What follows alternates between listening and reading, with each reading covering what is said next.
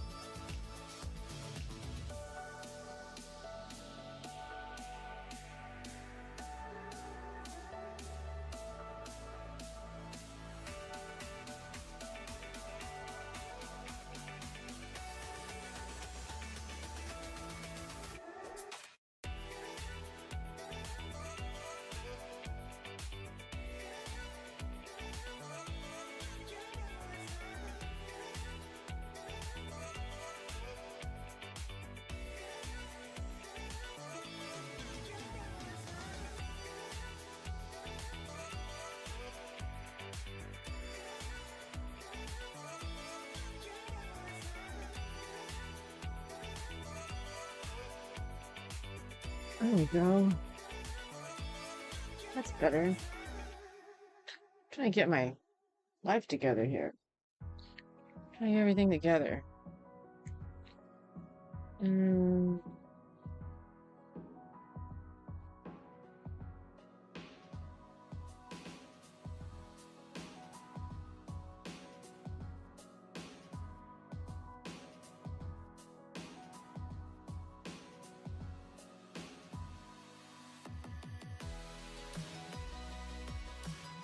Alright, so I still am trying to figure out how to do this giveaway. I'm not sure if it'll be available to everyone, unfortunately. I think it's going to be available to Kick and Twitch.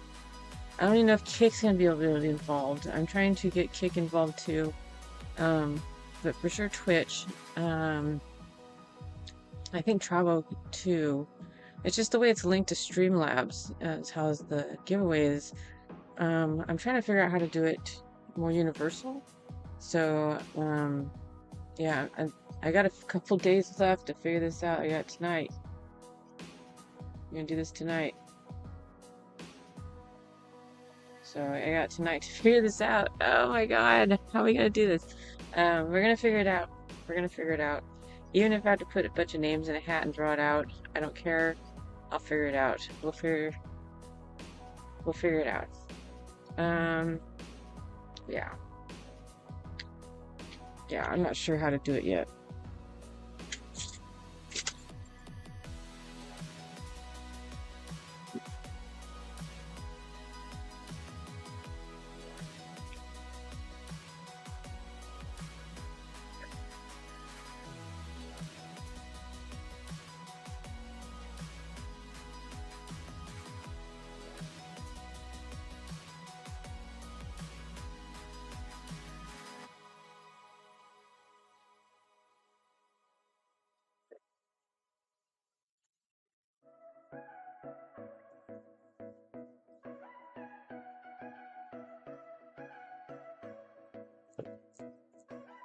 it doesn't hurt.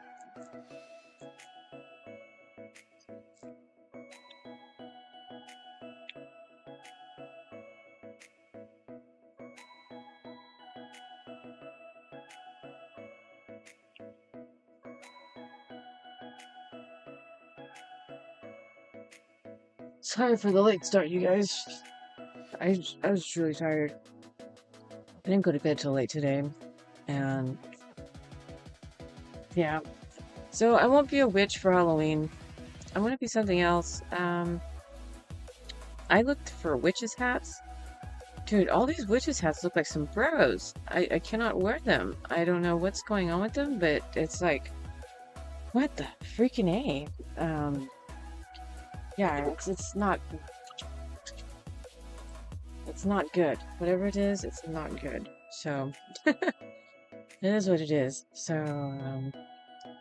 alright, you guys. So we're gonna play some more of that game that we were playing last night. The Killer Frequency. We're gonna check some more of that game out. And then, if we finish that game for some reason, we'll play some more Assassin's Creed or something. Maybe some WWE. We'll figure something out. And then tomorrow night we are playing Until Dawn, the remastered version. So there's gonna be some new stuff to it. I can't wait to see it. I haven't watched any spoilers. I haven't seen anything. I haven't read any spoilers. I just know it's different. So I do know that that there's going to be a few different things about it, and so that'll be really fun. That'll be really fun because I've played that game so many times to think that, yeah, just to think that it's going to be something new. So I can't wait. All right.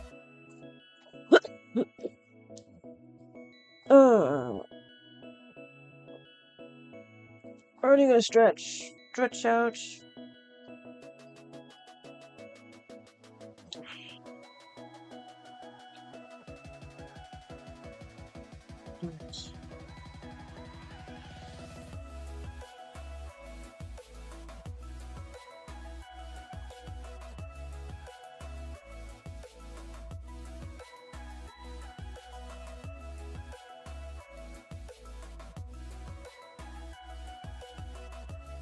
Should I turn it off?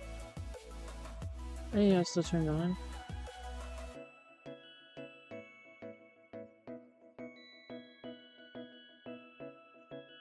So we're gonna turn on our game, and then let's burn some incense.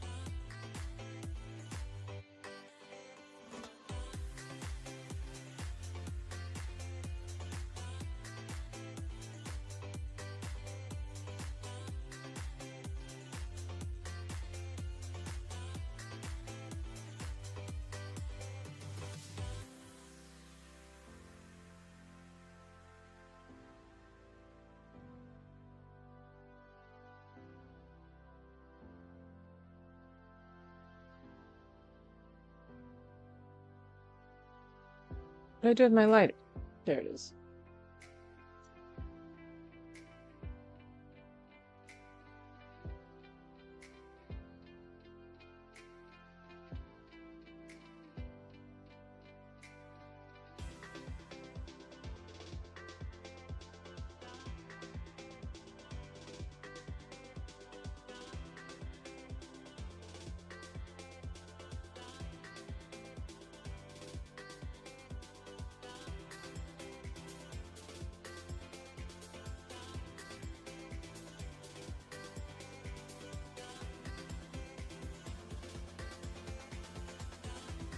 Ah, get in the way.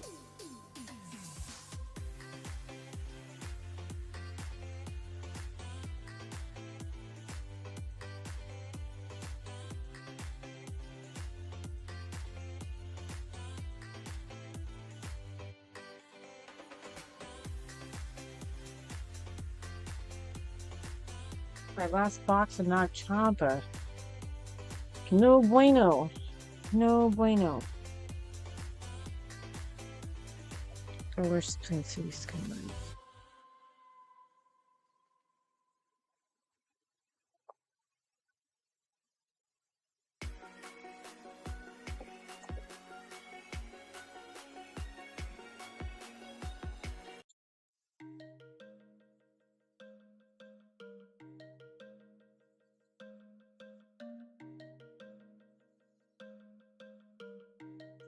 Oh, I got some cool news too. Really cool news. So I was looking around on my PlayStation and my Game of Thrones updated. And well, you know, when we played the Game of Thrones, we didn't get to play the last episode. It wasn't available, and it was something we had to download. So it was available. It was a free download because I already purchased it. So it wasn't free because I already bought it. So I actually got the last episode, you guys. So I plan on replaying that game in the future and playing the last episode. So isn't that going to be great? I think it's going to be great. So we'll play the last episodes of the Game of Thrones. Yes.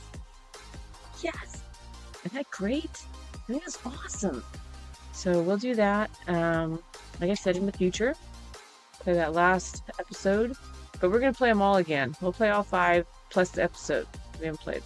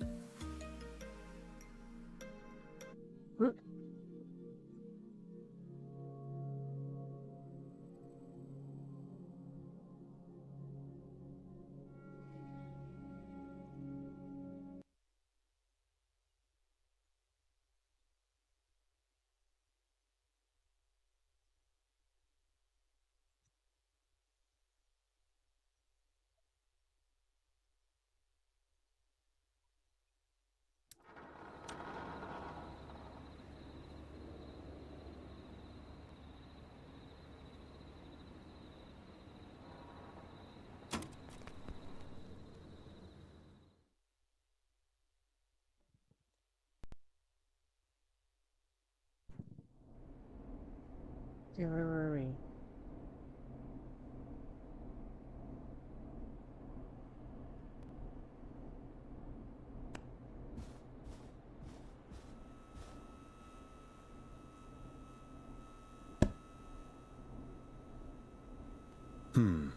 What song should I play?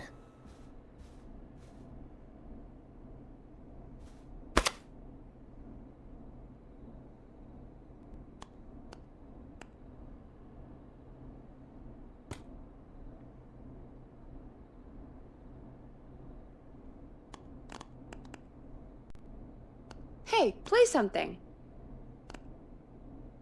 I'm trying to.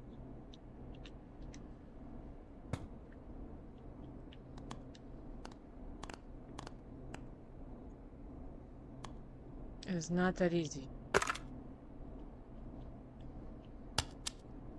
What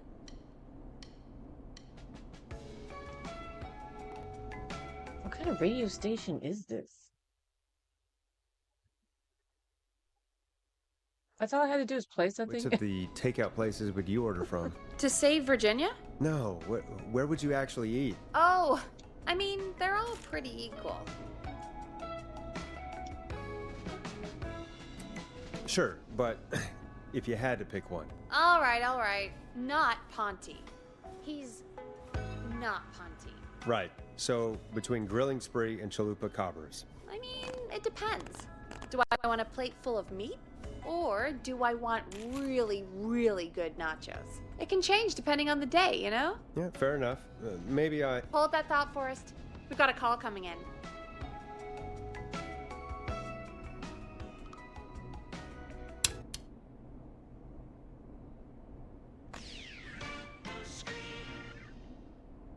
Hello, caller. You're live on the Scream with me, Forrest Nash.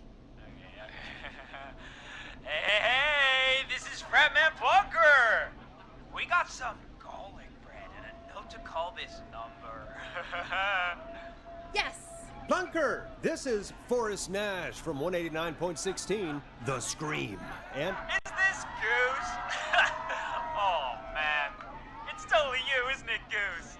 This is such a Goose prank.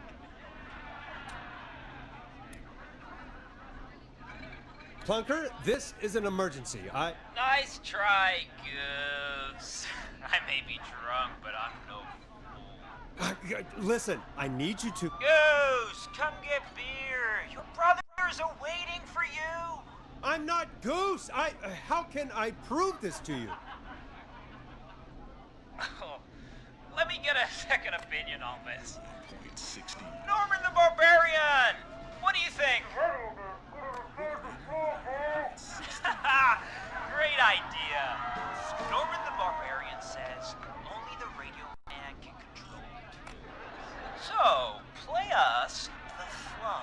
Wait, really? What? The flow? Norman the Barbarian demands it. Okay. I'll play the damn song.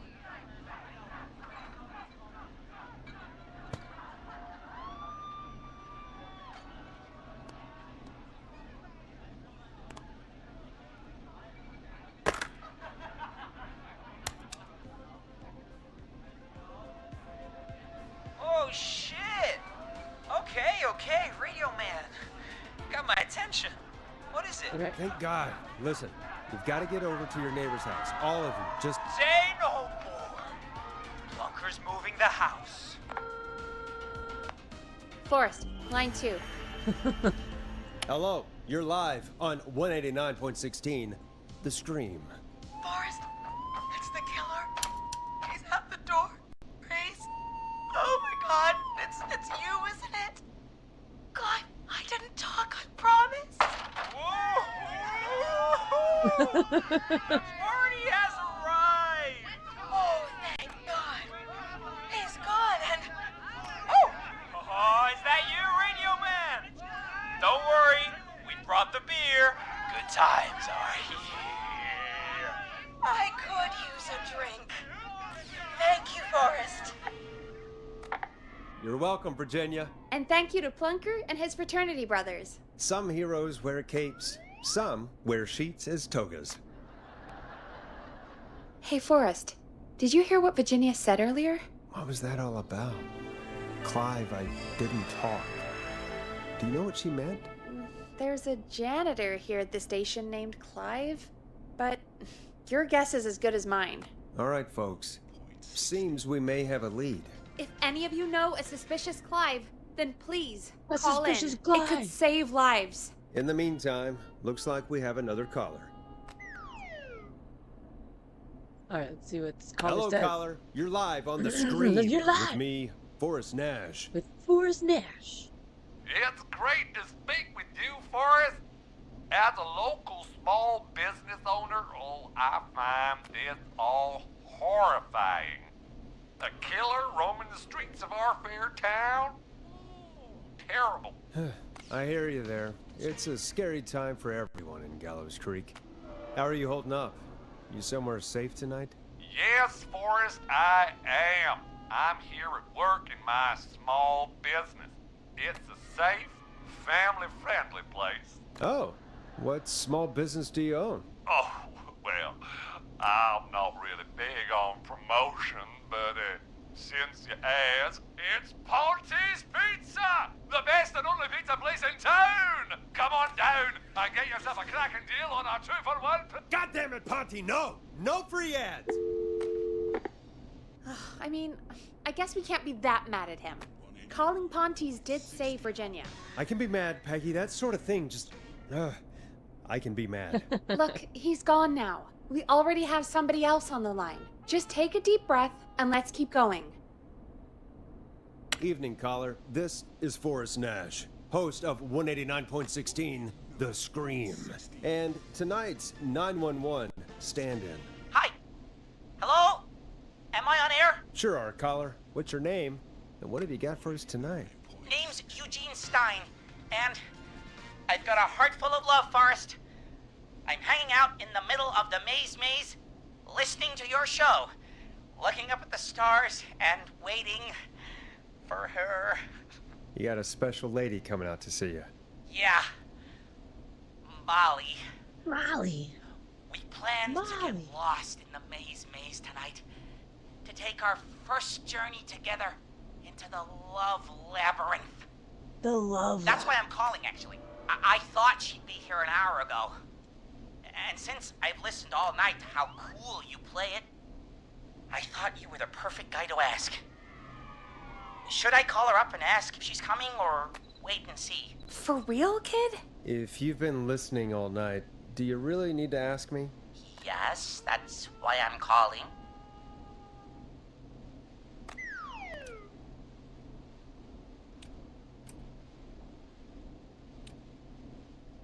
Eugene, do you really need to ask?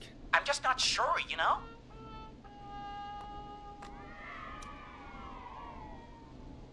Go home to your parents, stay and wait. Stay and wait? Go home to your parents. How rude. How rude. How rude would that be for him to say that? Go home to your parents? Fucked up. You told him to stay and wait?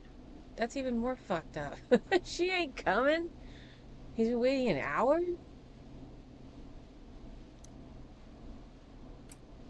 What the hell. Stay and wait. Forrest, that's a terrible idea. Eugene, please go home. Your parents must be worried sick. My parents are dead, actually. But, Oh, jeez. yeah, I guess it's not the night. Hang on. I hear some rustling. I guess she came after all. Molly! I'm in the middle! It'll take a little while to get here, but, thanks again, Forrest. It's been good talking. Wait a Oh, second. Jesus! Molly can't whistle. No, this is supposed to be the best night of my life, not the worst.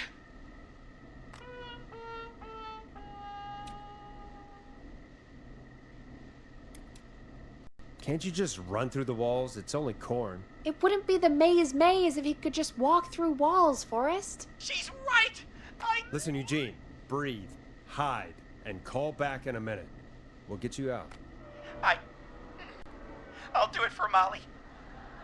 But please, hurry. Well, listeners, while Peggy and I deliberate, here's a track for all you lovers out there.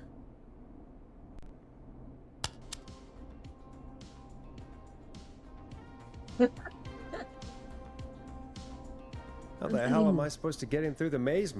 You know Barbara, our receptionist? She's a maze fanatic. Shame she isn't here. I was supposed to go with her last week, but she changed her mind.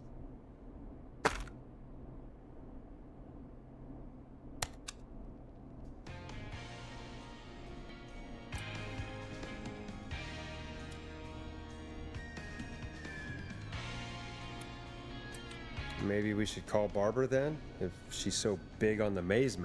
We could, but I don't actually know her number. But she probably has maze stuff somewhere.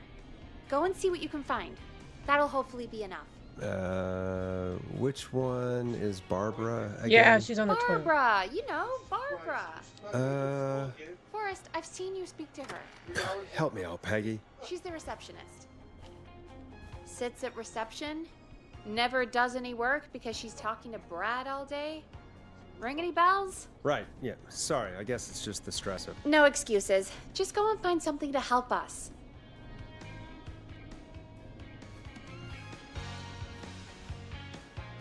Greg, you better hurry up on that toilet, dude.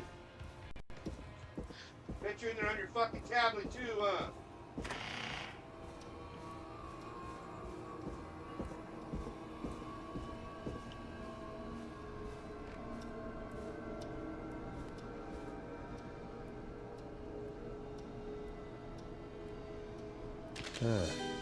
Looks like Brad broke her heart. Wonder what she'd have done with all that maze stuff.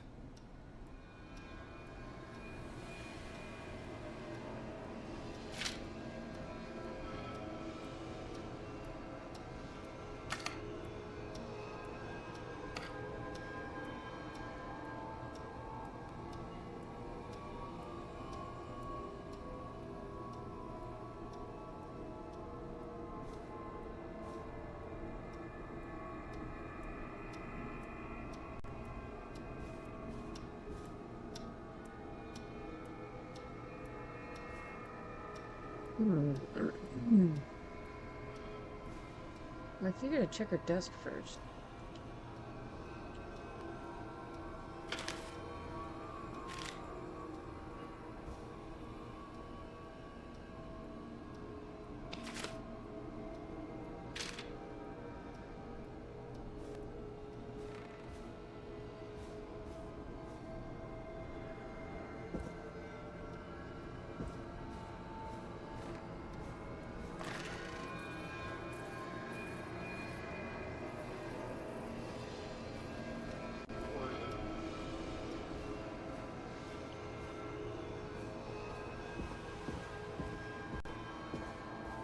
Maybe I went the wrong way.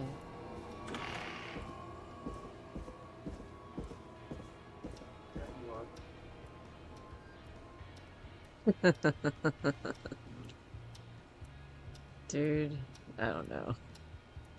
Oh my god.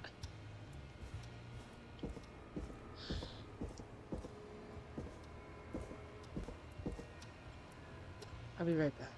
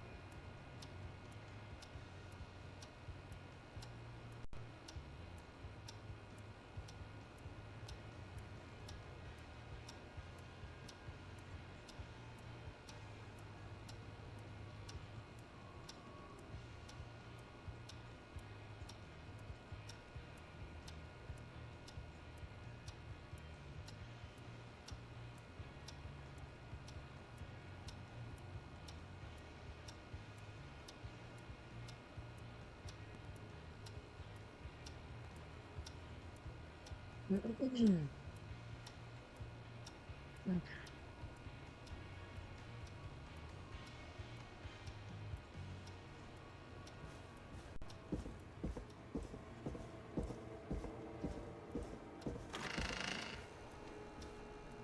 Yeah, maybe I was looking in the wrong place.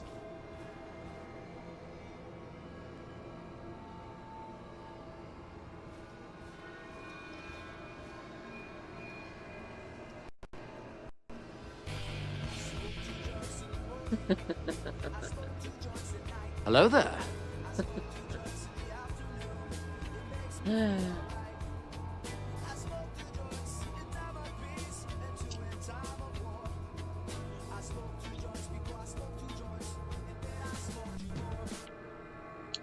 I agree.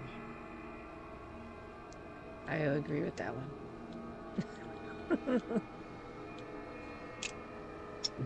Hello there, Pierce Barnes. How's the night going for you?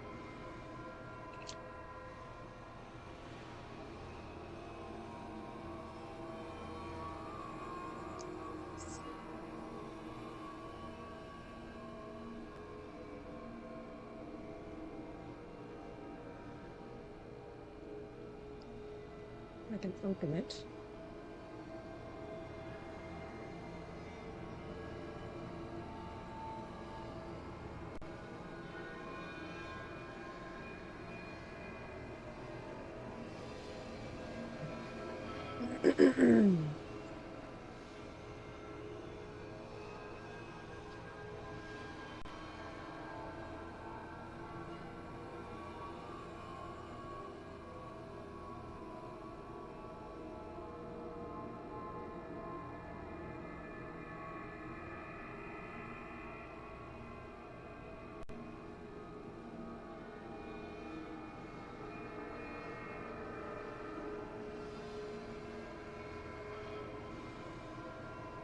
Oh, no way. Little Nightmares 3 is gonna be freaking cool. I hear it's gonna be co-op. Like, we're gonna be able to play it with other people. Like, not just like people sitting next to you, but other people. Wouldn't that be cool? I would totally dig that. I would totally play that with somebody.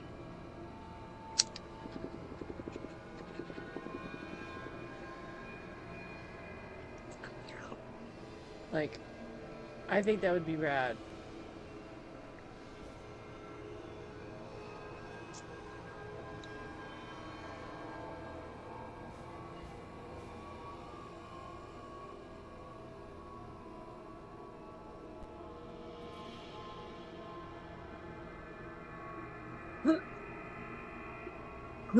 I don't know what I'm looking for.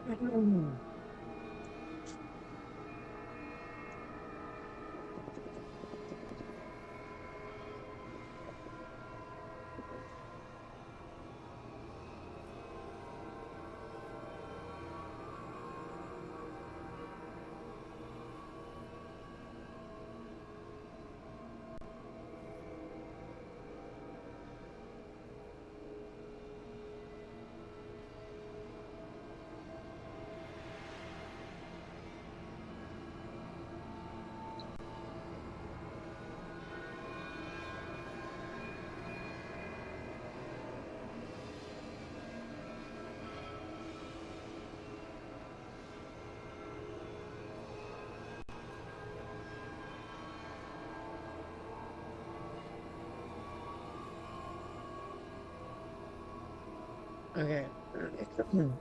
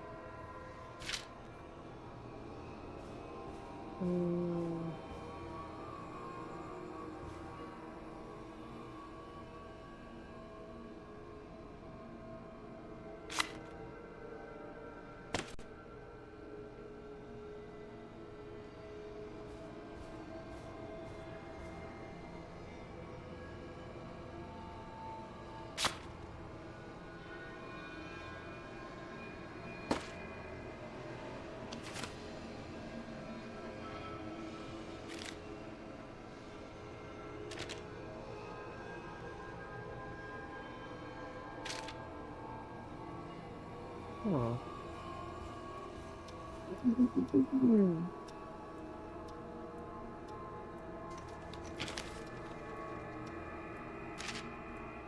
I already have a map like that.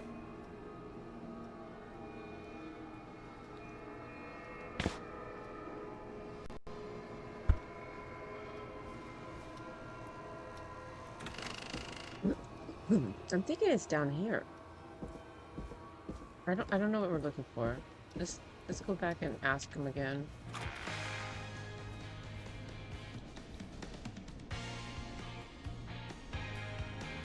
Any luck? No, I'm not having much luck. Any ideas? Did you try around reception? I think Barbara is honestly our best bet here. There must be something around there. Reception. That would be downstairs.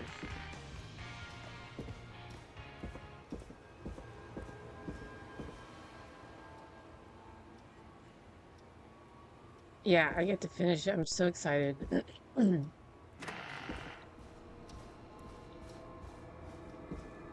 I'm gonna play it all over again, just to remind us what the story was. What's this?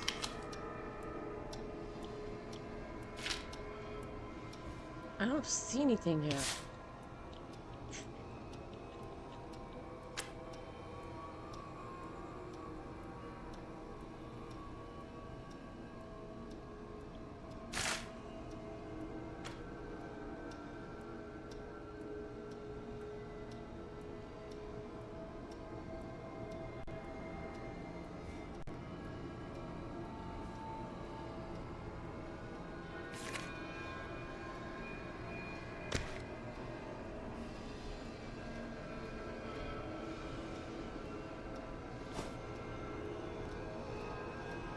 Is that toilet paper?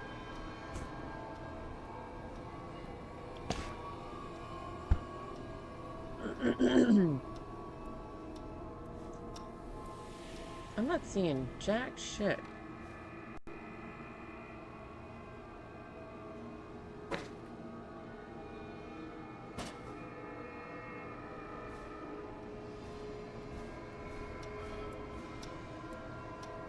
Yeah, so we'll have to rearrange a day that we're gonna play Game of Thrones. I don't know if we'll play it all at one time, or we'll do the episode thing. We might have to do the episode thing. Episode at a time. I think that'd be fun.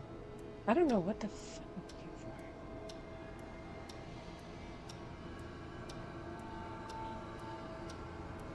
The whale?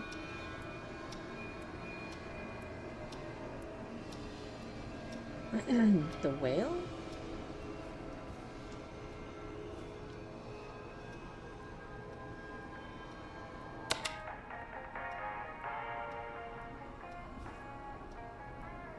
Pretty good. I don't think I've ever heard of the whale.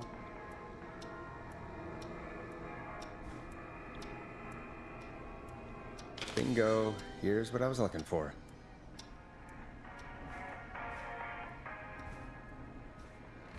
That's what I was looking for? What is it?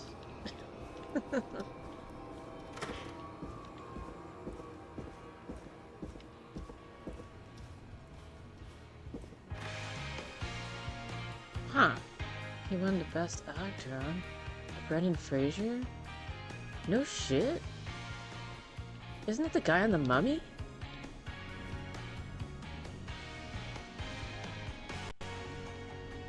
Any luck? For Eugene? Yes. For Barbara? No. Brad canceled the date, so Barbara left her tickets and a map for the maze behind. Ugh, Barbara can do better than... Never mind. Let's save the kid. Eugene called while you were away. He's on line 1. Huh. Hollywood comeback.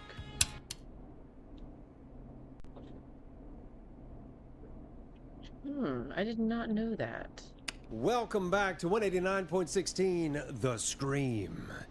I hope you lovers like that track. And I hope we can help our lover in the maze. Eugene, you're back on air. I'm lost, Forrest. I just ran and I don't know where I am. I'm at a crossroad, facing a tractor statue. There are hay bales painted gold on my right. Okay, let's see. A tractor statue.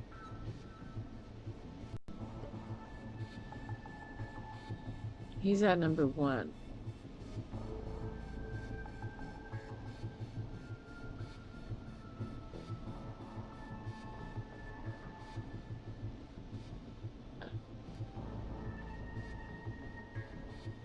Which way should we tell him to go? Oh my gosh. Very touching movie. Sad. Sad? Yeah, I actually don't watch sad movies. I refuse to watch sad movies. I don't know why I don't like to watch sad movies.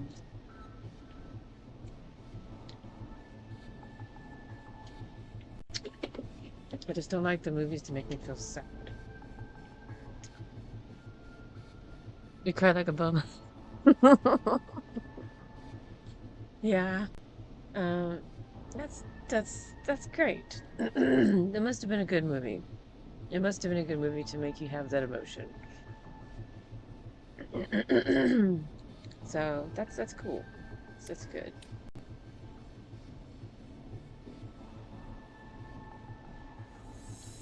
Which way are we telling this guy to go?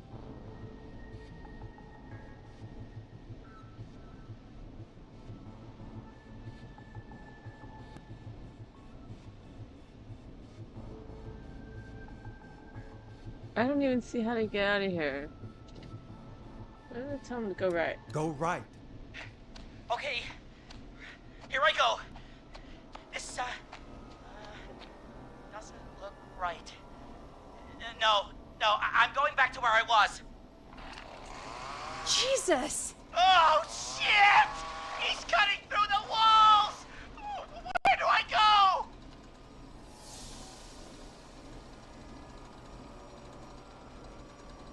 Backwards. Okay, go backwards. Go backwards! Okay! I'm going! Please! No! You don't have to do this! Ah! I think I'm gonna be sick.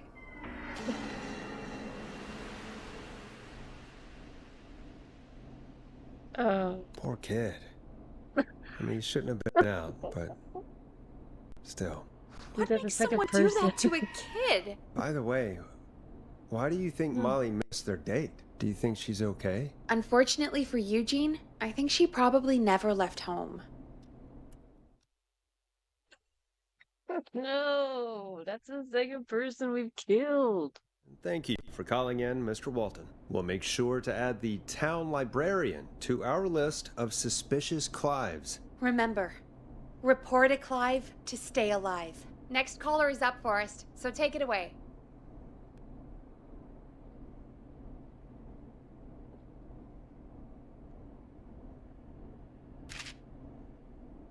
Call waiting. Better take it. They might need our help. Caller, you're through to Forrest Nash on 189.16, The Scream. Hey, wonderful show tonight, Forrest. Well, that's kind of you to say. Thank you. What's your name, caller? You can call me Dawn. Could you play my tune, Forrest? Your tune. Sure. Long Ride Home. That old song. Sure. We got it. I think I played it the other day. Thanks. It'll be good to hear it again. All right, folks. Coming up is that old classic. Forrest, I don't think you're gonna find that song. What do you mean? I played it a few nights ago. I know, but, we don't have it anymore. What are you talking about? I threw it away. You threw it in the trash? No, I threw it out the window earlier today. And why did you throw it out the window earlier today? Brad was annoying me all afternoon. He played it on repeat because he knows I don't like it. So I grabbed it and threw it right out of one of the office windows. Not my finest hour, but I can only take so much. I can't believe I killed another guy.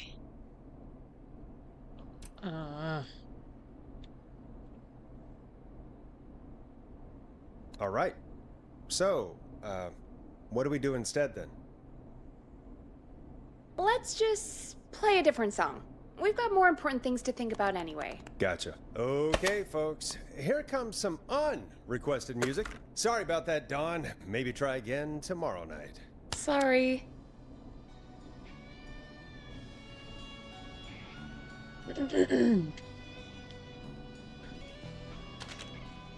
Of all the songs to request, why did it have to be that one? Gee, Peggy, what did the barn finds ever do to you?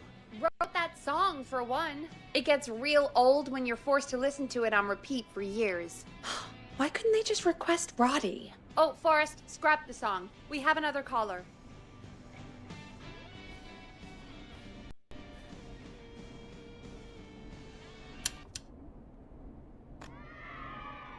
Caller on line 1. Sorry to cut the music short, folks. Callers take priority tonight. Welcome to 189.16 The Scream. This is Forrest Nat. Forrest? Oh, thank God. It's me again. Murphy.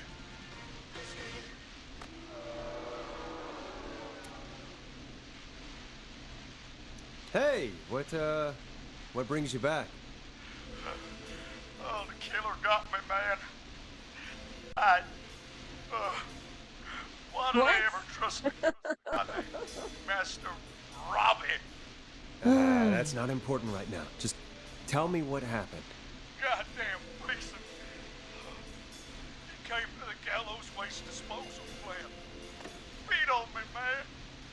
Carried me inside and locked me in a dumpster. I got a flashlight. Oh, goddamn. I smell smoke. I think he started a fire. Hold on, Murphy. We'll call for help right now. You gotta hurry, man. I need someone here now or I'm gonna die. Peggy, get the fire department on the line. On it. All right. Now just... Come on, pick up. Hi. Yes, I'd like to report a fire over at the Gallows Waste Disposal Plant. It's an emergency. What do you mean it's not operational? Why is there no backup vehicle? Oh, god damn it! Forrest, that evil son of a bitch slashed the tires on the town's only fire engine. They can't do anything. But I have a few friends who live nearby. Maybe one of them can save Murphy. Where do they live? My friend Alex lives on the corner of Haddonfield and Romero Street, and Catherine lives on the west end of Myers Lane. And there's Jericho on the east end of Myers Lane. Like, they're sabotaging everything. Old.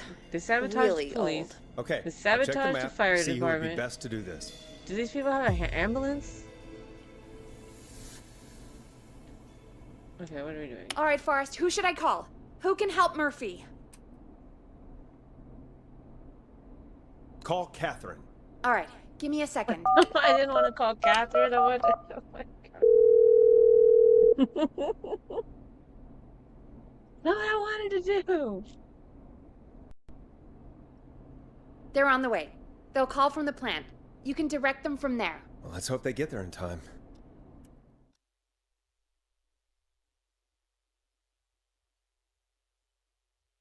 Call coming in. It's Catherine. She and Murphy are now both on the line. Hello, Catherine. Are you there? What's happening at the plant? The whole damn thing is up in smoke. God damn it. I'm going in. Oh, my reception is terrible in here. God, my eyes sting.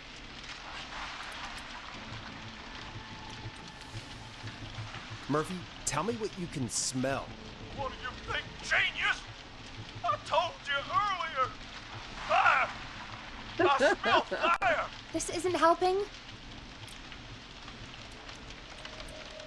Murphy, can you see anything at all? Yeah, I got a little flashlight. Looks like old cans, bottles, and newspaper. Newspapers, you're gonna go up in flames. What does it say on the newspaper? It's the Henderson headline. What was that? My reception is terrible in here. Please, Forrest, tell me where to go.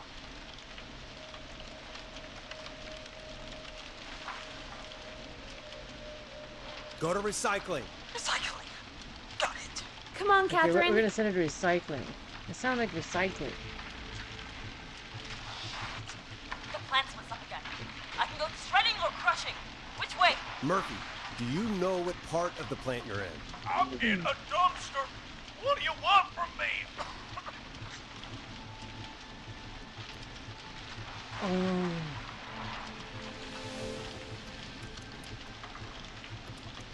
Just tell me what you can see, Murphy. I've already told you. Just a bunch of bottles, cans, newspapers. Oh my gosh. Do you hear anything, Murphy? I hear my heart about to pound out of my chest. Put the receiver up to the lid.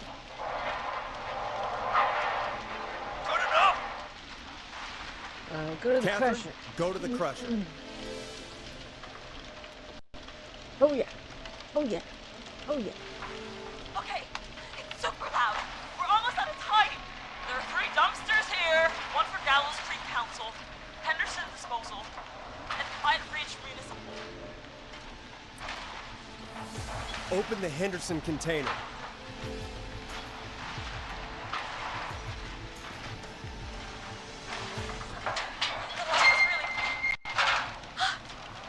I found him! Thank God. Let's haul ass. It's coming down! Right. Hey Ray, thanks for liking that stream. Oh, shit! What's going on?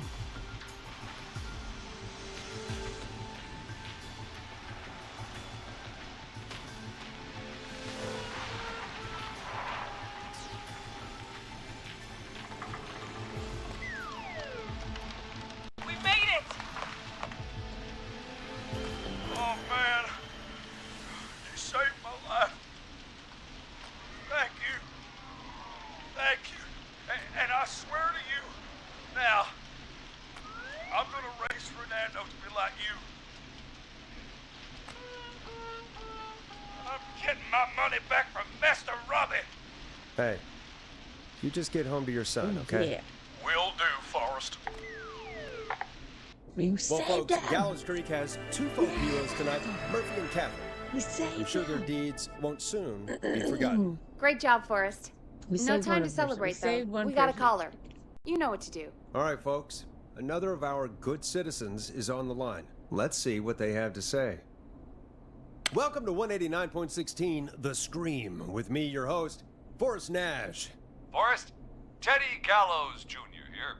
I just want to say that my thoughts and prayers are with my Gallows Creek neighbors during this awful time. Oh, it's mayoral candidate and scion of the town founders, Mr. Gallows. Are you in danger? We need to be a town of law and order. We need cops who have the tools and funding they need to keep us safe. Okay, Teddy. I know you're an outsider to our little town here, Forrest. But you're really stepping up to bat for us all tonight. I just want to say thank you for taking a swing for Gallows Creek. Jackass.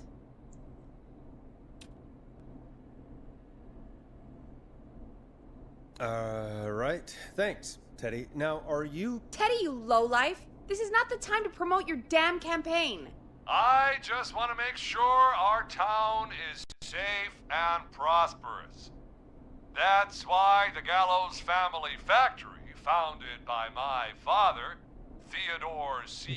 Gallows, God rest his soul, which employs over 200... Okay. Teddy, unless you've got an emergency, I'm cutting you off. You know what? I do have a problem. A problem that's ruining our town. You know what it is?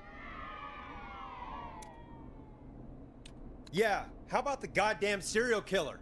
The problem is that woman, our current mayor, Linda Cartwright. Oh, here we go. She just isn't one of us.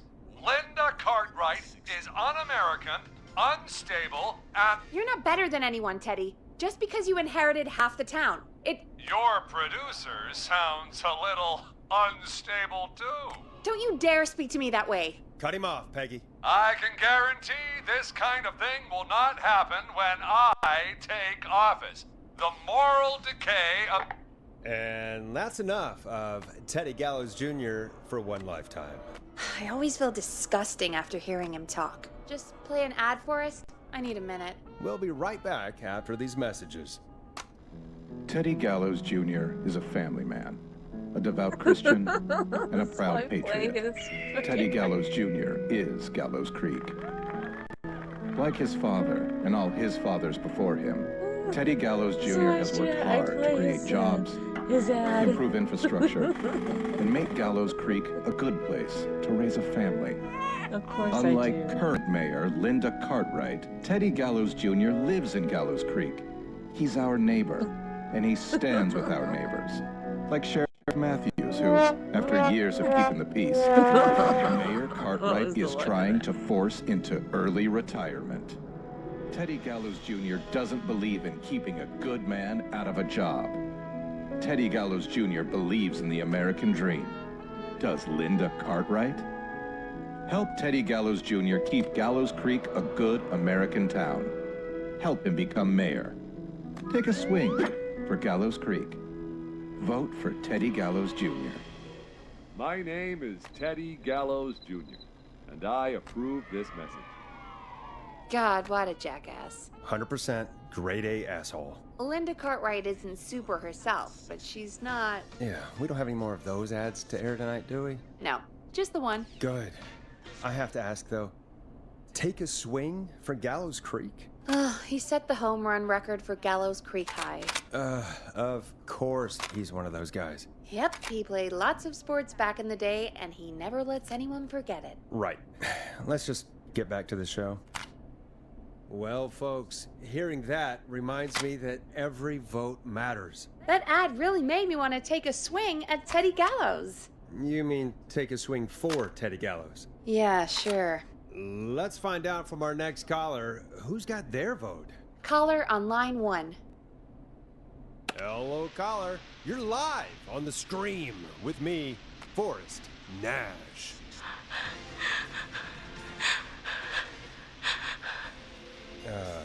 Hello, caller. Who is this? I need the police. I'm Forrest Nash. I'm standing in for 911 tonight. You need the police. There's a guy There is no hunting police. me and my friends. I think he's killed some of them already. That's him. He's just outside. I can see him from up here. God damn it. She's just a kid. How do you know? Is there a way out? Can you run? Oh my god. Oh my god. You stay with me, kid. Focus. I can't do this. Yes, you can. Focus. Tell me, what's your name? Tell me your fucking name! Sweetie, you can do it. What's your name?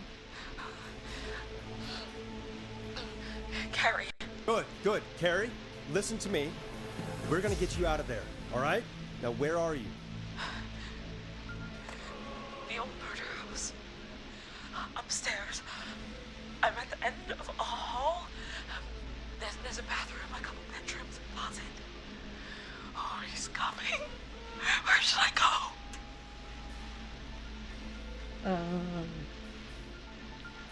Where should we send her to hide? The bathroom, the bedroom, the closet.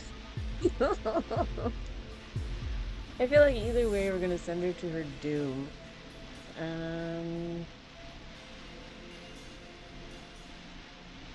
see here. Send her to... Where should we send her? We'll send her to the bedroom. There's gotta be a window. Go to the bedroom. Okay, I'll...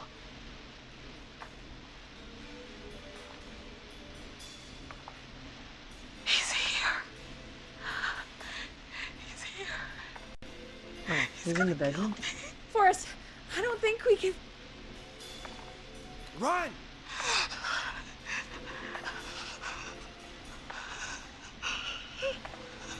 Death by toilet drowning. Oh my god, like fuck.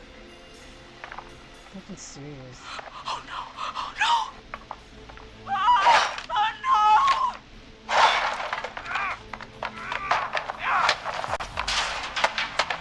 People killed her.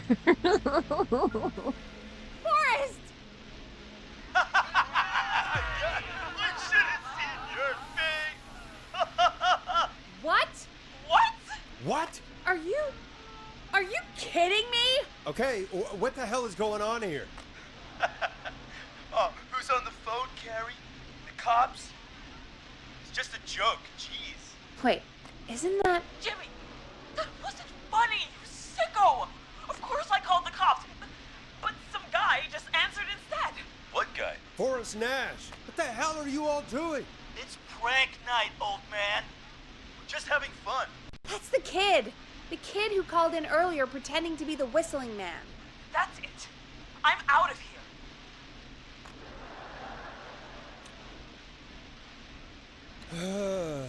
Jimmy, this is a pretty sick thing to do. What? It's whistling night. That little idiot. Whistling night? It's a stupid tradition. Especially stupid since that one kid died back in... Would you take off that stupid mask if it's hard to breathe? Who's under there anyway? Is that you, Seth? Idiot! Seth is right next to you. That's, Wade. Oh no. Who are you? Oh no, Dad!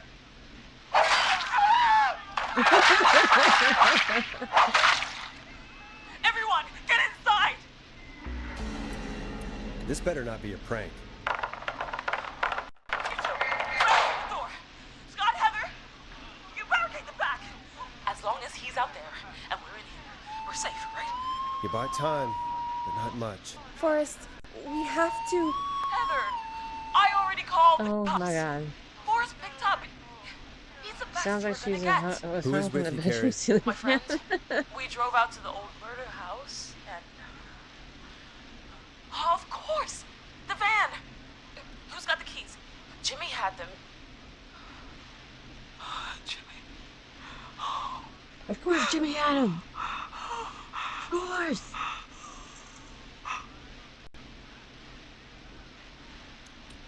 Focus, stay focused, Carrie. Focus. Yes. Sorry. I'm here. We'll figure something out. Between all of you, there's gotta be a way to beat this. Just sit tight, okay? Heather, shut up. If we do that, we're gonna get killed. If only Jeannie were here. Jeannie? Jeannie McPherson? Our intern Jeannie? Yes. She's my best friend and the smartest one out of all of us. She stayed in tonight. Forrest, listen. We'll see what we can come up with, and, What? Scott, you're not any good at... And... No, Chad. Out of all of us, you're not the one to... Everything okay? No. We're figuring out a plan, but everyone's volunteering to do things they're just bad at. I think we can figure out what to do, but I don't think we can agree on who should do what. I think you'll have to be the tiebreaker, or else these idiots are gonna get us killed. But Shut up, you... Ugh. Forrest, I'll call you back. I don't know anything about your friends. These damn kids never learn. What's going on here? Why does it sound like that?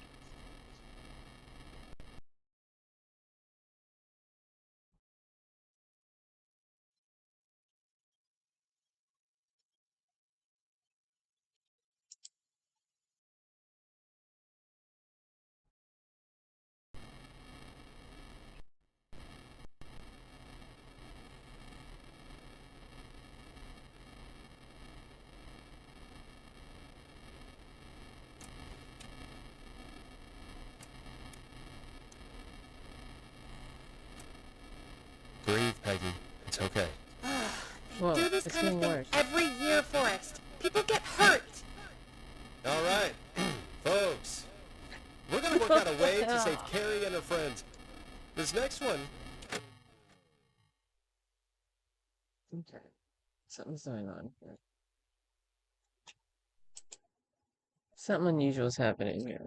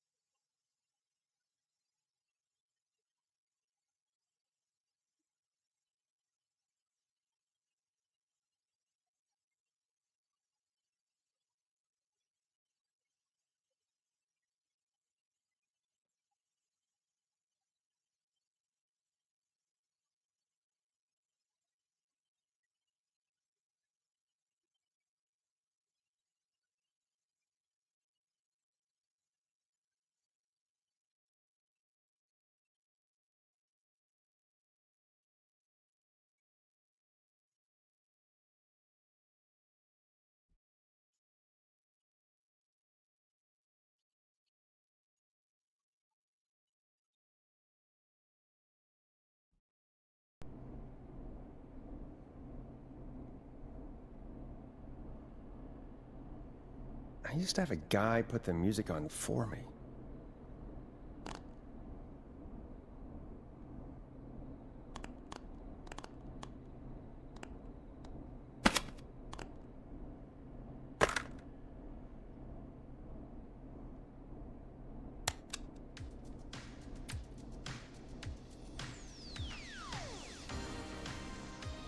Peggy, you mentioned something about their friend working here? An intern? Yeah, Jeannie. Seems a nice enough girl, but a bit head in the clouds, you know? Not sure why we took on an intern. We really didn't have the office space for one. Poor thing got tucked away in a dark corner somewhere downstairs, I heard. All right, I'll go see if I can find her desk. Hopefully she has something we can use.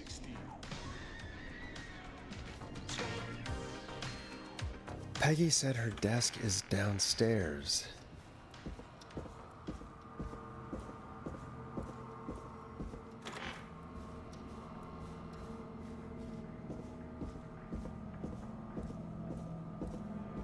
Jeez, they really tucked Jeannie away. All right.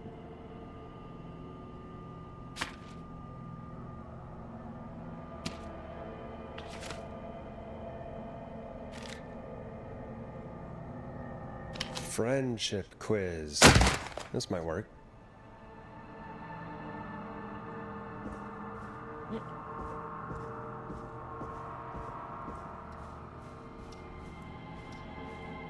Whatever this is. Friendship quiz.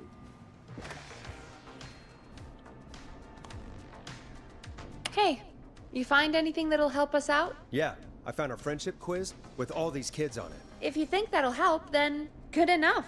Carrie's on line 1, whenever you're ready. Okay, Forrest, shut the music off. This is Forrest Nash back again with an unlucky caller on this unlucky night. Carrie, are you there? Yes, we've got a plan, but we can't agree on who should do what. You want me to be the tiebreaker? Exactly. I'm ready. What's the first step? Okay, first things first. We'll need a spotter, someone who can keep an eye on the killer. We'll need someone on the roof. It's gonna be a hard climb. We're deciding between Heather, Kyle, and Hot David.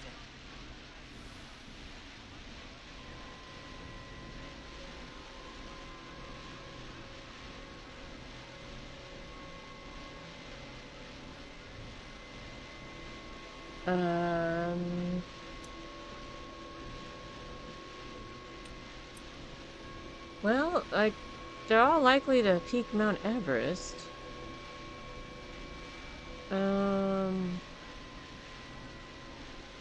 Most likely to become an Olympic athlete is Hot David and Heather. So, it either Hot David or Heather.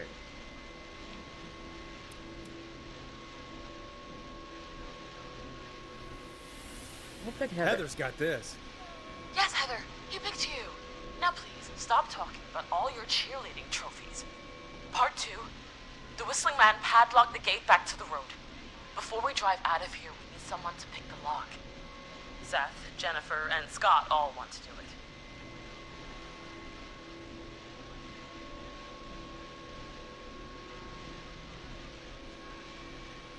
Jennifer, Scott, and Seth are all likely to escape from prison.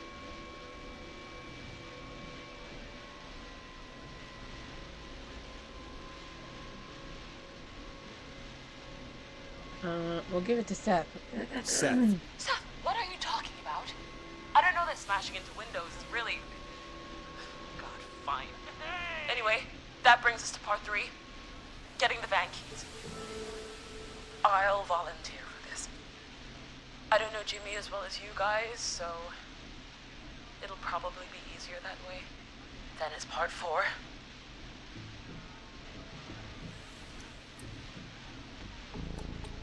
This is a very detailed plan. I'm impressed. Yeah, it's weirdly easier to think when you're about to die. You're doing great. What's the next part? Part 4, we need someone to lead the Whistling Man away. We need a fast runner. For this one, we're trying to decide between... who was it again? Hot David, Cynthia, and Scott.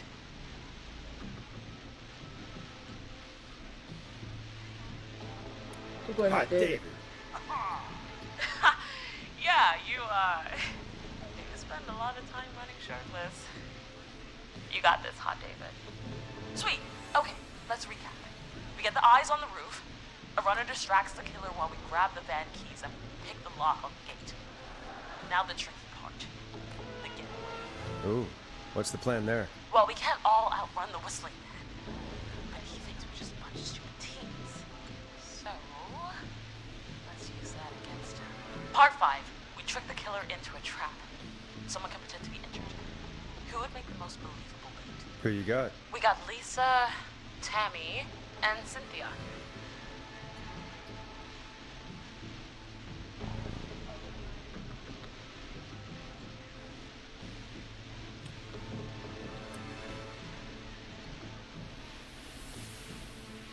Let's not use Cynthia or Tammy.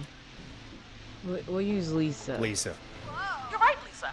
Having to smile at rude customers is perfect practice. That should take care of the killer. And then it's time to get out of here. Finally, part 6. We need someone who can drive us through the woods and back to Gallows Creek alive. Who's our getaway driver? Should it be... Who have we got? Chad, Scott, Cynthia, whatever. Forrest, you know what to do. We should drive the van.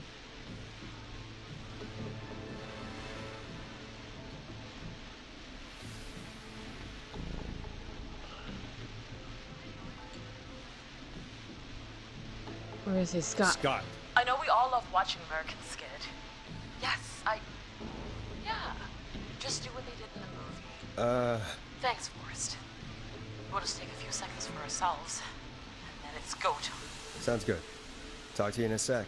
Good luck, Carrie. That actually sounded like a pretty good plan.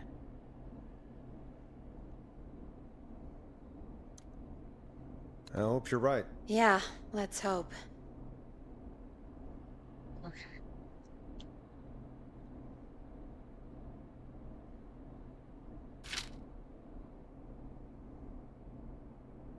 Oh, the kids are back already. Line 1 again. If you're just tuning in, we're coming to you live with a bunch of teens about to flee a madman. Listener discretion is advised. Are you ready, Carrie? We're good to go, Forrest. Good luck. And Godspeed. You got this. Here we go, everyone. Spotter, to the roof. Go, Heather. She's off and away. All right, Renner. Get ready. Wait for the spotter's signal. Spotter says go.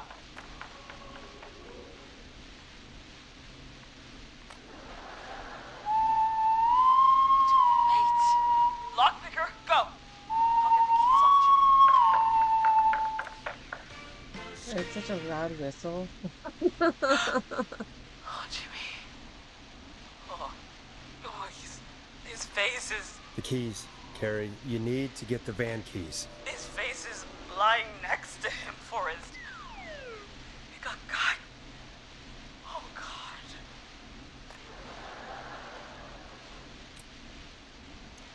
His face got cut off?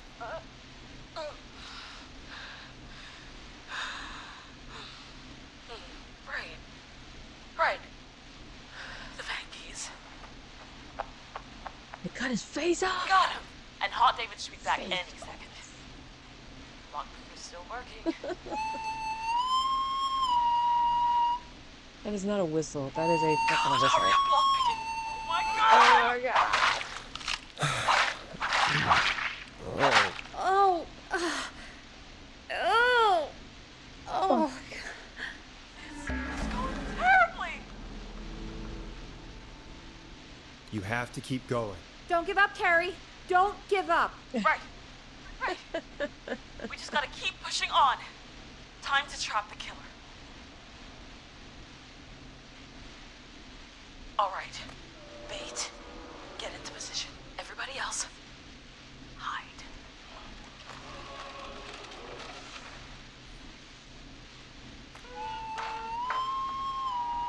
Okay, performer. Now, act like your life depends on it. There he is. He's buying it.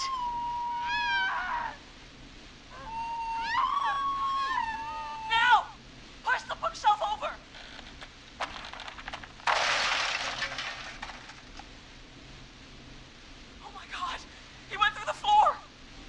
Scar! You need to climb down now! We gotta go! He went through the floor. Yes! Heather! Quick, everyone to the van. Driver, take the keys.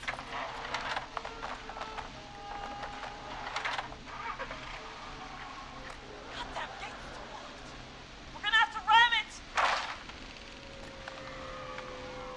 Carrie? Oh, what was that? It's the whistling man! Drive! Now! Hold on!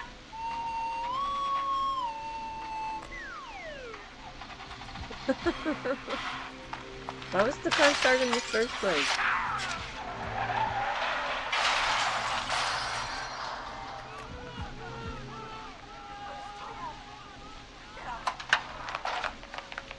No!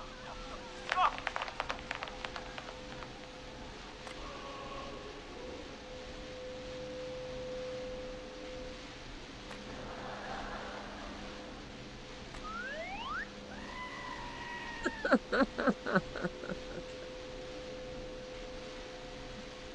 Alright.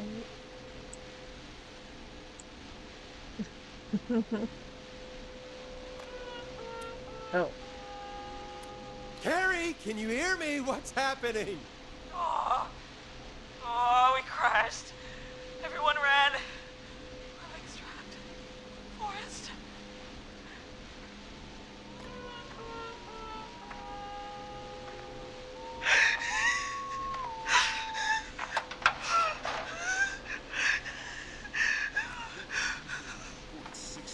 Please, no! No!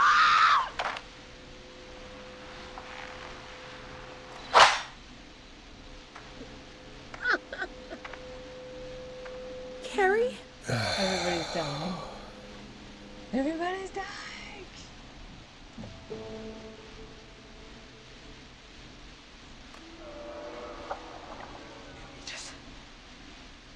He just stared at me.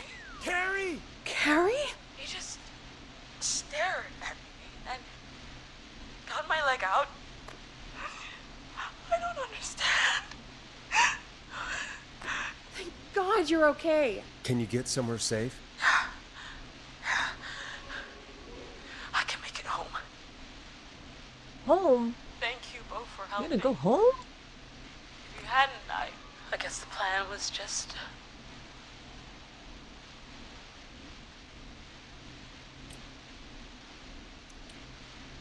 Well, you know what they say about plans, Carrie.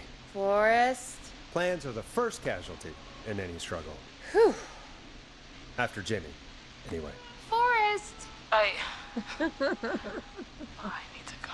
I need to get home. Breathe, Carrie. You're okay now. I'll call you when I'm somewhere safe. Talk to you then. Are you a late night caller? Because I'd stay up all night Folks, just to that hear was, your voice. Oh. That was a lot.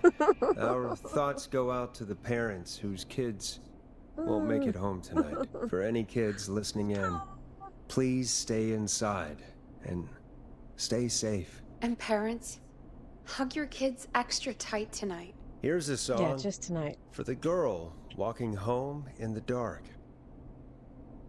Oh, yes.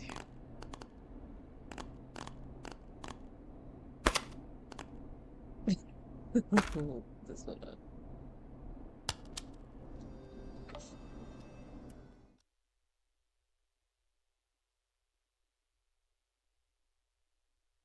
Hey, we had a call come in.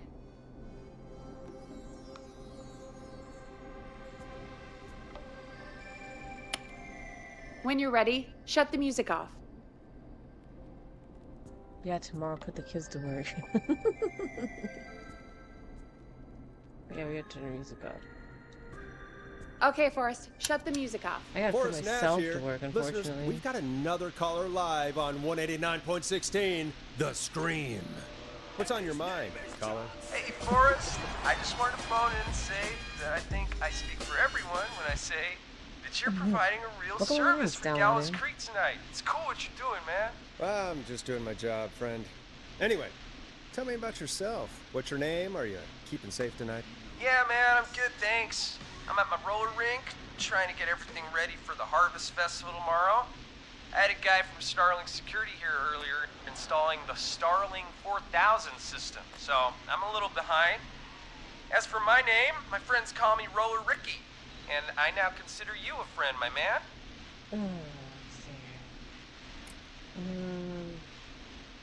We're friends now, huh? Well, that's kind of you to say.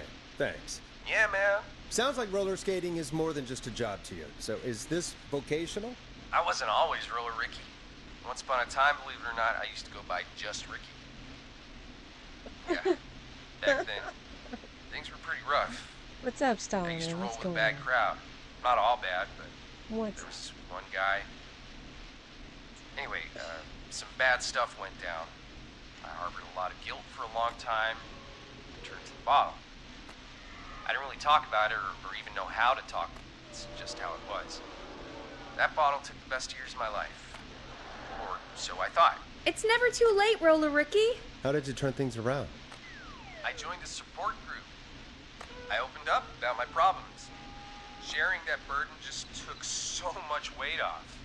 It's a long story from there, but I found roller disco. I learned how to have fun again, cutting loose and making shapes. Now whenever I get down, I get down. I'm finally free from it all, man. It's important just to talk to somebody. That's the first step. Ain't that right, Max? Aw, hello, Max.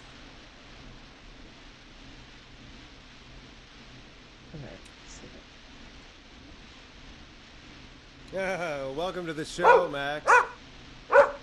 Max is Alright. my emotional support dog.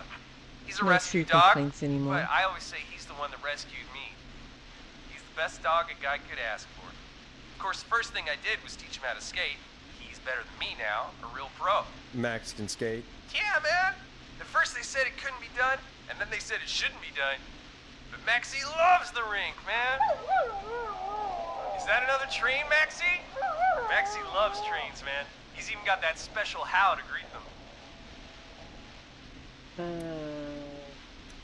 I'm sure your neighbors must love that. Maxie appreciates all the positivity you're throwing out, my man. You know, I'm actually hosting free skating lessons tomorrow at the festival. I think it's a great opportunity to give back to the community. Man, all this talk of skating's got me itching for a boogie. Before I switch my radio off for the night, could I request a song for us? Something I can groove to, you know, something funky. It'll be me and Maxie's final boogie breakdown tonight. Then I think we'll take it down a level. I can do that. Thanks again for calling. You and Max, be safe now, okay? Bye, Maxie. You got it, man. Peace. Well, folks, this next one goes out to Roller Ricky and Max. Enjoy.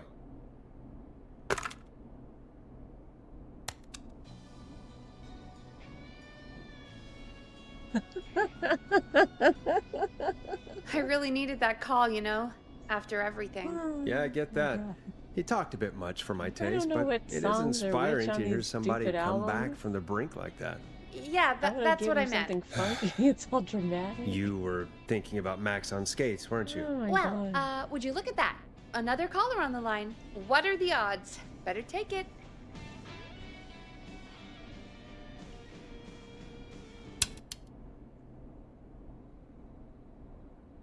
Welcome back to 189.16, The Scream. This is Forrest Nash. How are you tonight, caller? I'm doing okay. I made it home safe. Gary! Hey, I just wanted to thank you for doing what you could earlier. You know, even though not everybody made it, and, I don't know. Hey, it's okay. You were so brave earlier. You're safe now. I wanted to ask you why. Why he didn't... Why am I... Why what, Carrie? Why did he spare me? After what he did, why let me go?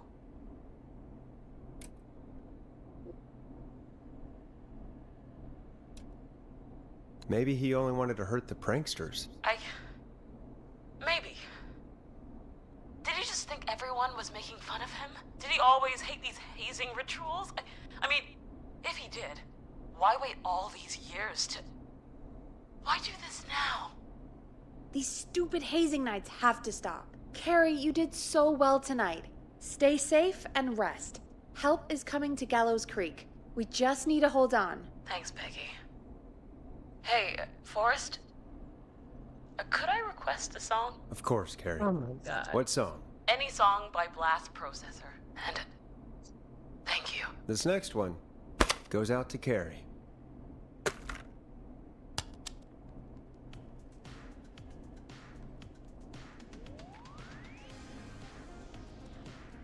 You know, what Carrie just said has really got me thinking. About what? The whistling man left her alone. Why? There must be a reason. When it comes to masked whistling killers, I don't think a reason is a key part of their process. Well, it's something to consider. I need to take a break. If you want to stretch your legs, now's the time. Just hit the Peggy button when you want to get back on air.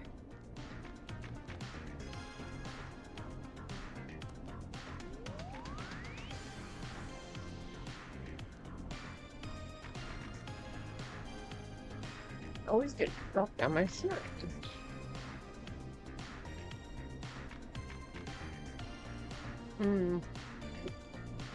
I got this granola. And it's been such a yummy snack. It's just hard to eat.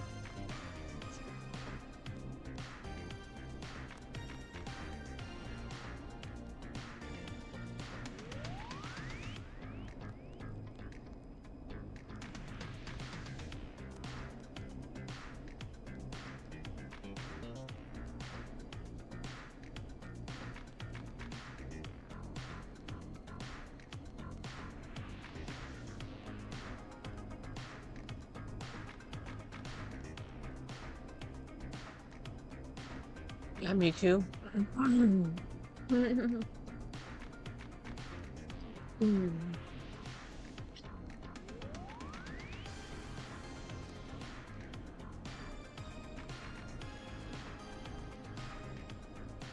It's like an intermission in the game.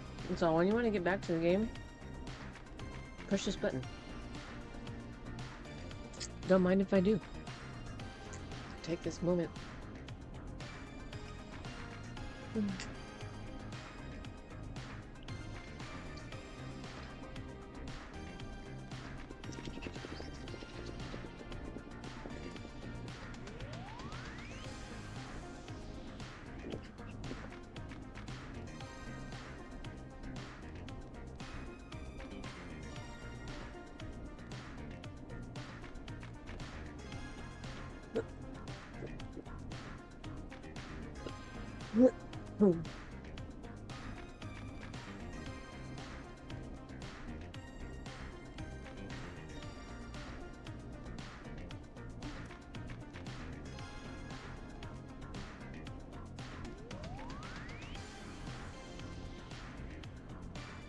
Gotta clean that bowl.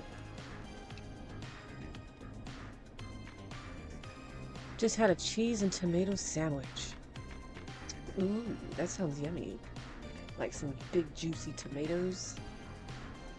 I like to put salt on my tomatoes, eat them just like that. Or just eat it like that. Just the tomato itself, I eat it like an apple. It's so yummy. Especially garden tomatoes. Oh god, I love it when they come right out of the garden. Those are the bestest tomatoes ever. H.S. Barnes. They grow tomatoes in Australia.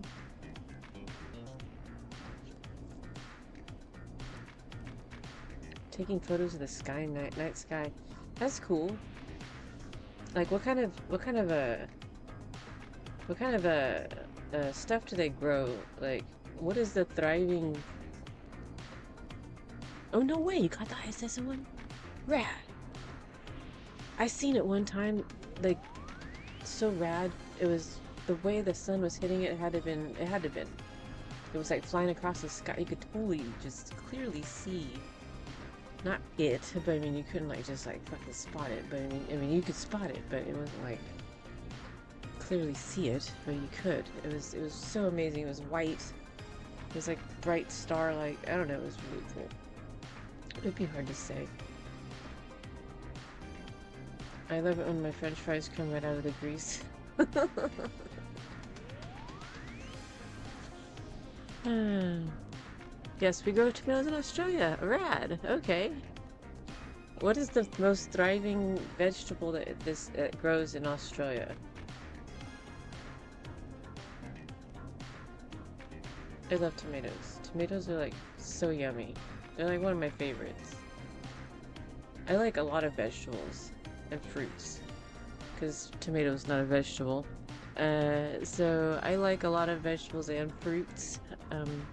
Not necessarily like drinks and candies, fruit-wise, but the fresh stuff I love.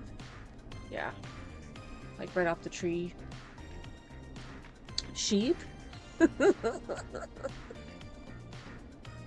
guys grow sheep? I wasn't expecting that. Sheep, and sheep. Oh, you guys have to have a lot of sheep in Australia. That's cool. That means there's probably like those sheep herder dogs and stuff. Sheep. Yeah, there's a lot of animals around here too. They have a lot of. I live in the area where they have a lot of dairy and animals and vegetables and stuff. So, fruit trees and nut trees. So, yeah. Kind of sucks when you have allergies, though. You grow all fruits and vegetables. So the seasons are pretty cool then. Like it's a normal. That's cool.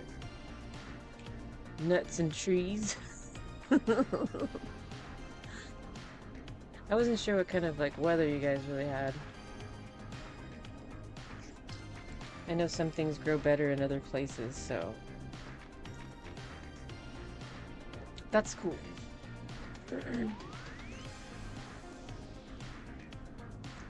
A lot of cattle in the outback.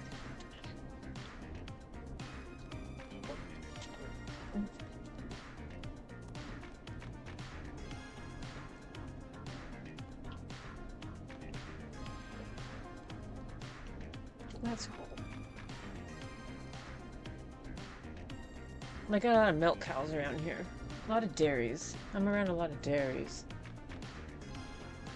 Actually, I'm not particularly where I live now. I'm not like, there's not a dairy next to me or anything. When I grew up, there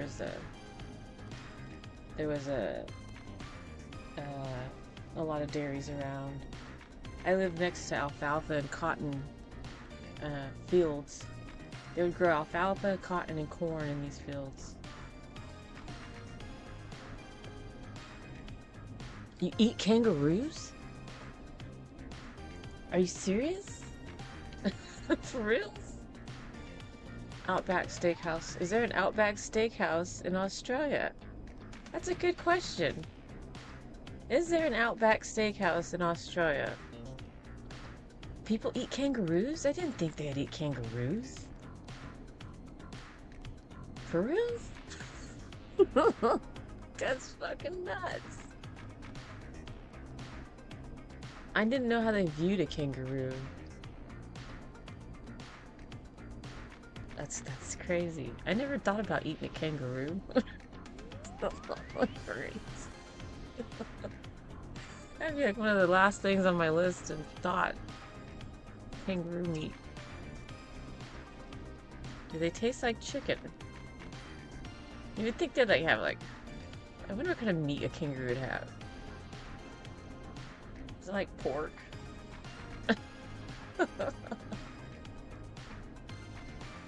The Outback Steakhouses are in the city. So there are Outback Steakhouses in Australia. That's wild. So it's for real.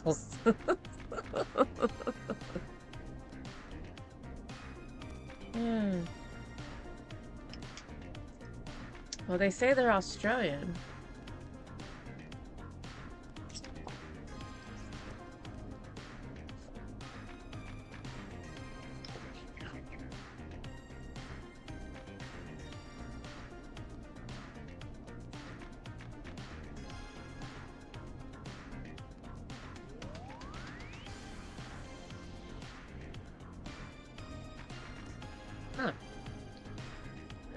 So, you gotta tell me, Jazz Bones, have you tried kangaroo? Have you actually eaten a kangaroo?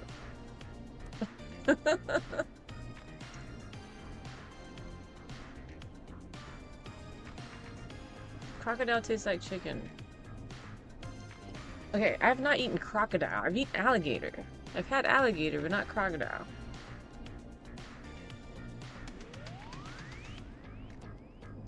Chilies. I don't think they meant like chili, as in chilies.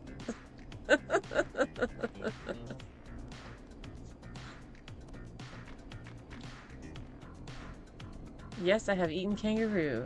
Wow, okay. Crazy. Yeah, I honestly didn't think about them eating kangaroos. So is it considered a delicacy, or is it like just a normal meat? Like, that's one thing I'll never be able to freaking taste, probably, is a kangaroo. I doubt I can get kangaroo meat around here. Like, I've never even heard of that. Snake. I haven't tried snake. See, I would love to try snake. I hear it flakes like fish.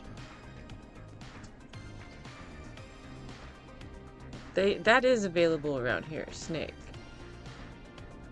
I mean, you can't go to the damn store and buy it.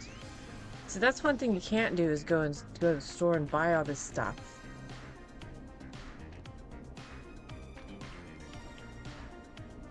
No way! Kangaroo's in the supermarket next to the lamb. Next to the sheep! All the sheep! The beef and chicken, yeah. The bath. I didn't think you meant bath. The beef and chicken, yeah. Wow, okay, so it's not a delicacy, it's a normal meat. That's pretty cool. Okay.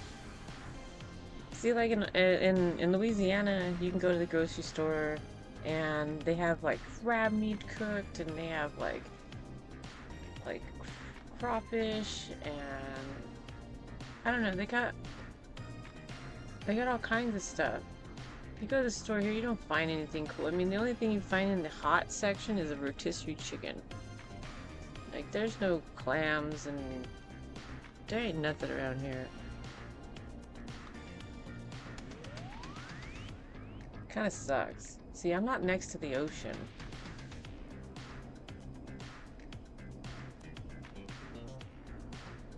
Very dry meat. Huh. I wonder if it'd be a good jerky. Kangaroo jerky. I need to put some... Alright, then we'll answer a phone call right now.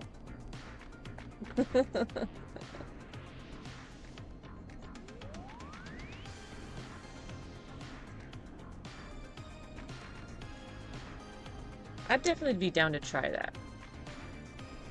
Tango. For fuck's sake! I knew what you were talking about. Believe it or not, I knew what you were talking about.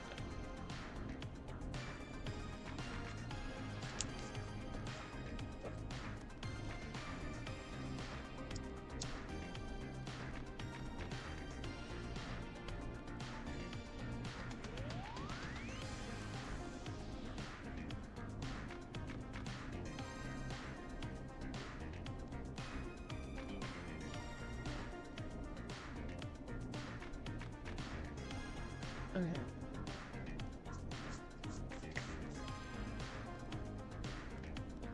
They must be in abundance in Australia.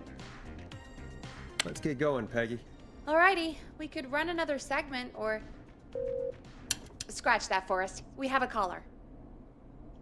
We have a caller! We got a caller! Happy Hallows Eve. Yes, it is Hallows Eve. We have a call waiting. Well, hang on a second.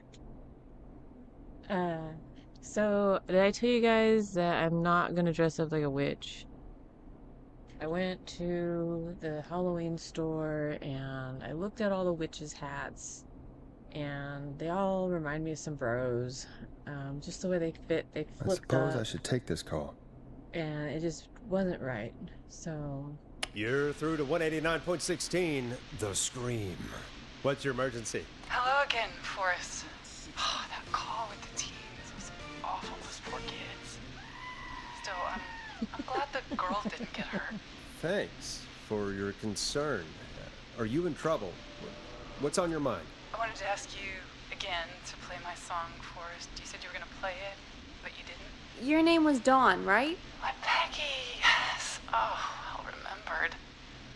My name is Dawn, and I wanted to ask you again to play my tune, Forrest. Long Ride Home? You know, the one that Peggy said she threw outside the window?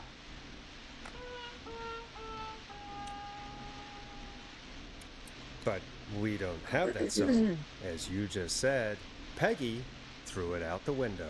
But, Forrest, you do have it. It's just outside the window. There's a serial killer on the loose. I can't just go outside hunting for a record. I'm really sorry, Dawn, but we just can't get it right now.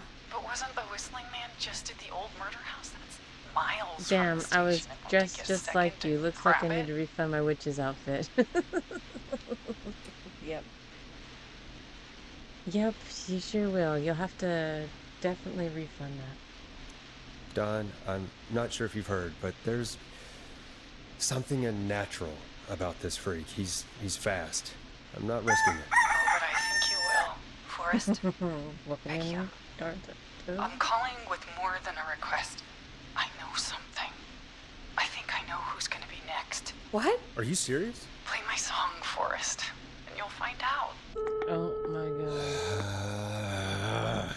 Well, folks, here's some music for you while I think things over.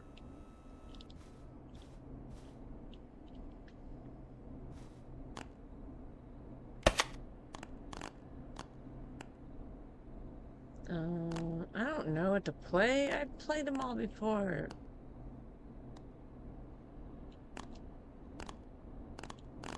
Play a record, Forrest. I'm trying. Run.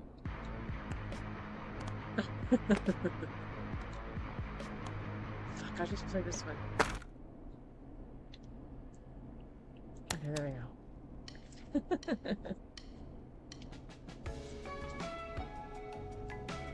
Is she serious, Peggy? She's serious about hearing that song, that's for sure. Peggy, I mean, is she serious about... I don't know, Forrest, but we don't really have a choice, do we? If she's telling the truth... Then why don't you go and get it? It's one of Reggie's K-Fam regulations. I can't leave the booth while we're on air. Peggy. Just... you can do it, okay? Fine. You're a good man, Forrest. I'll slide you the key to the fire door. Wait. Our fire door has to be unlocked? Yeah, you know, I never thought about it, but yeah. We should talk to Reggie about that later. Anyway, I'll hold the fort down while you're out. Maybe I'll even get a caller. That could be exciting. 189.16, The Scream. With me, Peggy.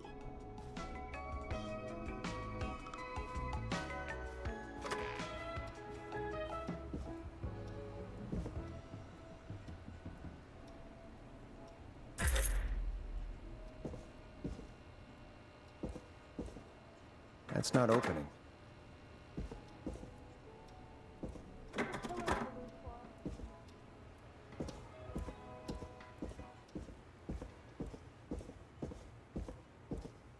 Where's the fire?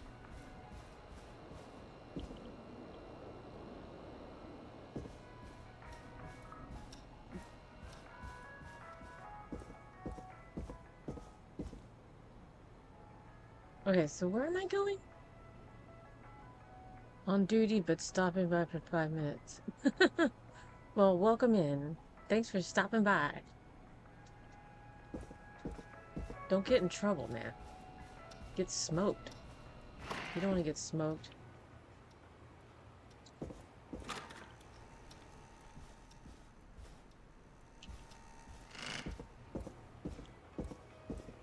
And that's not the good kind of smoked either. Okay, where am I going?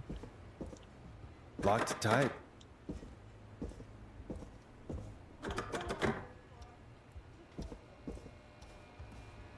Okay, so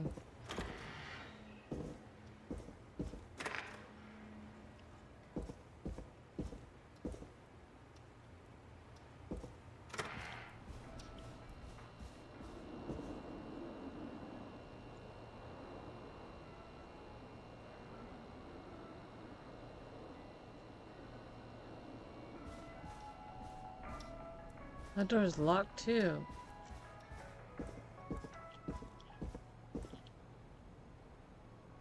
Where's this fire door?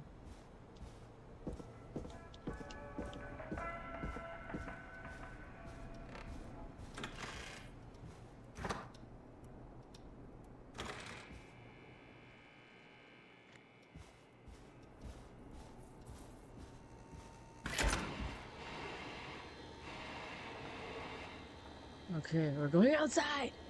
Oh shit! Drill Sergeant told us we have a 15-minute break. Okay, well that's cool. He let you guys have your phones? That's rad. Okay, we're outside.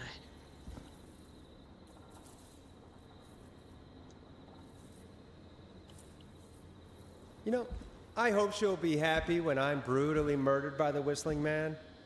Out here. In the open. Alone.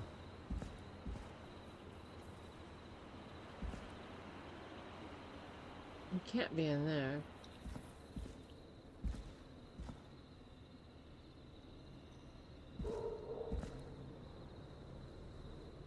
I don't see a record.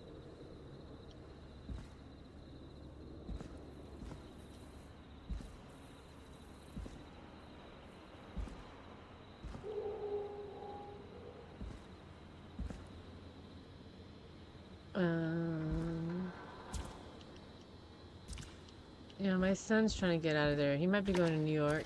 He's requesting to get out of there as fast as he can. He's so over it. Oh shit. Did you see that?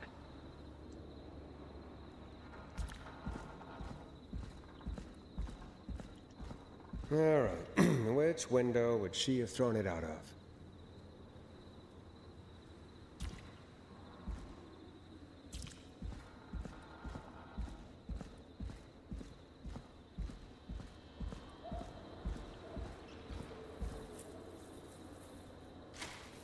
Here it is. Long ride home.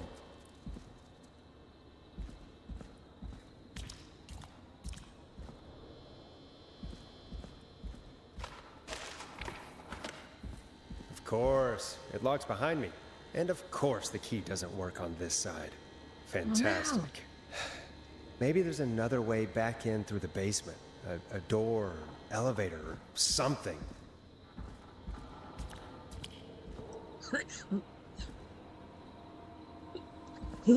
Oh no.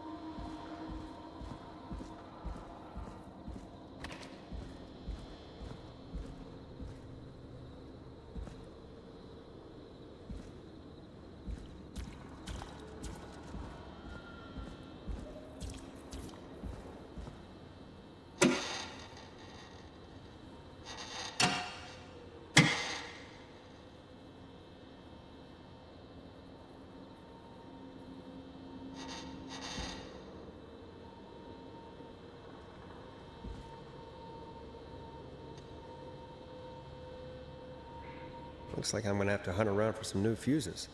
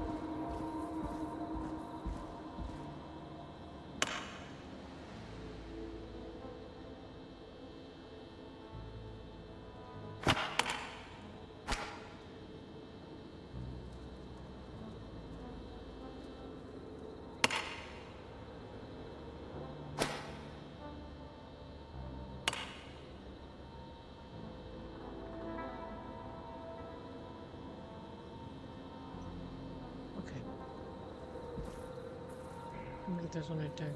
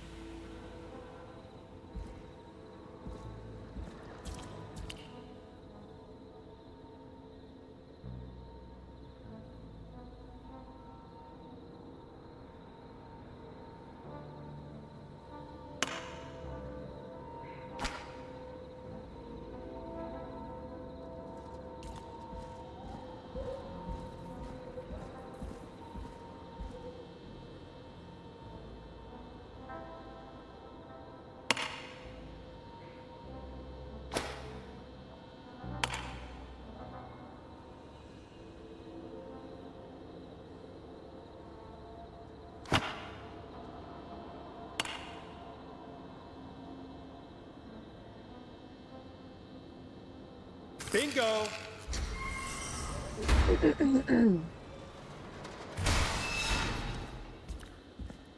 Okay. I did something.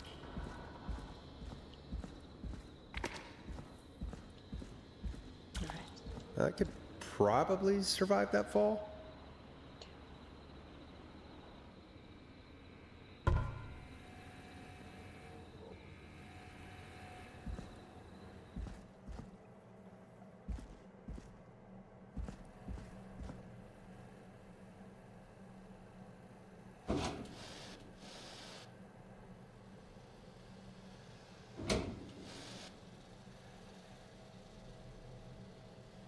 Looks like the janitor's closet. What did Peggy say his name was? Clive?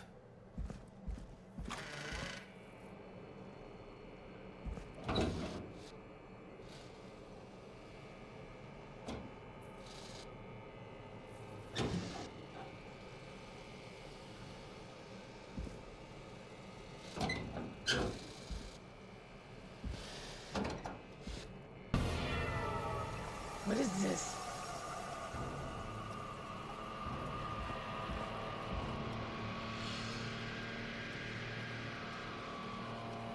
What the hell? Peggy is not gonna believe this.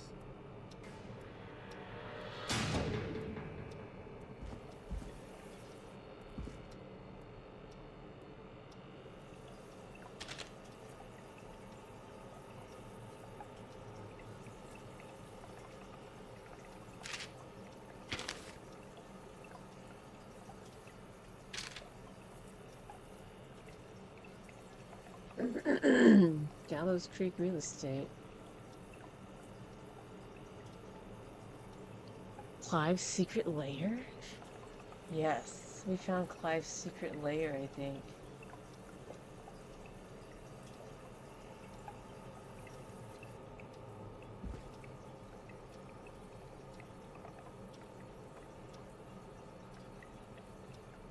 What is this?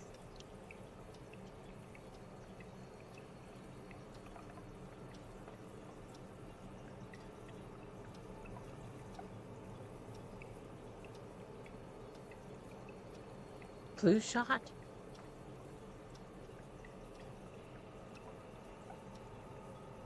Festival disaster. Big wheel breaks free. 15 injured.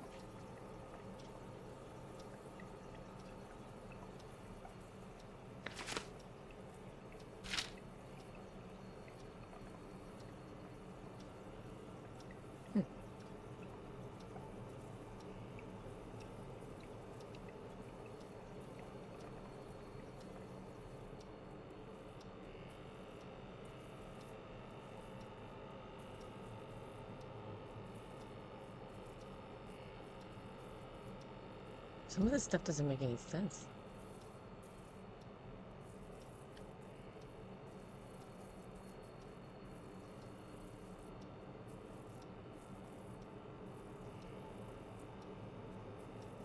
Lottery ticket winner?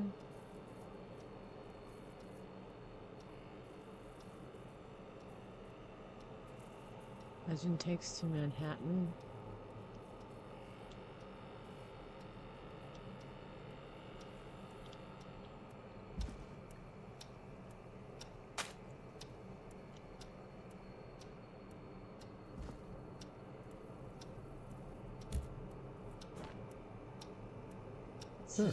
There's a key.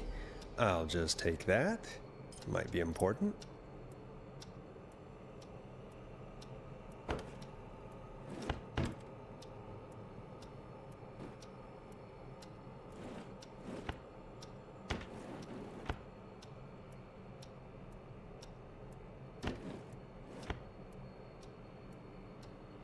Alright. Let's get out of here. Before he comes back or something.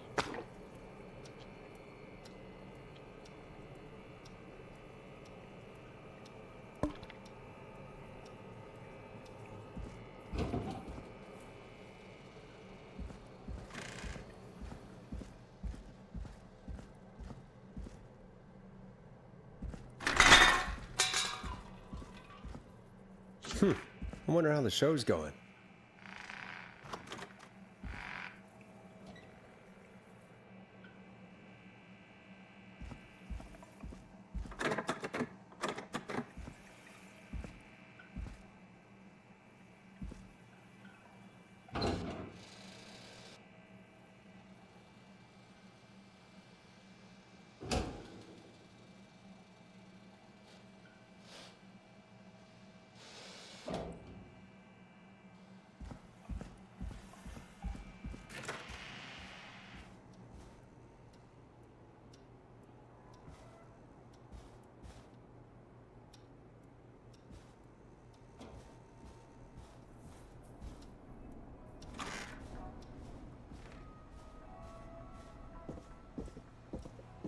Well, that's creepy. He can just get in there like that.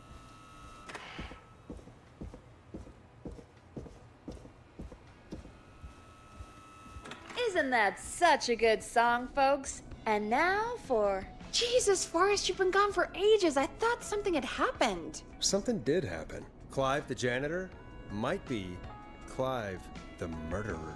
What? I'll start from the beginning. The fire door locked behind me. All right. Here you go. It's 2:40. 2:40. Why did you heave that thing all the way up here? Because the basement's creepy as hell, and I don't like standing around down there. Fair. All right, let's run through this again. We have a creepy board you found in a creepy basement made by our creepy janitor who you think is the creepy whistling man. Yep. And on the creepy board are the names Chuck Brody, Kim Walker, Rebecca Allen, and Aunt Williams. Correct. And you think one of these people will be the whistling man's, Clive's, next target. That's right. And we've got to find them. You said there are 4 locations listed there too? The hospital, the power station, the gas station, and the trailer park.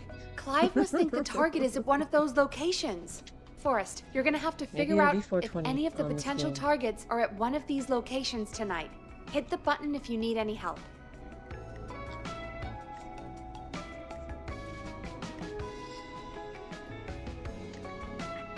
I need help. I don't know what you're talking about.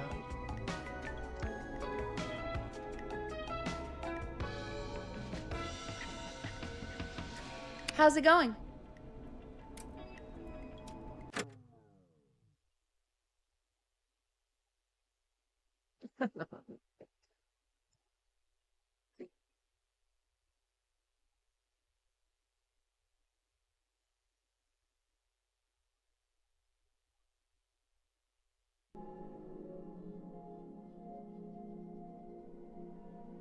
Oh, man.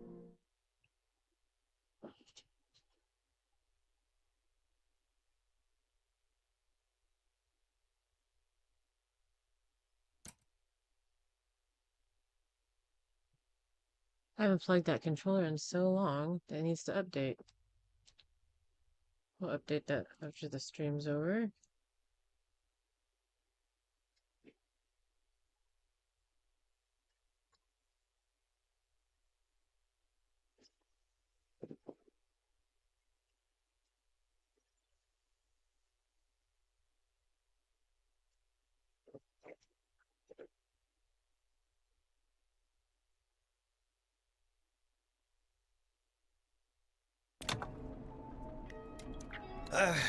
It's not going well. I could use some help. Okay, let's review the basics. We need to work out who the next target is. There's 4 locations, right? And 4 people. We need to figure out if anyone is at any of the 4 locations tonight. And if they are, we can call them and warn them. There must be some connections between the notes. That makes sense. Great. Need any more help? Man, you want me to go back in that basement?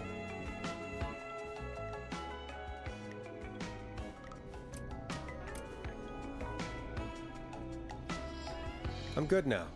Thanks, Peggy. No problem.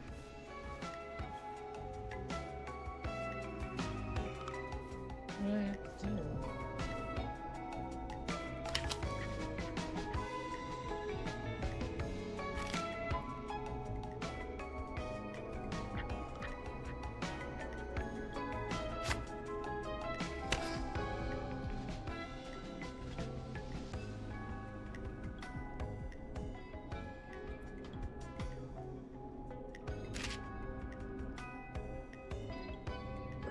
Okay,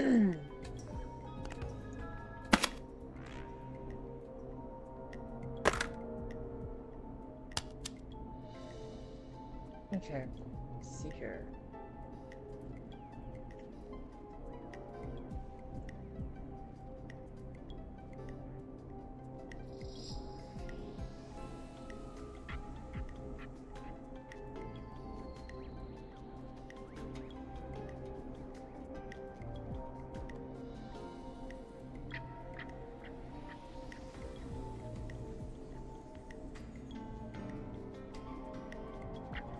Okay, so I don't get what notes we're talking about here.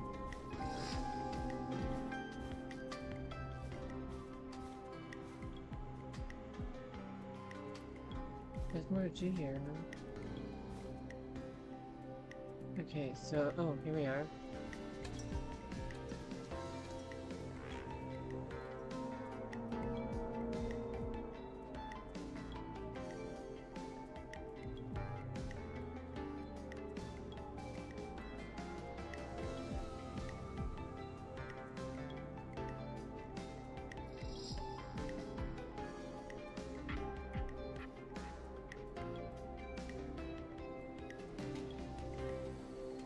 Hmm.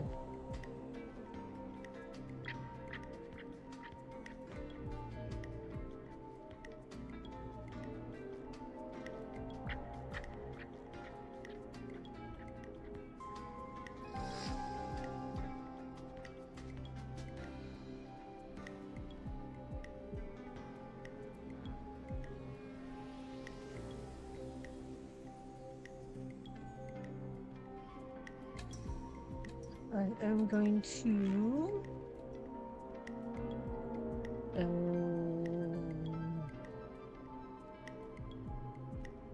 burn some incense. Or is that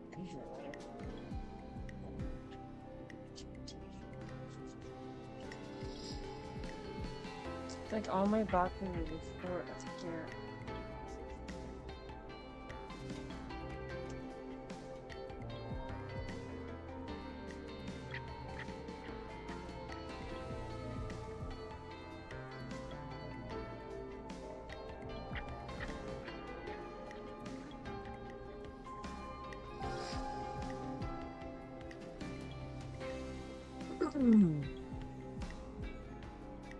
So we gotta figure out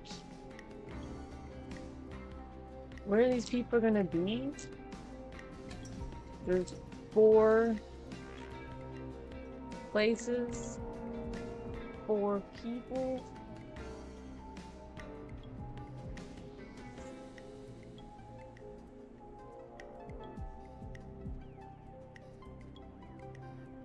I also need to.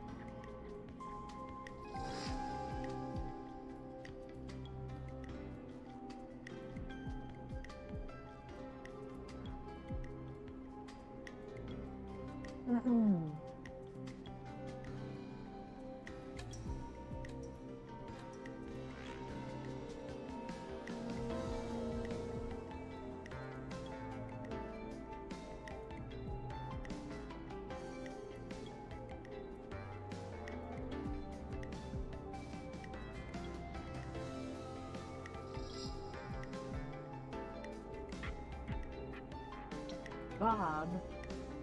Bob, you're in the way.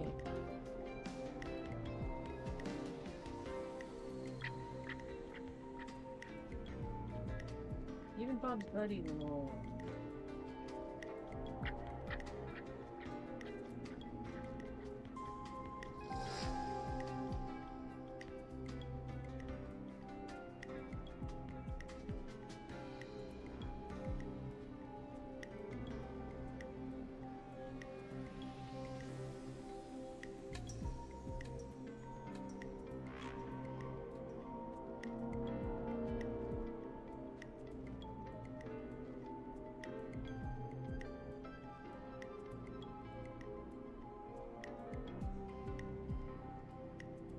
Bob.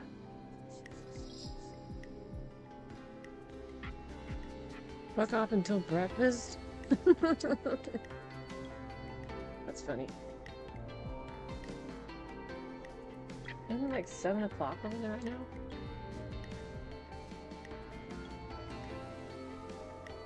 Alright, let's see.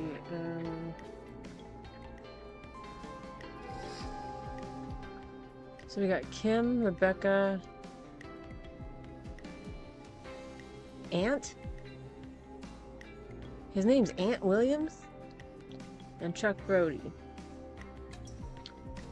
So we gotta figure out where these guys are gonna be at. Chuck Brody.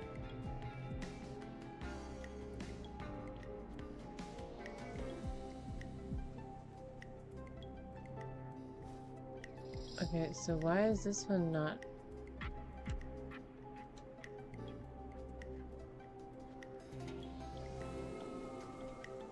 Hey, thanks for liking the strange advice. Thank you, thank you.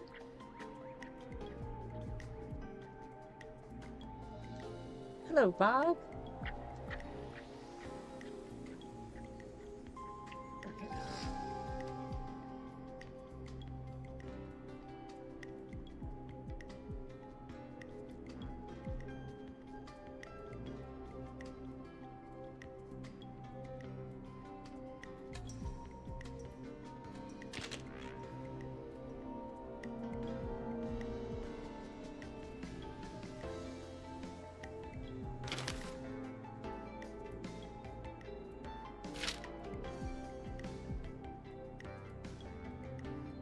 Oh. I don't know if that goes there.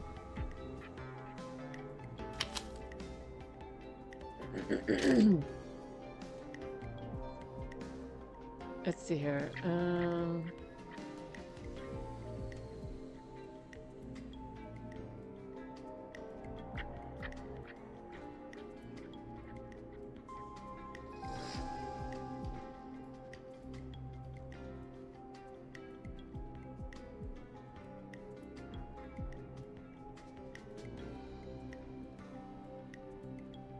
Wait for our gas station button. Trailer port. This will be the trailer port.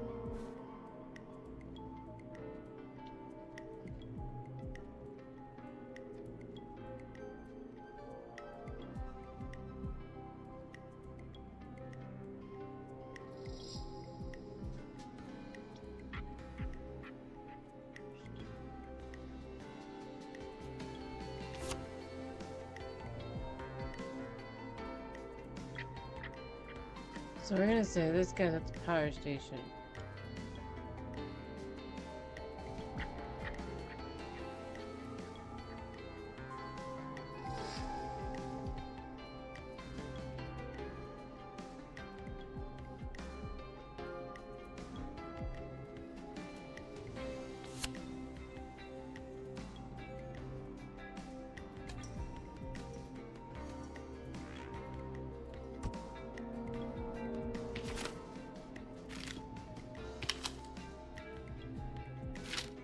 What does this say?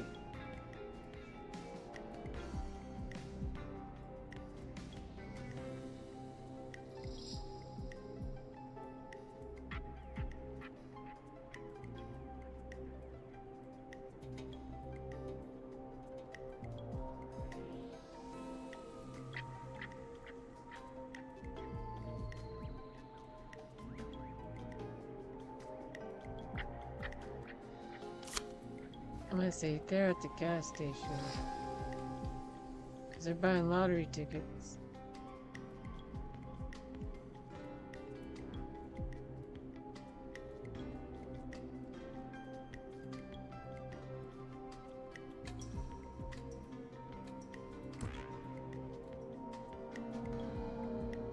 So maybe, just maybe, she's doing this thing. No?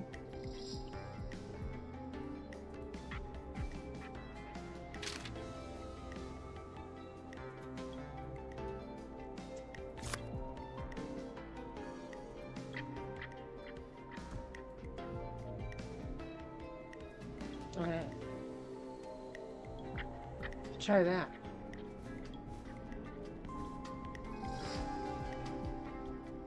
How's it going?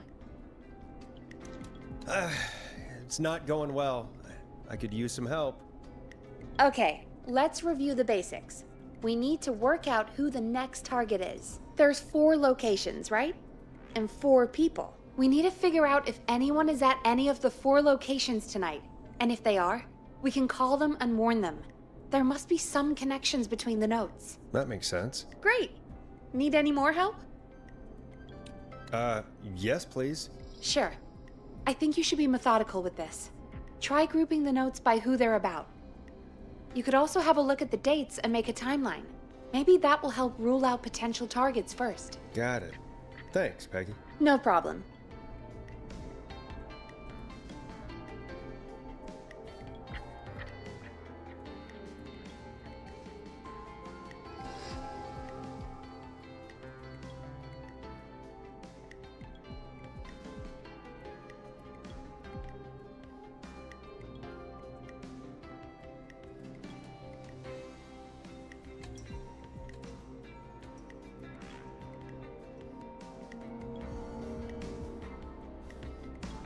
How's it going?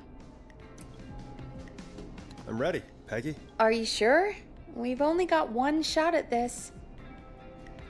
Oh no. I blame the wolf people. Breakfast here is usually better than lunch or dinner though. So yeah, breakfast usually is something that is safe, I would say. A lot of times. It's when you start getting to other foods that starts getting dangerous. You guys think we're ready? We have one shot at this. They said one shot. Yeah, if I don't work the weekends, I'm coming up on some fucked up work days. I'm gonna work a lot of days coming up pretty soon. Let's see here. Let's do this. Let's do this. Let's just do this. I'm sure. Let's do this. Okay. Name first. Who do you think the target is? Chuck Brody. And where will I find them?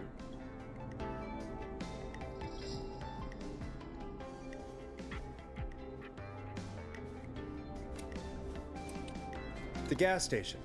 Okay, I'm dialing. One moment.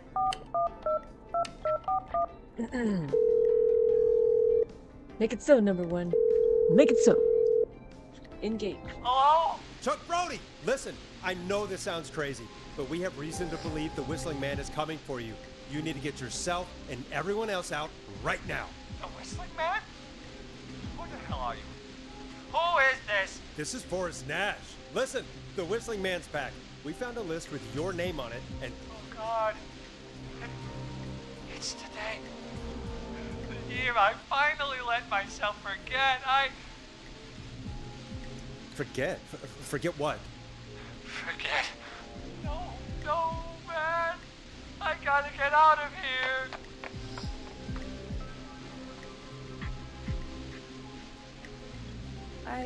I think he ran off. Well, fingers crossed that Chuck... Jeez!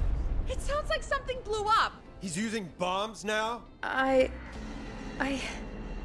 Is Chuck? I don't know. Hang on. We're getting a call. Hello? Chuck? Chuck! Forrest! What? The whole goddamn gas station's gone up. Is anyone hurt? I don't think so. I got everyone to follow me out. So I was Town's to only make it to ambulance hospital. was I thought, blown to hell, oh, though. Yeah. Damn it, that fireball threw me. I've got to get to the hospital. Yep, that's what I do. I'm not feeling great. Forrest, man. I can't thank you enough, but... Yeah. I gotta go. Wait, Damn it. We lost him. What was that about today? Oh, Forrest, the call board is lighting up. Get us into some music while I deal with this.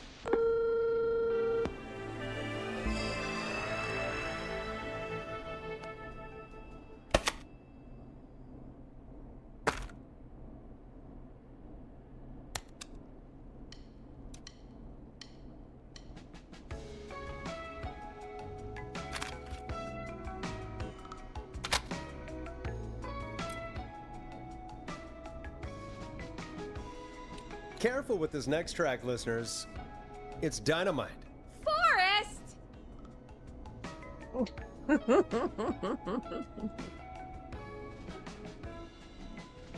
Smart ass. It's dynamite. There's gotta be more in the basement to show us who Clive is targeting. And if that's the case, we can get ahead of him. Stop the killings before they can happen. Forrest, we need to go back down. By we, you mean me, right? Yep. Like I said, I need to handle all these calls. Maybe start with that creepy mannequin room you mentioned before. I still have a lot of questions about those, by the way. Me too. I'm gonna go back down there. Oops.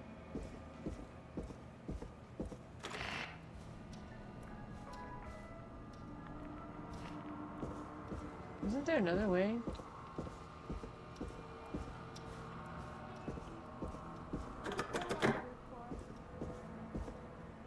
I'm not getting in there tonight.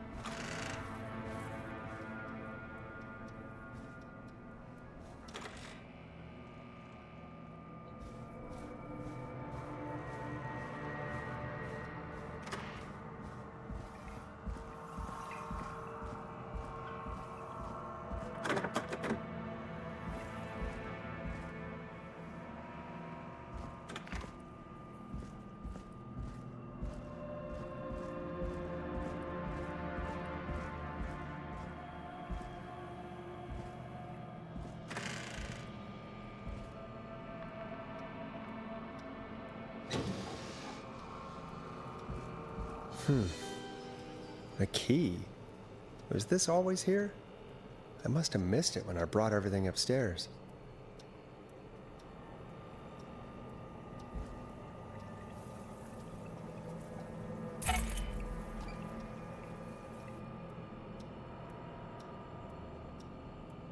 No. We didn't miss that. What the hell? Okay, so creepy killer guy changed the color of the lights.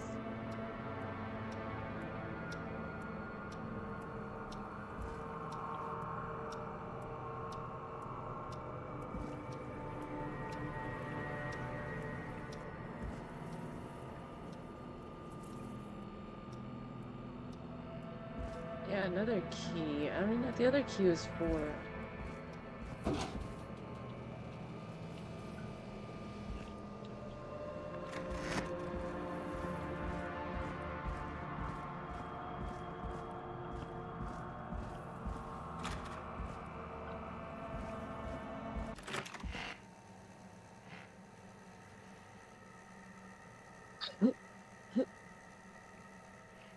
Hey, Forrest!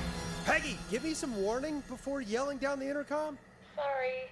Buzz the intercom when you find something and want to discuss it.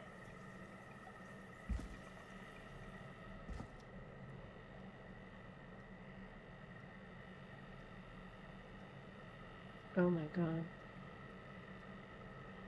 That looks like a maze.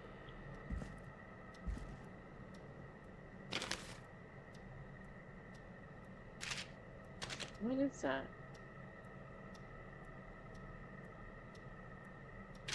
It's required.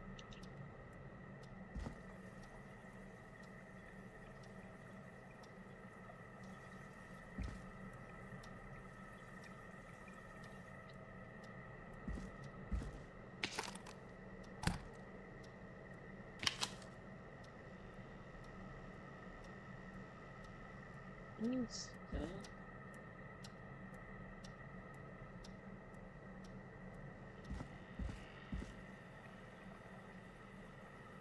What have you found, Forrest?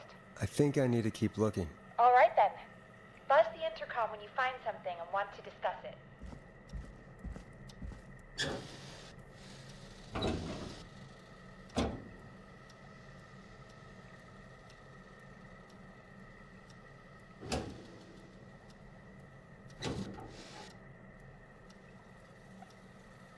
want to discuss this picture.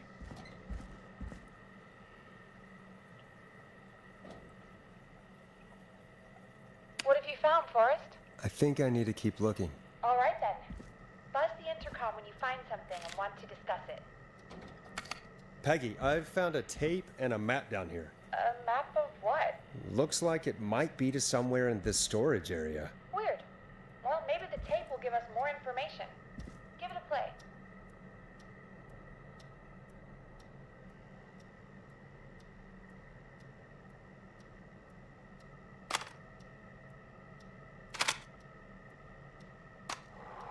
George Barrow, 1968.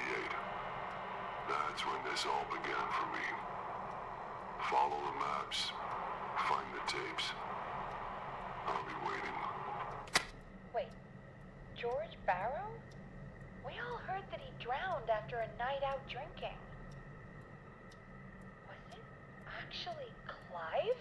Has Clive really been the whistling man for that long? He says I need to follow the maps and find the tapes. I guess that's what this map is about.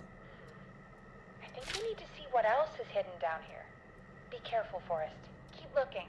Buzz the intercom when you found something. I think these pictures are significant.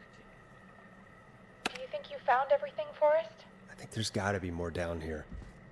I need to find all the tapes. You think so? How much did Clive hide down there?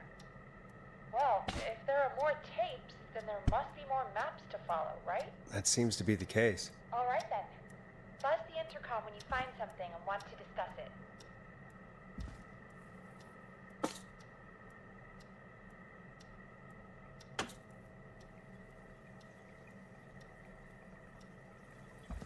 More tapes.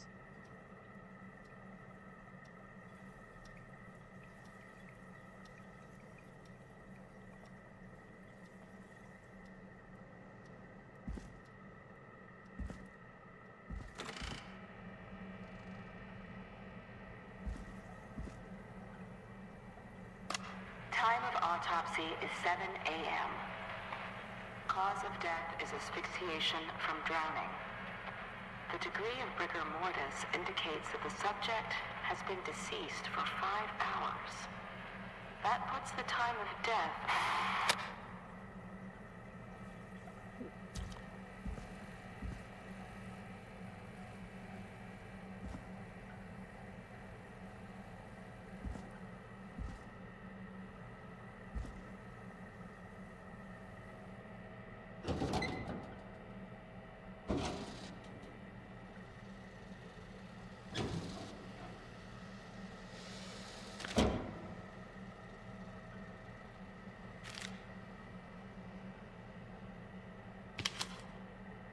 What is this?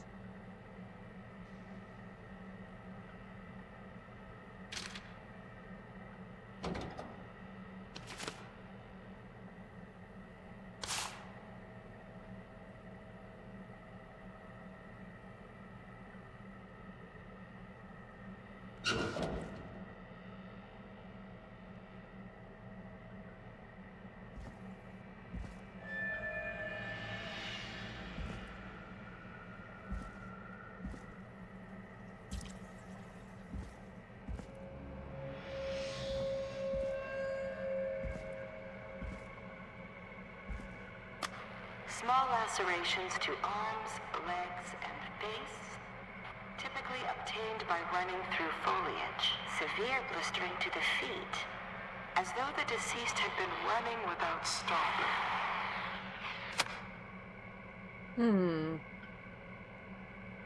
This is getting complicated.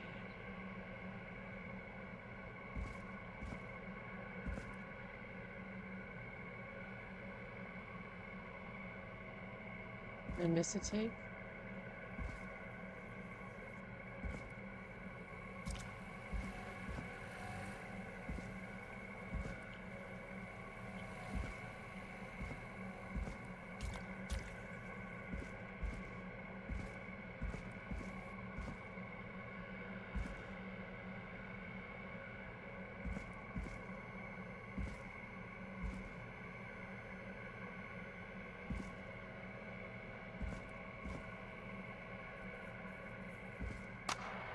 Additionally, there appears to be a post-mortem injury to the arm. It looks like it was trapped in a car door.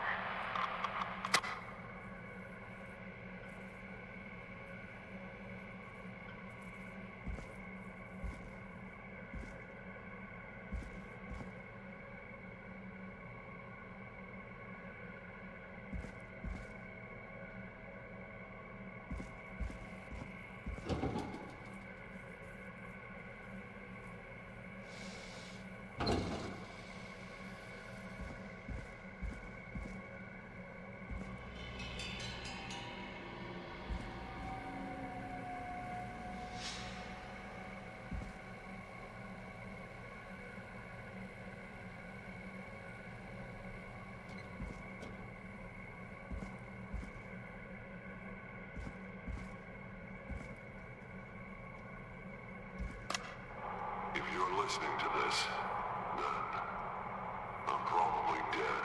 What the? I'm a man who likes to stay informed. I've got subscriptions to newspapers all over the country. A few weeks ago, I noticed headlines cropping up in those papers, one after the other. Each headline about a murder. Each murder, the death of someone I knew almost 20 years ago. And each one drawing closer to Gallows Creek. Drawing closer to the anniversary. None of us are innocent, but I don't think we deserve killing. All I hope now is that I can save some folk from the worst that I can. I don't know. Do something to make up for what I did back then, I guess. I didn't kill anyone, mind you, but that's past mattering. Now, there's more I could say than I should say, but my employer made it clear that my family would pay a high price if I ever spoke out. So, hopefully I've said enough for you, listener, whoever the hell you are, to start putting the truth together. What the hell? Peggy is not gonna believe this. Wait, so this guy's not the killer?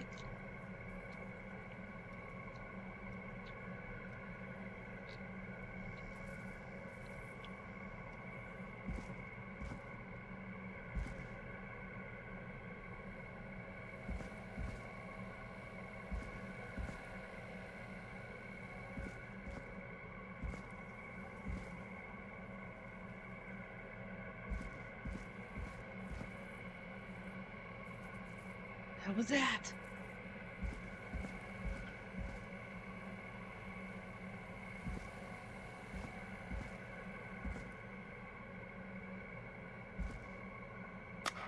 Preliminary toxicology results shows no signs of inebriation.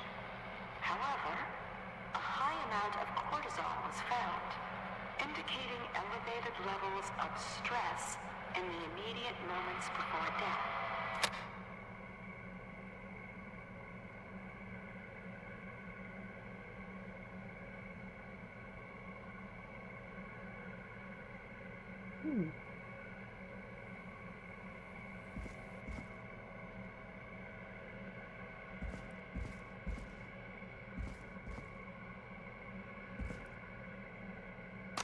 Small lacerations to arms, legs, and face, typically obtained by running through foliage. Severe blistering to the feet, as though the deceased had been running without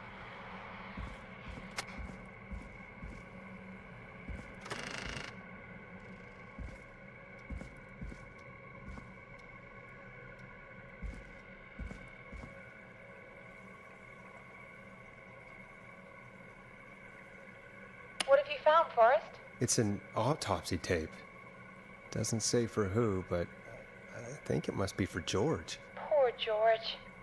He was so young. Something's bugging me, Peggy. What do you mean?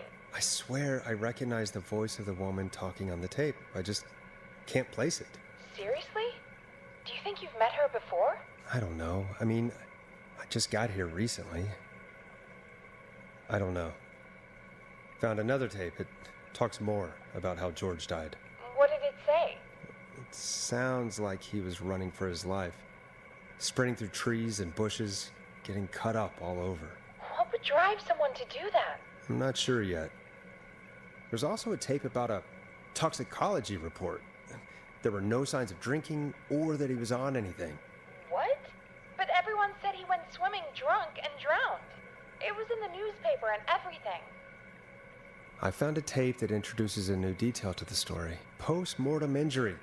Apparently, his arm got caught in a car door. A car door? Yeah, after he died. How do you suppose they can tell? How can they tell? I'm a radio producer, not a coroner. I think I found Clive's last recording. I think Clive might be gone. Gone? I found a confession. Not for any killings, but for playing a part in covering up George's death. He left this behind in case he died. He hoped someone would find it. Do you think the whistling man already got him? Possibly. We've had a lot of callers tonight, but maybe not every victim made it to the phone, you know? We don't know how many there really are. Christ, Forrest, that's dark. I know, but Clive said he had read about other murders in other towns, and that the murders were all folks who knew about the incident. And the killings were getting closer to Gallows Creek. He said he wanted to do something good for once. The board in his office. He wasn't tracking people down to kill them. He was tracking them down to save them. Ugh, why didn't he just come out with all of this? He said his employer threatened his family if he spoke out about any of it. His employer? The one who orchestrated the cover-up? Oh, Clive. I'm sorry for thinking you'd killed all those people. Do you think you found everything, Forrest? I think there's gotta be more down here. I need to find all the tapes. You think so? How much did Clive hide down there?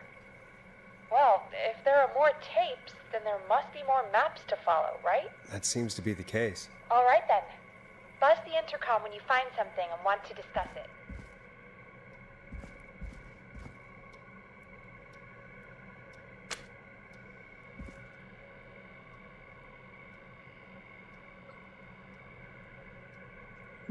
Well... Any more tapes? I'm just seeing that tape.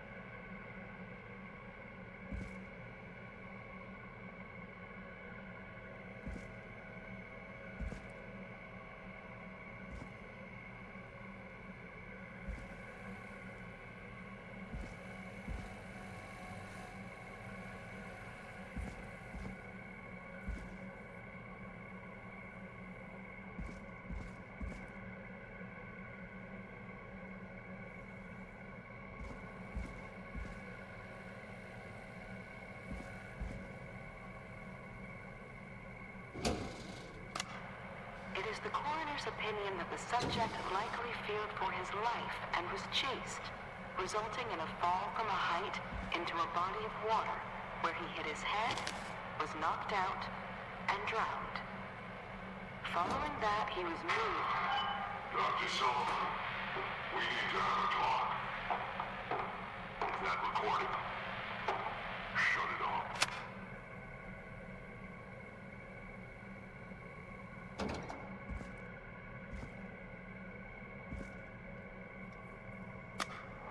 If you're listening to this,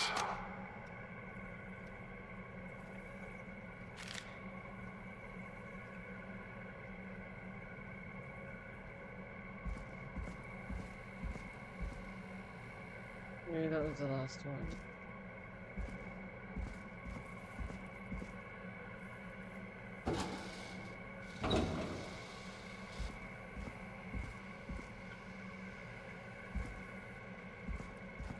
I don't see any more. I already listened to this one. Let's not get stuck. Preliminary toxic.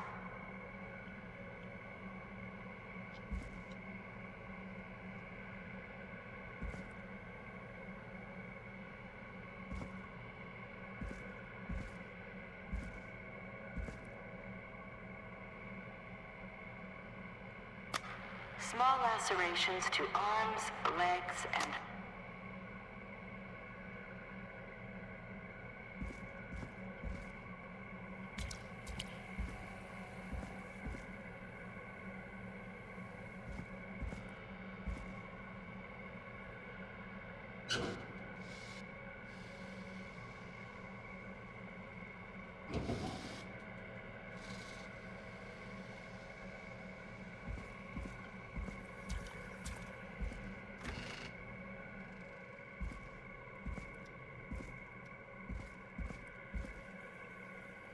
See if that was it. What have you found, Forrest? In another tape, the coroner comes to the same conclusion as I did. George was running from something. Maybe an animal? Maybe, but then there's this next bit where the coroner thinks he was moved post-death. Moved the body? How weird. At the end of the tape, someone burst in and demanded the doctor, Dr. Sullivan, to stop recording. Dr. Sullivan. Wait, Virginia Sullivan? She was her caller from earlier. Well, then our caller was involved in a conspiracy around this boy's death.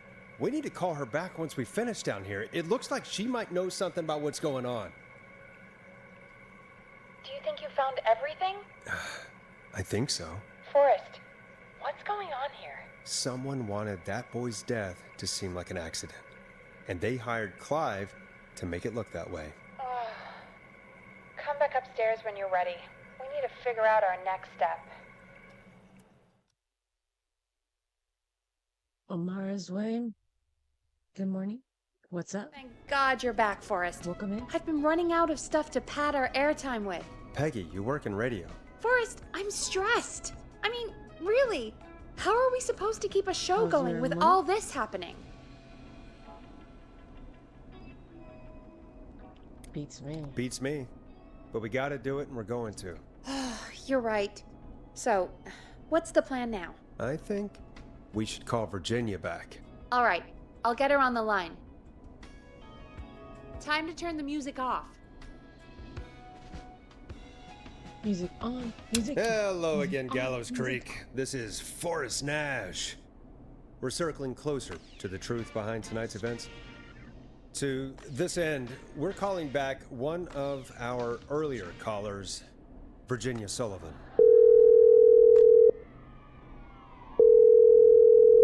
Fredman Plunker here. Who's this? Is it you?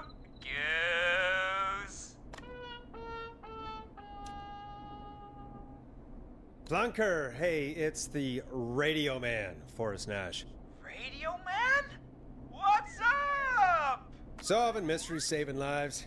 The huge. Right on. Plunker, what are you doing at Virginia's house? She asked if we could stay to keep an eye out for that whistling turd. So we're hanging out, bro. Well, that's big of you, Plunker.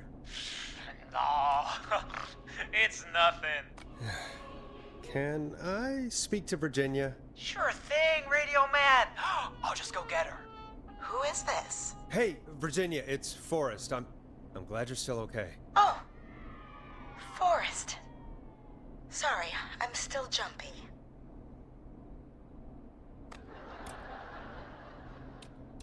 Sorry to hear that, but listen, hey, we need to talk. What about? We're calling because we think you can help us understand why this is happening tonight. Me? What would I know?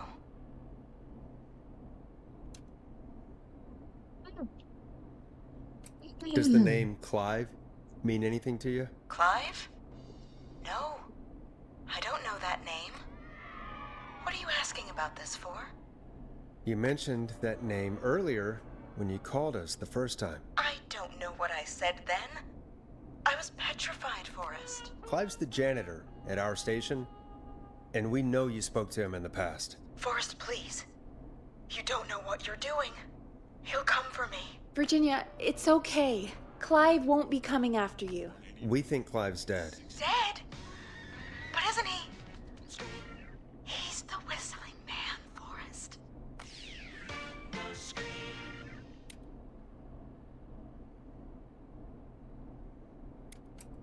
We thought so too, but... You don't understand. All those years ago, he... It's okay, Virginia. He's gone. We found evidence to suggest he... well... And we found your autopsy reports for George Barrow. How? I saw him destroy them. Well, he didn't. I don't know if he kept them or made copies or what, but we found them. And we know it's related to what's happening tonight, which is why we called you. Why did you stay quiet? Why so serious? All right. One day, I came into work to find a boy on my slab. And as I finished the autopsy, this man, Clive, he just burst in. And he started making demands to give over the reports, to falsify what I found. Of course I said no. But, well, when someone wants to make you do something, they can use the carrot or the stick. For me, he used both. You see, my sister is sick. She has a chronic condition that's never going away. It's expensive to treat, and it was getting to where I couldn't afford it. And Clive promised me that his employer would pay for my sister's treatment if I did what he said, and that if I ever spoke about this, he'd beat me to within an inch of my life. I don't know why he had me do it, but my sister needed me. You have to understand. She needed me. We understand.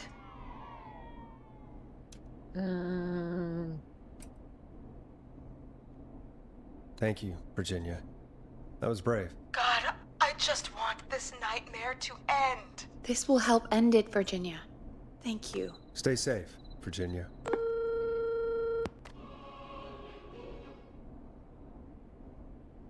So, Virginia's tied up in all of this. Clive threatened her to keep quiet about George's death. But for who? Why cover up these details? Why are we broadcasting it? We could try Sandra. What would Sandra know? I don't know, but we have to start somewhere. Anyway, just be careful when you're talking to her. Don't push too hard. We don't want her to hang up. I'll be careful. All right, calling her now. Hopefully she's at her jazz studio.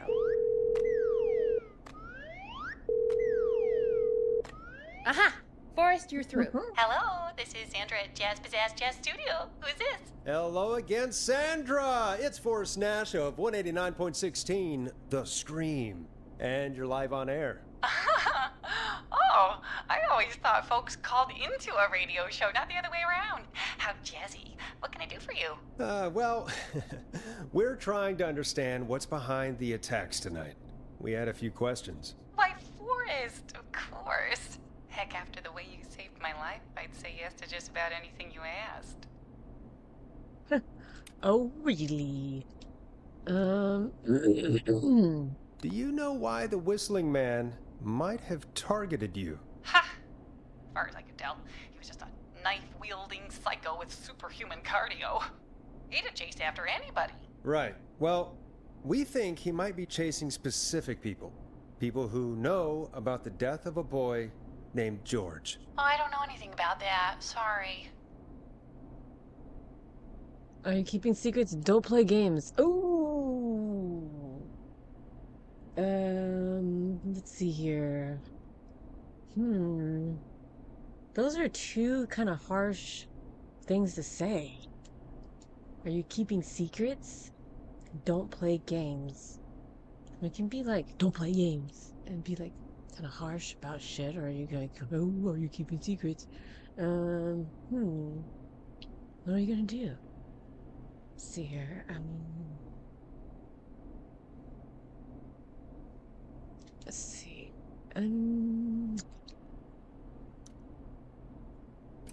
Are you keeping secrets?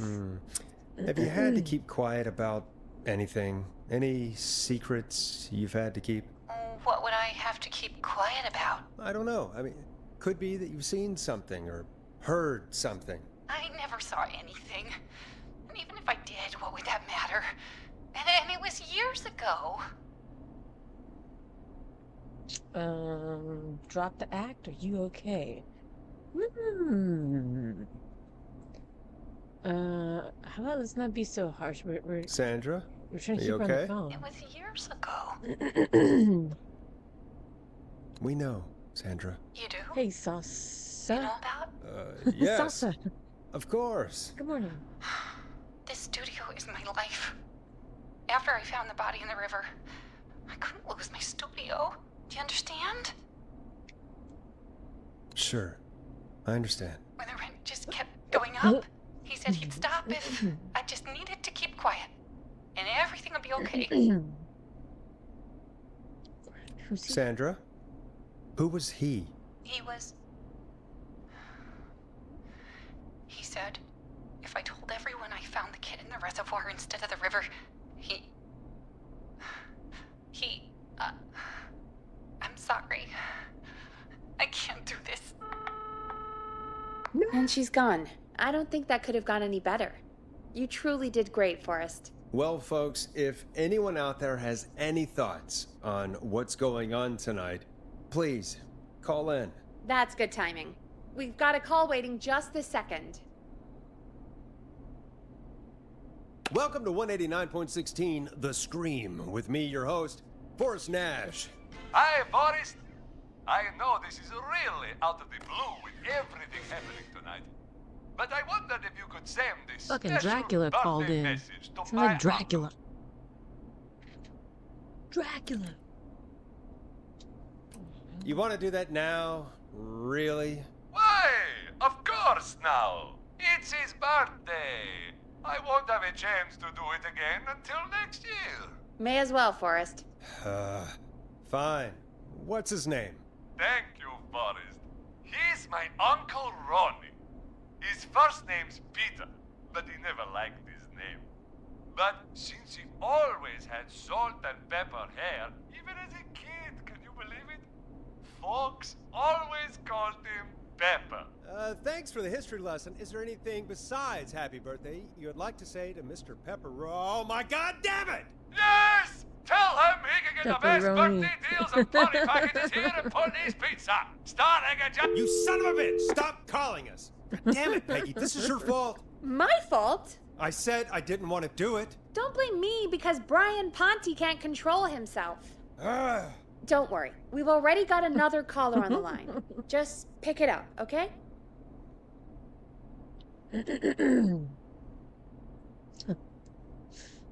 This is 189.16 The Scream. I'm Forrest Nash. You're on the air, caller.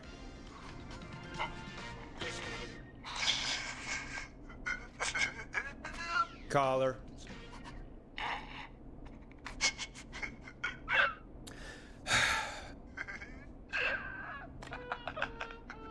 Ponte.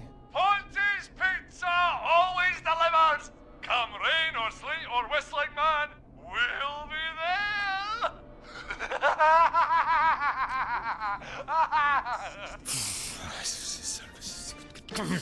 Forrest? Forrest? Are you okay? Forrest? I hope the whistling man gets him with his own pizza slicer. Jesus, Forrest? Sorry. That was too much. It's okay. It's been a high-stress night. Don't worry about him anymore, okay? Not for tonight, anyway. I think he's spent for now. We've got another call, whenever you're ready. Folks, don't spend your money at Ponte's Pizza. That's all I'm gonna say about that. Moving along, I'd like to welcome another caller to 189.16 The Scream, with me, Forrest Nash. Who, may I say, is calling? Well, hello again, Forrest. Dawn. I bet I know why you're calling. I'm sorry I didn't play your song. There's a lot going on. But please? Never mind that now. First, I'm calling because I need your help.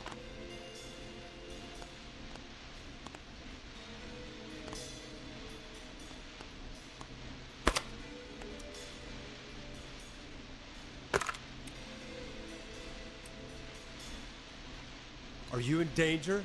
I sure am. Do you mean... Yes, he's after me now. you? I think so. He must have heard me on the radio helping you.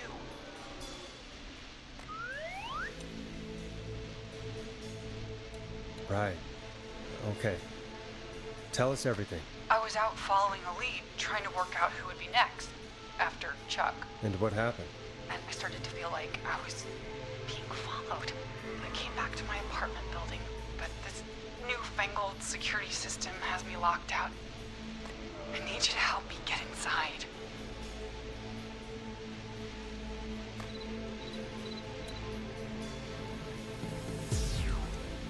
Don't you have a key to get in? Only for the apartment door. The front gate requires an entry code. The future is electronic, I guess.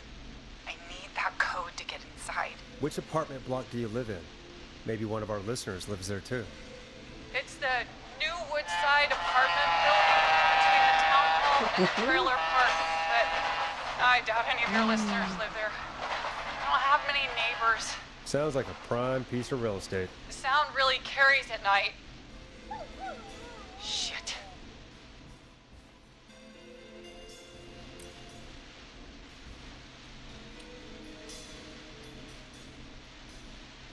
Is that a neighbor's dog? Yes, it is. Boy, I wish he'd muzzle that thing and... Oh. And now he's blasting David Scopo out of his window. This night can't get any... No. He's coming down the street. I don't think he's seen me yet. Forrest, please. I need your help. I need the code for that security system, or I'm gonna die.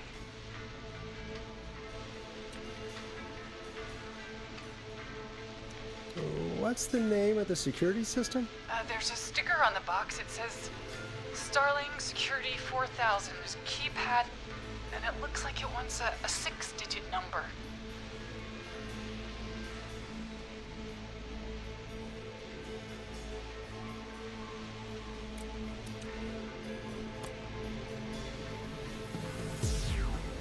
Six digits. Sounds like that would be hard to remember. Yes, very hard, especially on a night like this. Yeah, of course. Don't worry, Don. Thank you, Forrest. I knew I could count on you. I'll sit out of sight. Call me back soon. What happened to All that right, book? folks. Here's a little tune for you all to enjoy while I try to break Dawn into her apartment. You were pretty quiet there, Peggy. Forrest, was it just me, or was there something... Yeah, it wasn't just you. Something was weird about that. Yeah, well, tell you what, we have a Starling 4000 or whatever here at KFAM. Clive bought one for the station. Maybe we can find something to help. Well, I'm not sure who, but to help someone.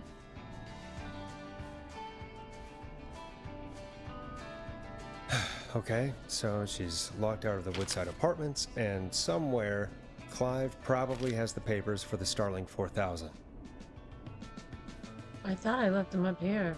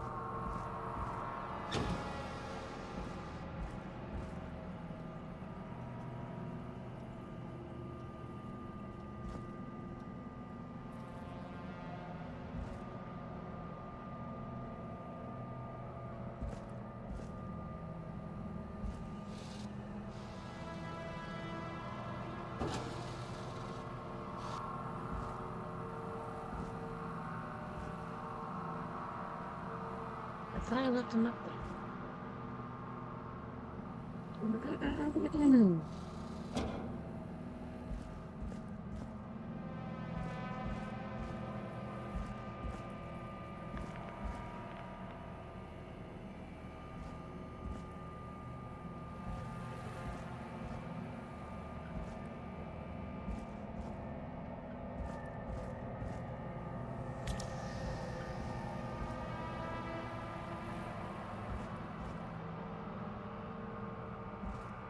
Hmm.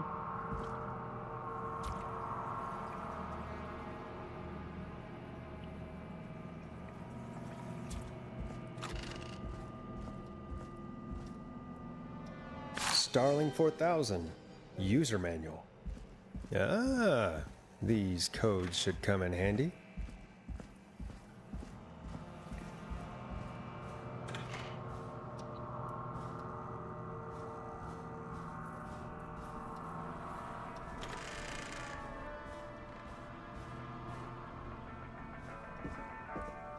I knew that thing was going to be important.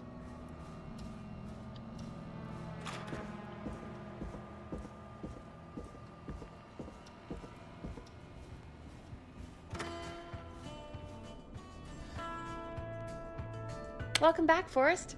Find anything? The Starling 4000 security manual. It's got a bunch of codes. Good.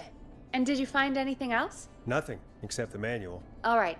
Well, I'll get Dom back on the line then, Forrest. I'll let you take it from here. Thanks, Peggy. When you're ready, shut the music off.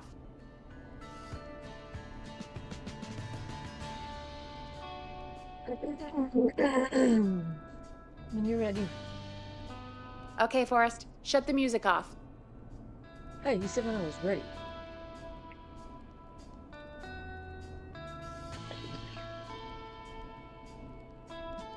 When you're ready, shut the music off.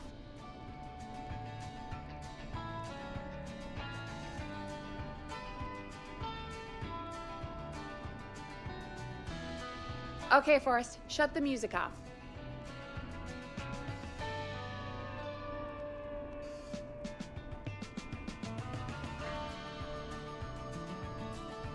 Time to turn the music off.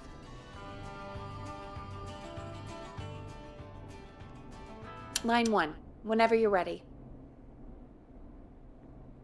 You were like, whenever you were ready with the music, and then you were pushing.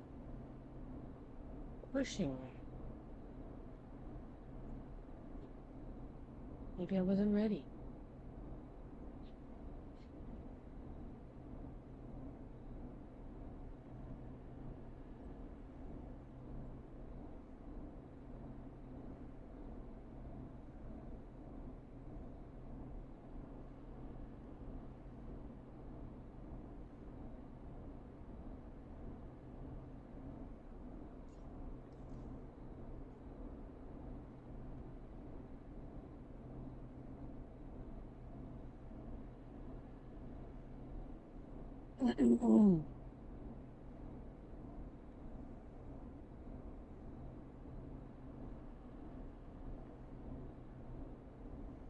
Okay. Well, she's not pushing me anymore, right? Oh, I wasn't listening. She might be pushing me. Whenever you're ready. Just answer the phone. Whenever you're ready. Don't freaking do it. Whenever you're ready. I'll tell you if I'm ready. I'll tell you.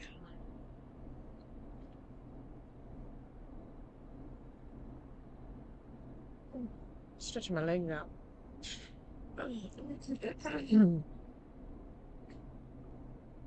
Oh, man. So far, this has been an interesting game, you guys. I've been enjoying it.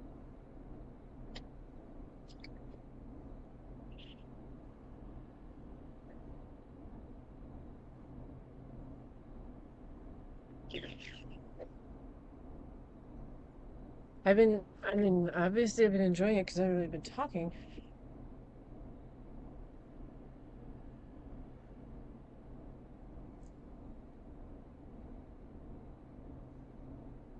What is this?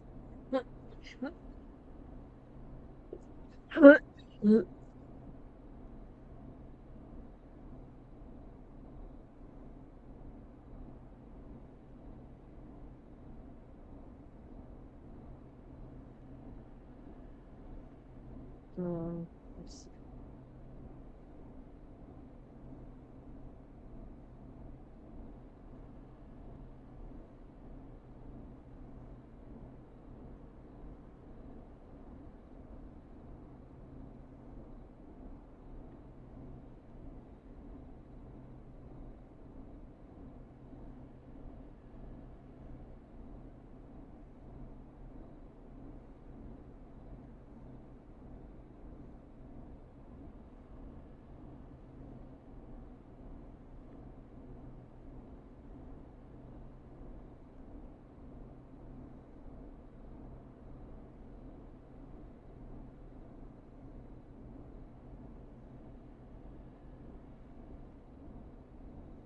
Don, are you there? This is Forrest Nash from 189.16, The Scream. Not what I was expecting at all.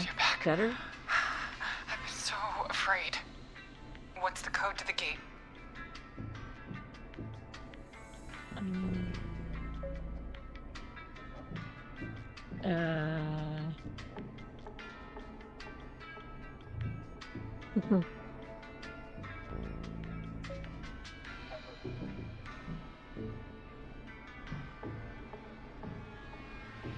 Oh. Let's see. The code is 715914. Thank you, Forrest.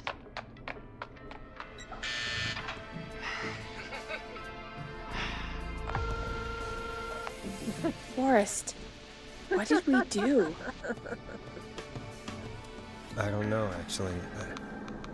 Guess we'll find out. Forrest, there's another call coming in. Evening, caller. You're live on... Forrest! The psycho's somewhere in the roller rink, dude. I just saw a shadow. God damn it, how do you even get in? You've gotta help me, man. Forrest. Maxine, no! Come back! I can't find my rifle, man. It's... I don't want to hurt anybody, but I can't let anything happen to... Maxie! No! Maxie! What happened? Maxie! You didn't do anything wrong!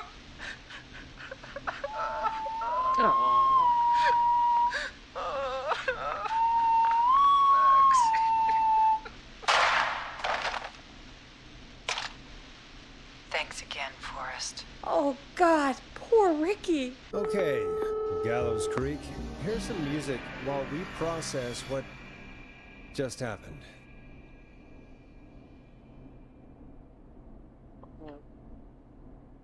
Huh. 189.16.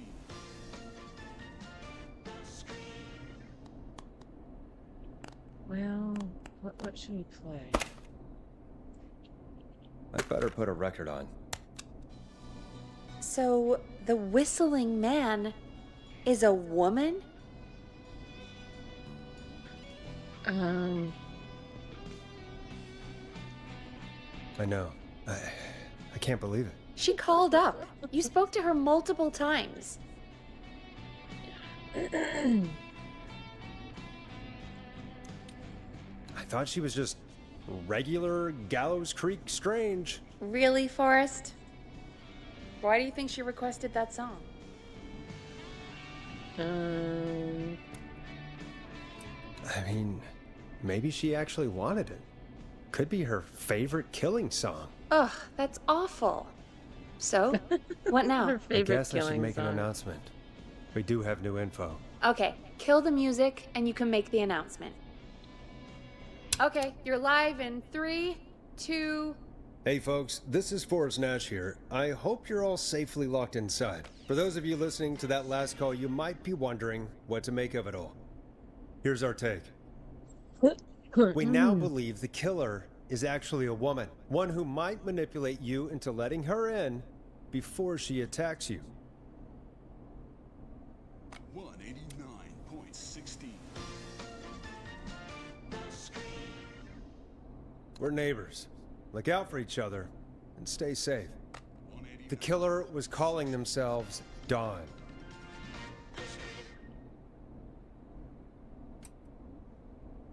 Do not trust anyone called Dawn. If anyone needs help or you have info on the killer, please call in. You folks have my new number, right?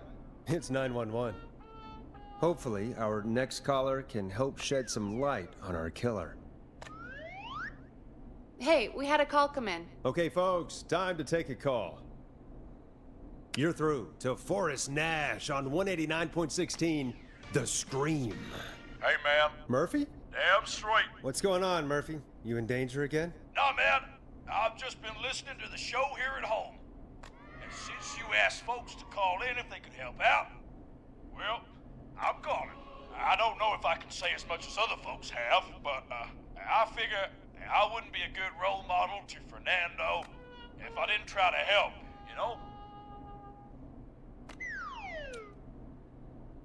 We really appreciate that. 100%. Thank you, Murphy. Oh, thanks. So, what do you want to know? Well, what can you tell us? I don't know, really. All right. Well, do you know anything about the death of George Barrow? Absolutely nothing. Okay. What about the killer herself? Herself? Man, I didn't get my ass kicked by a lady. The man I went toe-to-toe with was a man. You heard the last call, right, Murphy? Yep. So you know it's a woman, and you were trained by a VHS, Murphy. I know, but... Man, how could it have been a woman under that mask? Let's just move on. Do you know anything about the history of the Whistling Man? No, sir. Tonight's the first time I ever heard of him. What? I moved here 3 years ago, man.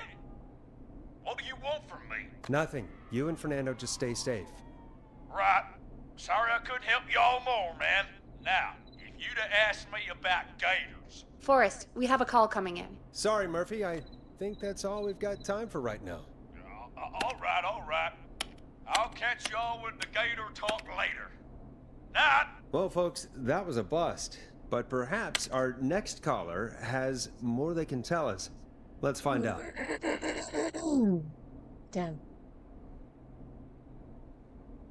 This is Forrest Nash, and you're listening. Please help me. My name is Casey Moore. I'm at 25 Nancy Drive. My best friend's been stabbed. He's bleeding everywhere. I don't know what to do. Please help me.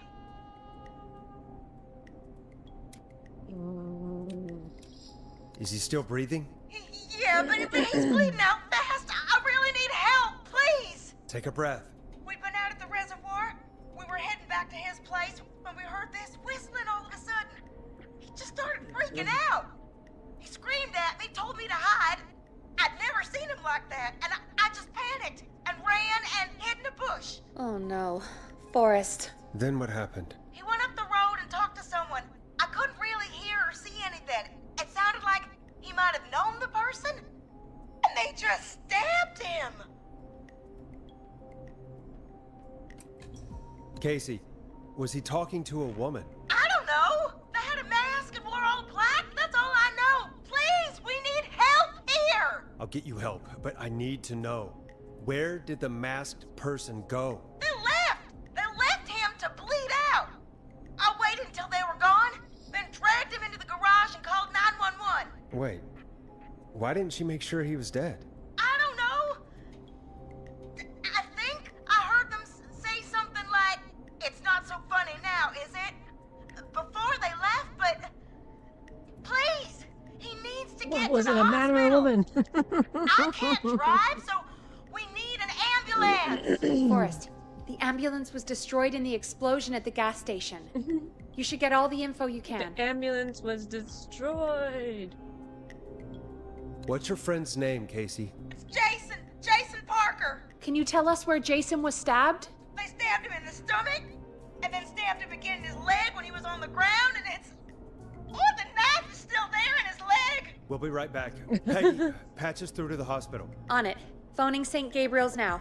Switch to line 2. Hello, St. Gabriel's Hospital. How can I help you? Hi, this is Forrest Nash from 189.16. We have a stab victim at 25 Nancy Drive named Jason Parker. He's been stabbed in the stomach and the leg. He's bleeding heavily. Oh God, I'm sorry, but the ambulance is Well, you know. I know, but please, we need something, or he's going to die. Forrest, Listen, you're going to have to get him here. We need to see him, and we can't get there ourselves right now. We don't have any way to drive him right now. And even if we did, he's bleeding out fast. Alright, listen. We need to buy him time to get here. That means stopping the blood first, and then finding someone to stabilize him. To stabilize him, you really need someone with first aid training. Do either of you have any? No. Me neither. Damn it. I'm really sorry about this, but I have other patients who can't wait. All I can do is talk you through the procedure as quick as I can, and then leave the rest to you. You think you can handle that?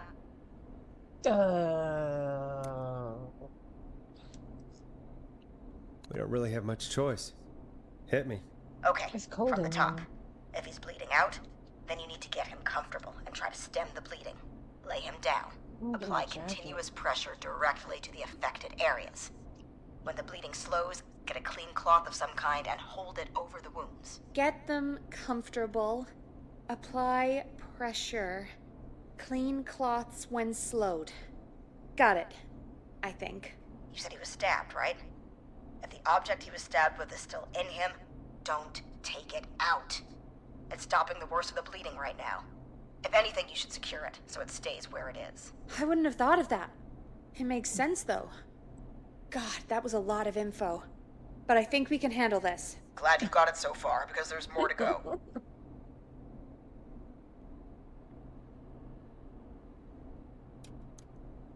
Okay. We got this. I'm still with you, Doc. What else do we need to know? If he's lost a lot of blood, he may enter shock.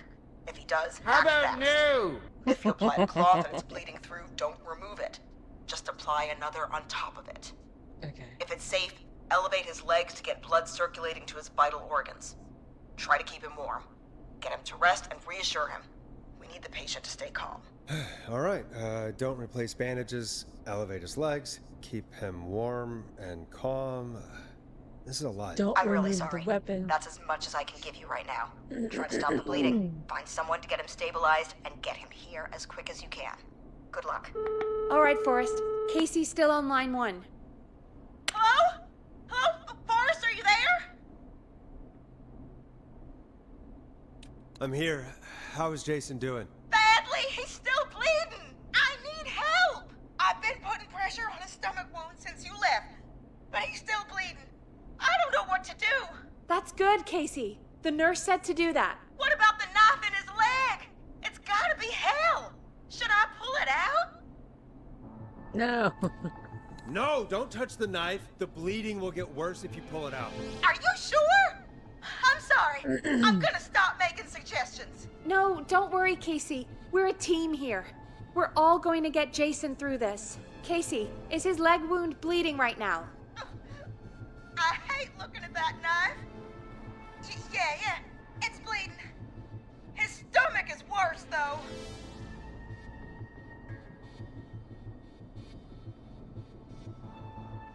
We need to secure the knife. I think we need to secure the knife so it doesn't move around. Do you have anything you can tie around it? Yeah. There's some laundry piled up on top of the dryer, some cloths on the hood of the car, and what else? I guess I've got my jacket. Look in the laundry for something like a towel or a shirt. Hold that over the wound. Okay. Looks like I'm gonna have to buy you some new whites, Jason.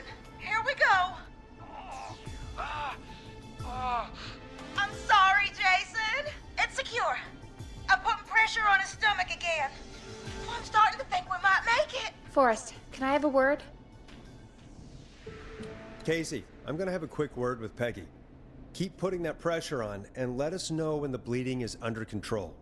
You're doing great. But what if something happens? We'll still be here. Just shout if you need anything, and we'll be there. I promise. Okay. I'll wait. Jason, please be okay. Okay.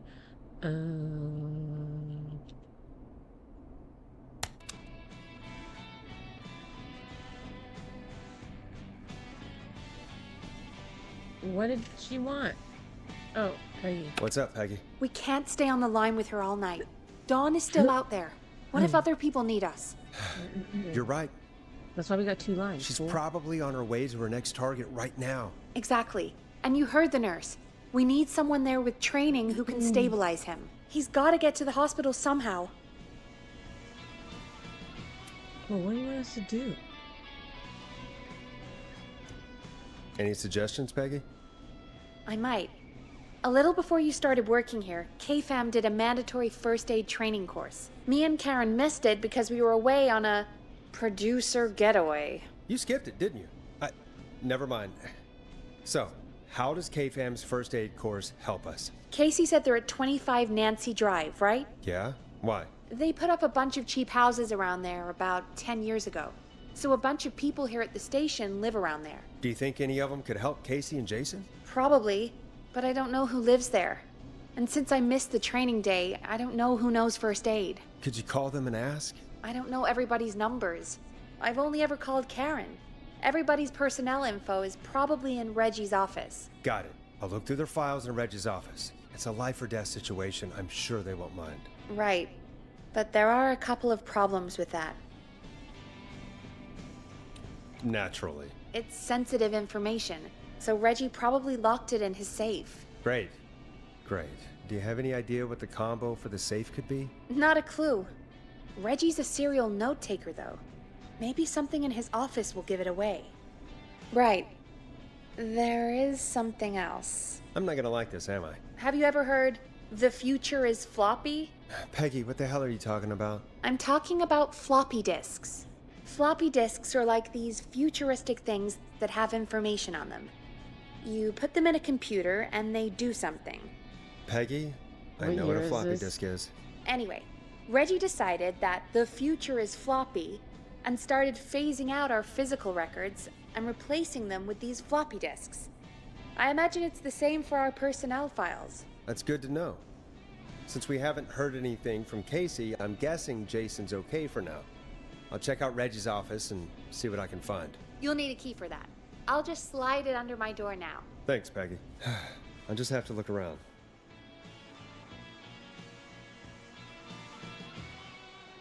Good.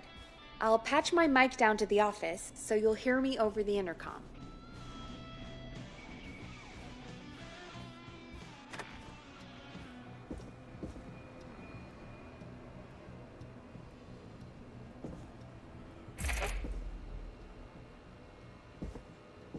That's not opening.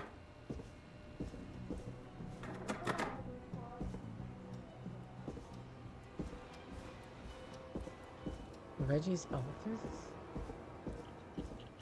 Which one's Reggie's office? They didn't say nothing about Reggie's office on any of these locked doors.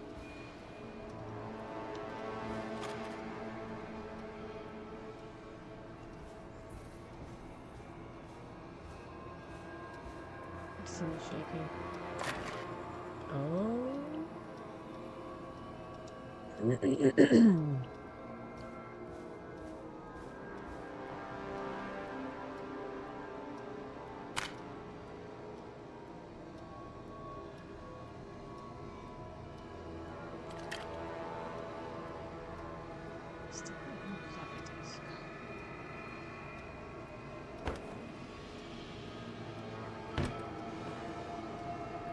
That is dumb.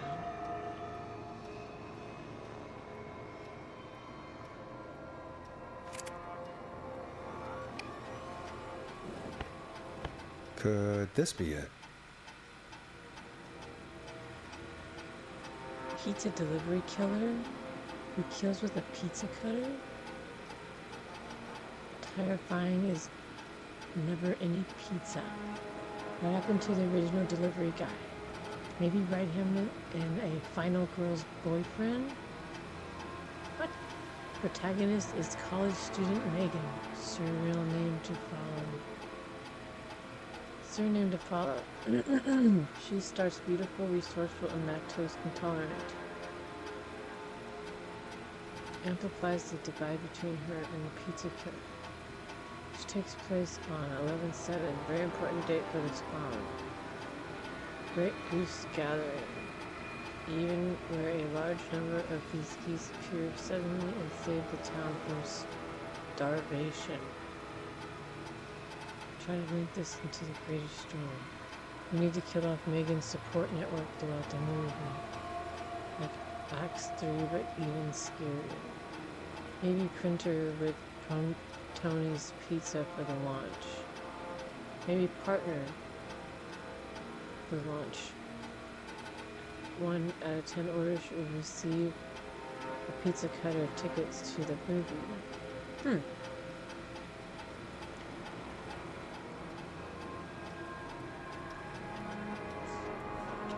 Looks like I need a 4-digit code. 4-digit code? For what?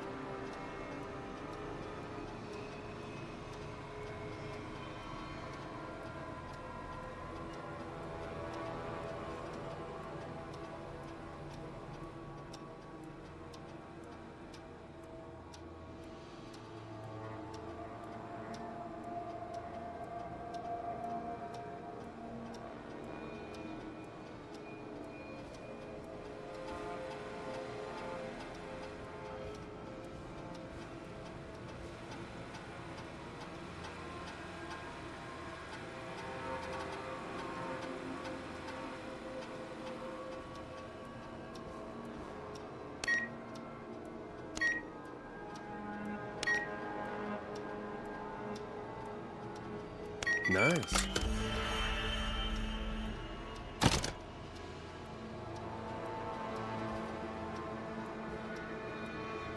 Look at all this.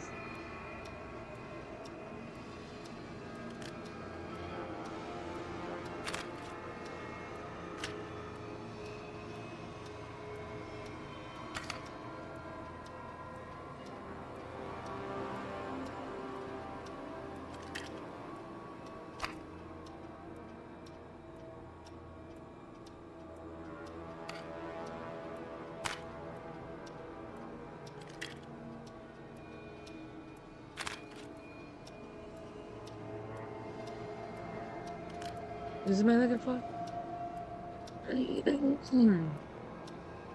thought everybody's here.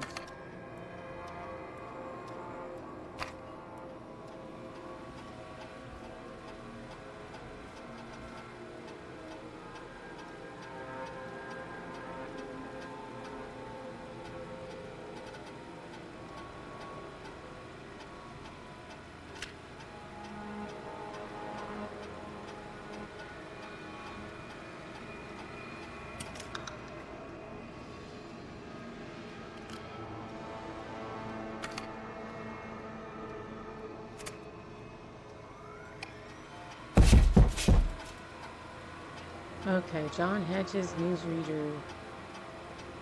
Date of birth, 1931? Wow.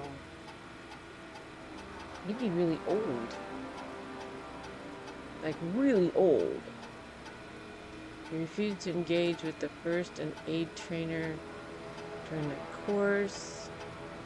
He was a war medic, but it was station policy to send everybody regardless.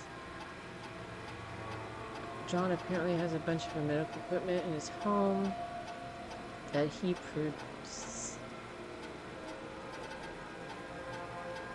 procured from the military at the end of his service. Is that legal? I need to report him. Spoke to John again about eating the free samples that Brad gets sent for his reviews. He said he'd stop, but he said the last 3 times too. It's un-American to reprimand a worker. He's been eating Brad's free samples? Sure.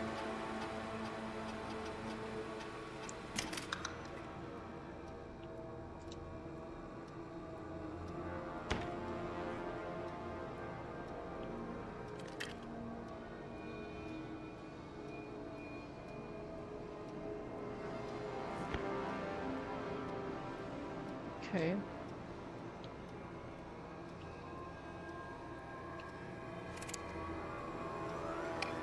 Get a load of this, Peggy. Apparently, I'm a lone wolf type. Forrest, what are you doing? We don't have time for this. We have a man literally dying on the line, and you're more interested in you. You're right, I'm sorry. I need to focus on possible candidates. I can read the rest of this later.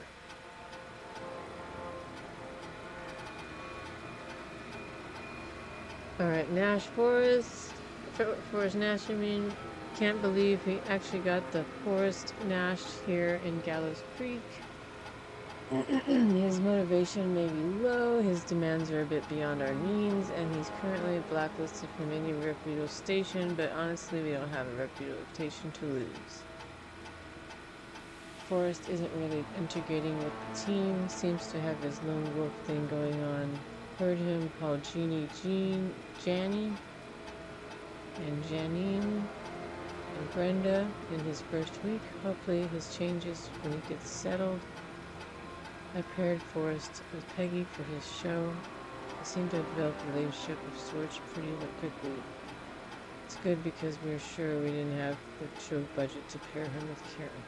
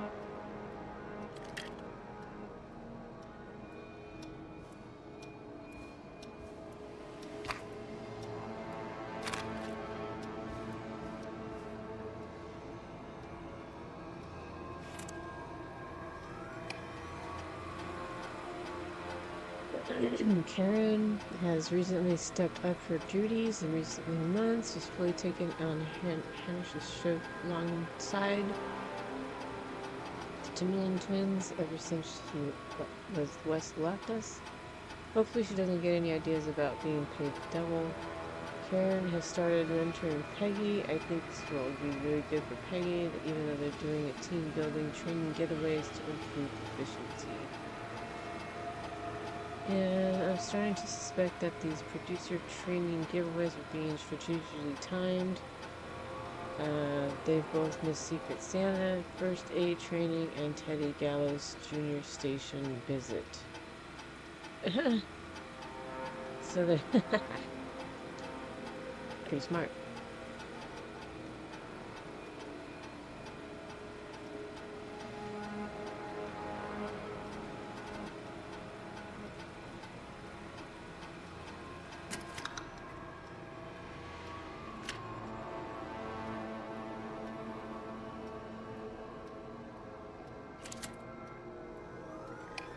Hey, Peggy.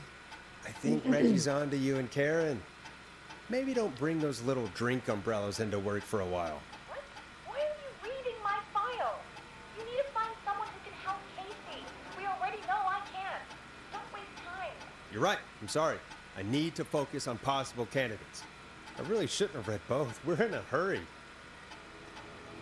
Notes. I've never seen somebody's gel with everybody as quickly as Peggy has. Her Karen and Barbie have become really little family. Maybe we need to run the station on girl power. Hopefully it's cheaper than electric. Sometimes I wonder if Peggy secretly wants her own show. She hasn't been shy about getting involved in the calls screen. Sometimes it feels as though Forrest could just leave for a coffee mid-call and nobody would know. Peggy and Karen have missed another work event. This is first time in training. This first aid training because their training sessions, their collection of cocktail parcels grow after each session. Why are they going to training sessions at a bar? Getting caught? Getting caught?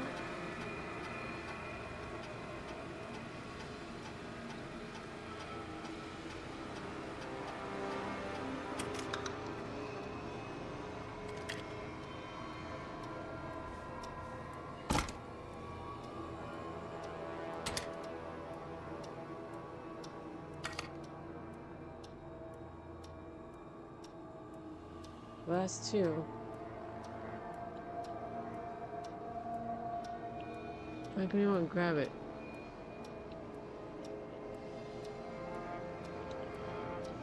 Oh, because I had one in my hand already.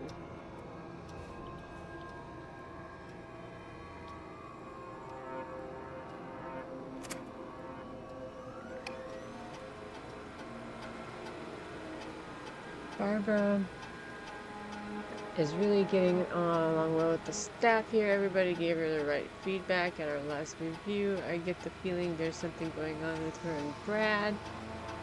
Call it a hunch. Barbara got another cat recently. She must have at least 5 now. Daisy, Murphy, Penelope, Freddie, and Lord Winston. I'll need to monitor protectivity going forward. The cat photos are a big distraction for the rest of the team. Barbara laughed when I told her about the concept for the new horror script. I don't care what she thinks. A story is about an alien egg at the center of the Earth, ready to hatch on February 30th. Is a great idea. Why else would they avoid having the February 30th? Interesting.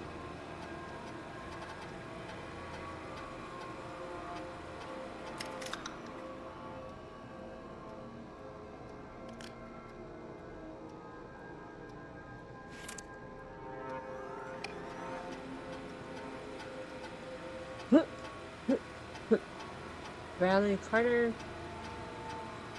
When I was hired, Brad was our station's food critic. People said it was crazy.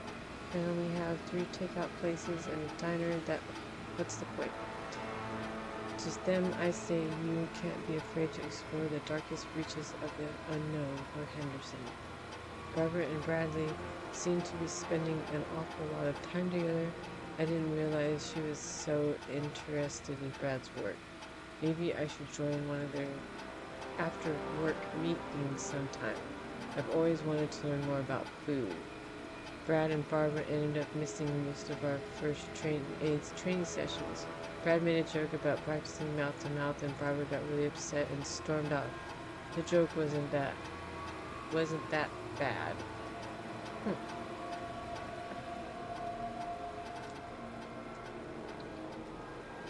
Alright.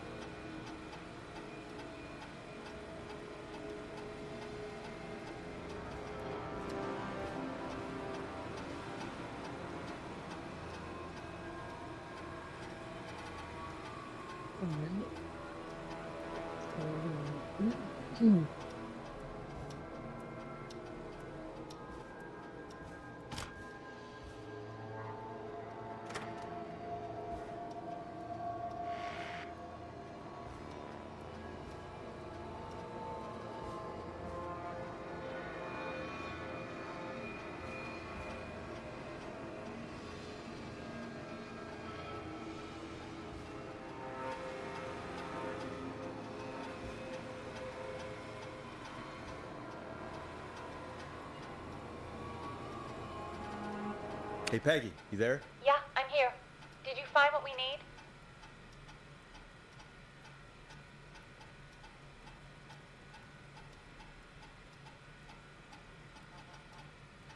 I got the safe open, but I'm not sure what I'm supposed to be looking for in these files. We need to know who can do first aid, and we need them to be close to Nancy Drive. Anything further away than a street or two is probably too far. Anyone who ticks those 2 boxes is our best bet. Got it. I'll take another look at the files. I'll let you know when I find something, or don't.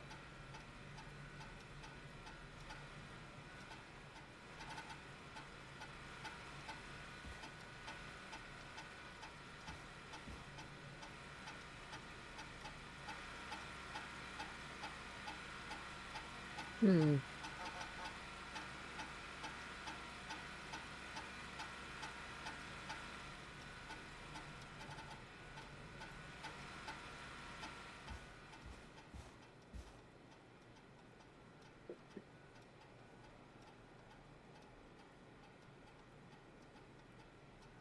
Next down lane is right there. Where do we need to be?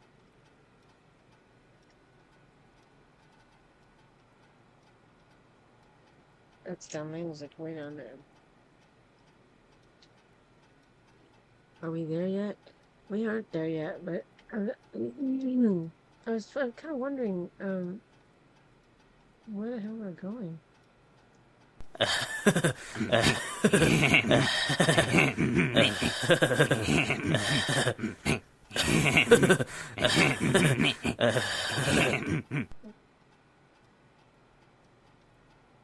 been an interesting game. It has been interesting.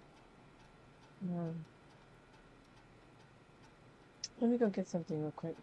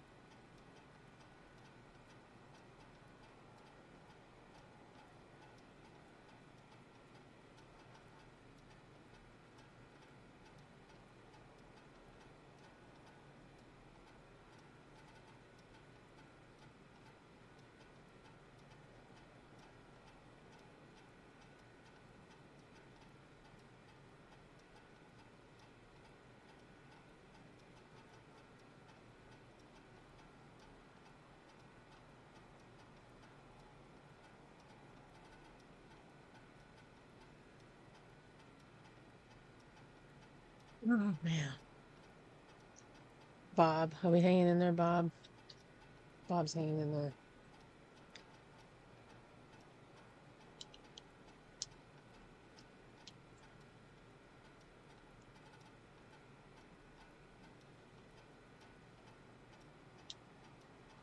Bob is hanging. Okay. So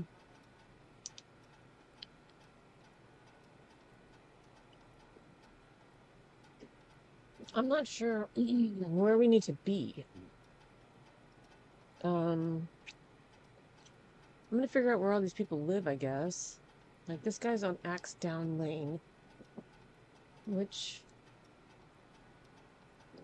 I don't know if you guys can see that, but it's on the bottom, kinda in the left-hand corner.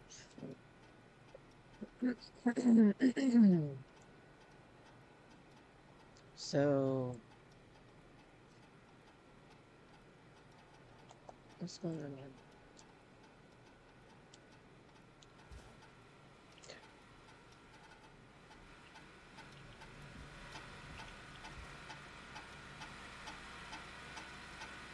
That's for Bradley.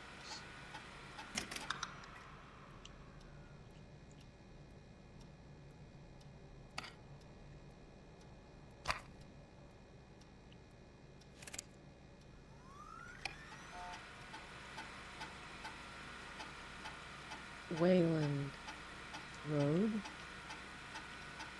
is where Peggy lives.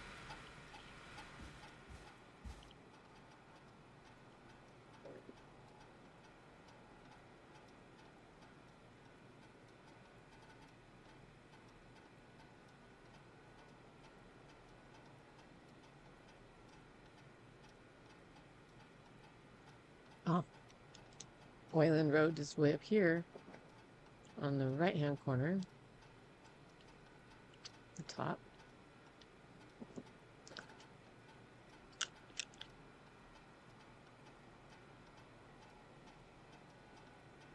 That's where Peggy lives.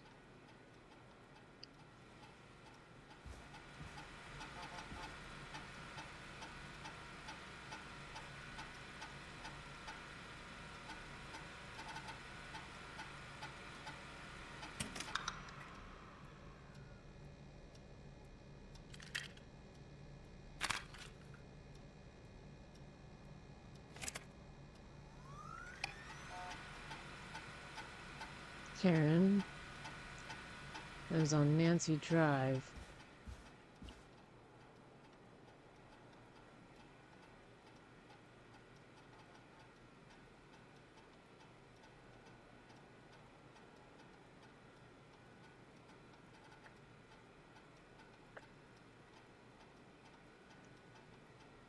So she's right next to Brad. Karen lives by Brad. And Peggy lives up here in the corner. Wayland Road. So, okay. All right.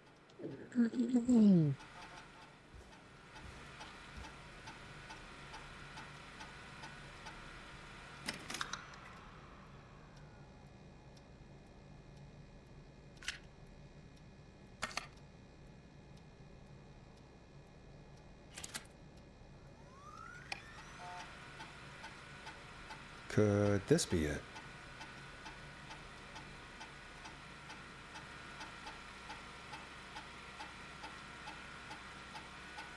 Could this be what?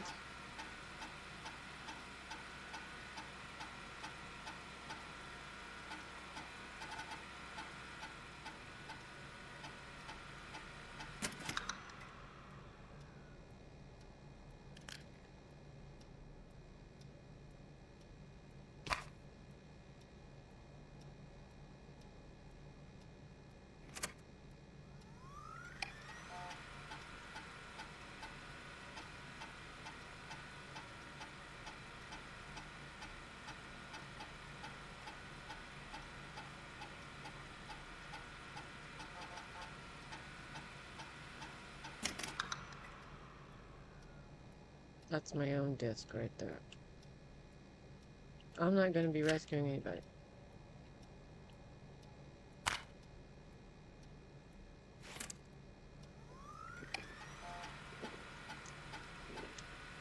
Who's this? John. John lives on Nancy. Oh, he lives on Nancy as well. Okay, so there's 2 on Nancy.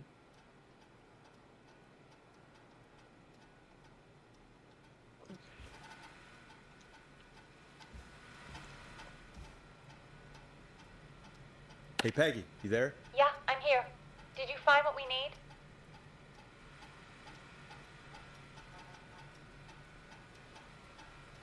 I can't figure out how to get into this stupid safe.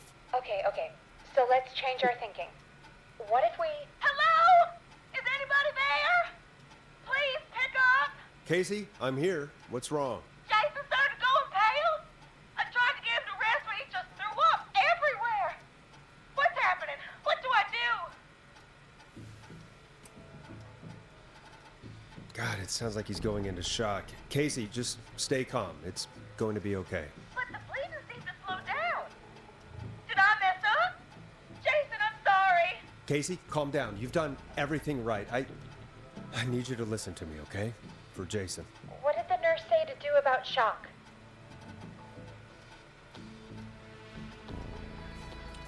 Casey, I need you to elevate Jason's legs. We need to get the blood flowing to his vital organs. Got it. Jason, stay with me. I'm just gonna move you. This might hurt. Okay. I propped his legs up on some boxes. I'm looking at my notes. We need to get Jason as warm and comfortable as possible. Do you have anything you could use nearby, Casey? Yeah. I still have some laundry next to me. I'll wrap him in some blankets. Just give me a second. Sorry. Jason's bleeding through his bandages. Should I get him new ones? Or... Oh, God. Don't remove the bandage. Apply another one on top of it. Do you still have something you can use? I've used the rest of the laundry to keep him warm, so... I'll use my jacket. I can always get a new one. I'll fix his bandage and get him warm. Hold on, please.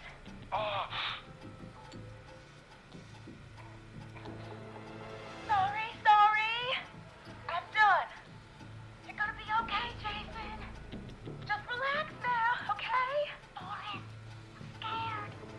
He's not doing well. Is he gonna... Casey, I need you to be strong for Jason. Sit with him Is it and reassure him that everything's gonna be okay. Okay? Okay.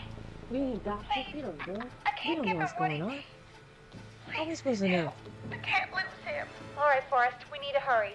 Jason doesn't sound like he's doing too well. You said you knew who to call earlier? Who was it?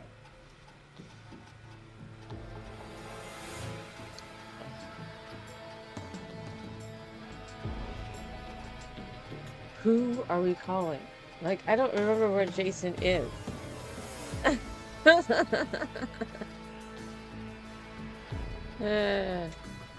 You look tired. I'm actually not really tired at all. Do I look that bad? I'm really not that tired. Okay, so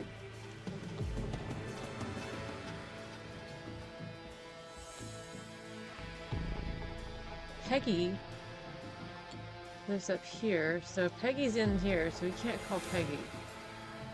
John, Bradley, Barbara, Karen. So let's see. So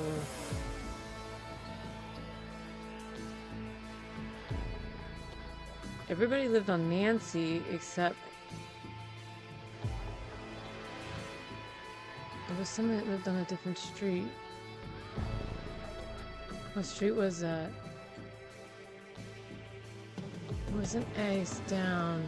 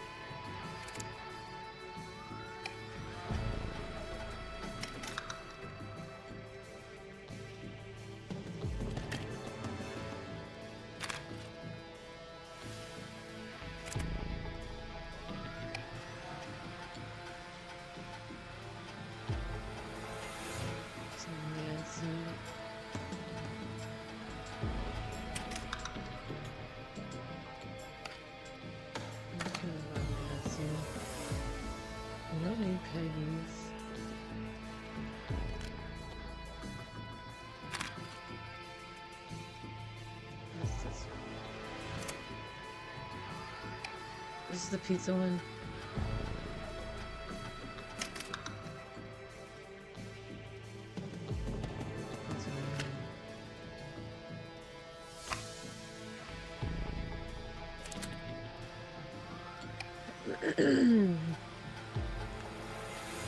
Barbara. Barbara was in Craven. What's fucking Craven? Craven Street's right there. Okay. Okay. Everybody lives pretty close together. Of course they do. So we got two on Nancy, one on Axedown, and one on Craven. I'm kind of at a loss here. Like, I am kind of at a loss here. So, oh man, what are we gonna do?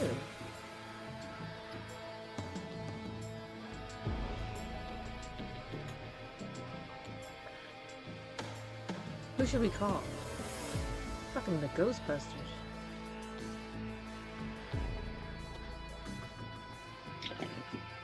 Call another fucking county or something.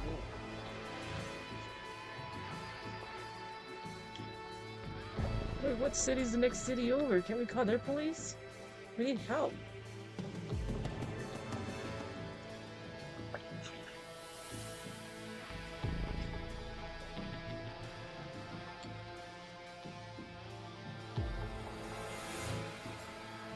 Who you gonna call? I don't know who I'm gonna call. Okay, who should we call? I am lost. I am lost.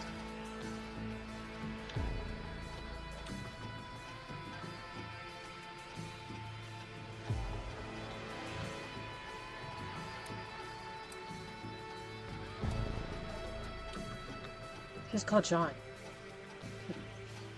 He lives on... No.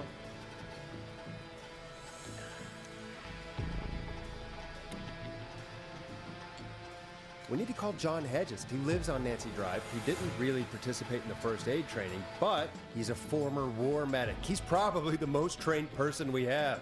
Really? I never really spoke to him before. A war medic? Yeah, and according to Reggie's notes, John keeps all of his old equipment at his house. He's something of a hoarder. All right. What's the All number? right, see? We picked a good number. 542-0735. Calling now. Let's hope he picks... What time is it? John, it's Forrest Nash here at KFAM. We have an emergency and we need your help. Forrest, if this is a work emergency, then it can wait until the goddamn morning. Just leave me a note like everybody else.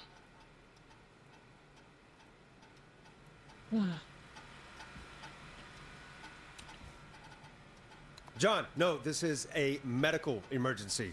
A man has been stabbed by the Whistling Man, or never mind. He's badly hurt and he's going to die unless we get someone to him now. The Whistling Man? What kind of joke is this? John, we're not kidding. See, a you're man not is lost. gonna die if we don't Yes, help I him am. right now. Seriously? That was a good guess. I haven't been called on for over 10 years. Where's the patient? What's his condition? He's at 25 Nancy Drive. I think we got his friend to stem the bleeding, but he's gone into shock. He's passed out right now. You say he was stabbed? Do you know the extent of his injuries? From what we were told, he has 2 major stab wounds. One to the stomach and one to the leg. The knife is still in his leg, and the stomach wound is open. Understood. Let me grab a few supplies and I'll head right over. Damned if he dies on my watch. Thank you, John. We'll let him know you're on your way. Pick the right guy. Hello, Casey. Are you there? How are we doing? Bad. Jason seemed really weak and then just started thrashing. When he was thrashing around, did he hurt you in any way? Are you okay? I'm fine, but Jason passed out. Please tell me you found someone to help. Casey, help is on the way. My colleague will be there soon. You hear that, Jason? Someone is coming. You're gonna be Someone's fine. coming. Just hold on for me, okay? Just hold for on. me. Come on. Hell yeah, hold up. Hello, Casey. This is John Hedges. I'm here about Jason. Please let me in. I'm guessing that's Jason there. Casey, I'm gonna need your help. Forrest, Peggy, don't you two worry. We've got this from here. Okay. Forrest, we'll call you back later. I have to go now. Good luck, everyone.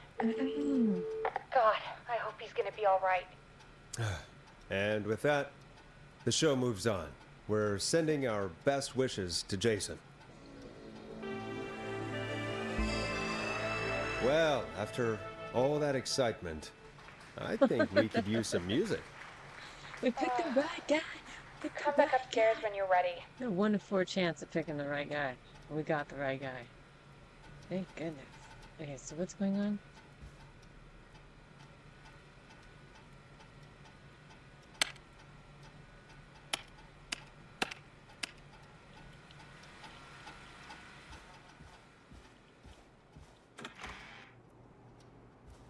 I'm gonna end up running into the bad guy.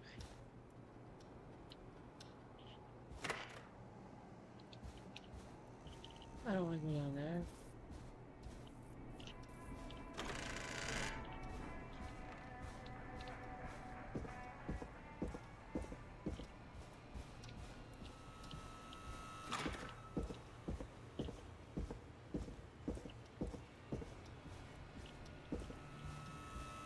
It's getting pretty late. This might be your last break for the night, so try to enjoy it. Give me a buzz when you want to go back on air. Alright, so, wow, this is like a break spot. Oh my gosh, we made it to another area! Yeah! And we didn't kill him! Woo! We actually made it.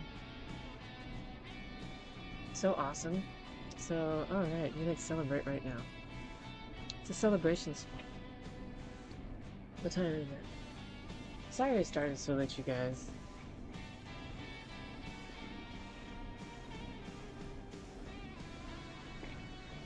Halloween, no, we are starting at midnight. We are starting at midnight. I will not be late. I promise. I promise I will not be late. Let's see here.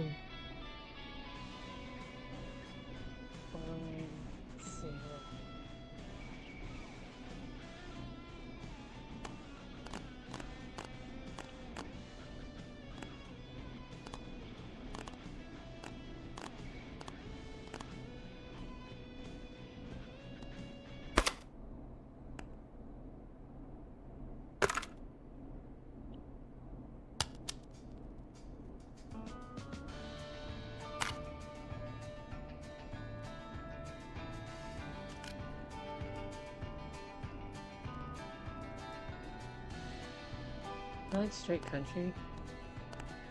Maybe I should play the Twilight one.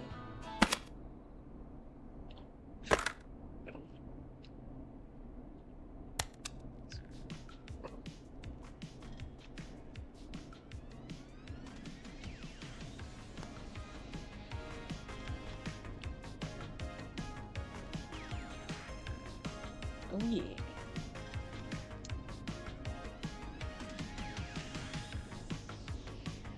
Alright.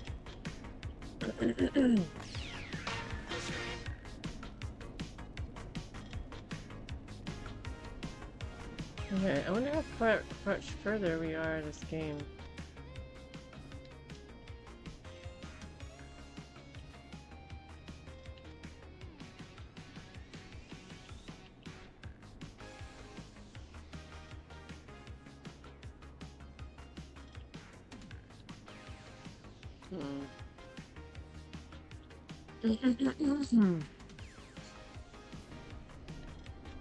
I wonder what year this is supposed to be. Let's roll. You got it. We've got another call coming through, too.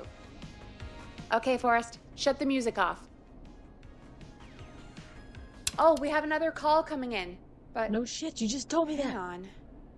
What's up, Peggy?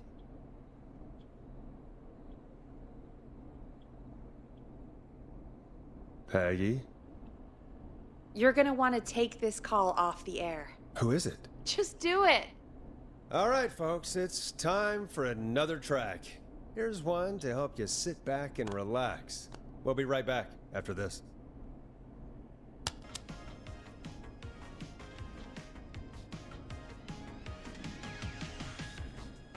I hope this is good news, Peggy. Who have we got? Find out for yourself on line 1. Hello? Forrest, I'm glad I got back through to you. Sounds like it's been a busy night, huh? Surprise! It's Leslie, our 911 operator, Oh, leading Jesus. the charge with Henderson to come save us. It's so good to hear from you. Are you okay? We're doing okay. Sarah and I are both happy to be headed back home. We're happy to have you too. Wait, Sarah? Oh, yeah, I mean Deputy Martinez. Anyway, we got back into radio range a little while ago. We've been listening in, but haven't been able to get through until now.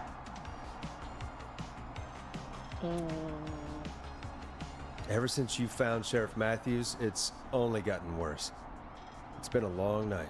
Well, it shouldn't be too much longer now. I'm glad I got through to you. I wanted to let you all know what's going on. I made it to Henderson. Turns out somebody had cut the phone lines, and they had no idea what was happening. After I told them, well, their sheriff sent a goddamn squad back with me to stop this. That's great news. That's crazy about the phone lines, though. Do you think the Whistling Man cut them? I'm guessing so. I don't know how the Whistling Man did it. But that doesn't matter right now. Listen, we're coming in hot, but we need your help. I know Gallows Creek isn't a big town, but if we don't know where the Whistling Man is, we can't get him. Her. That's where you come in.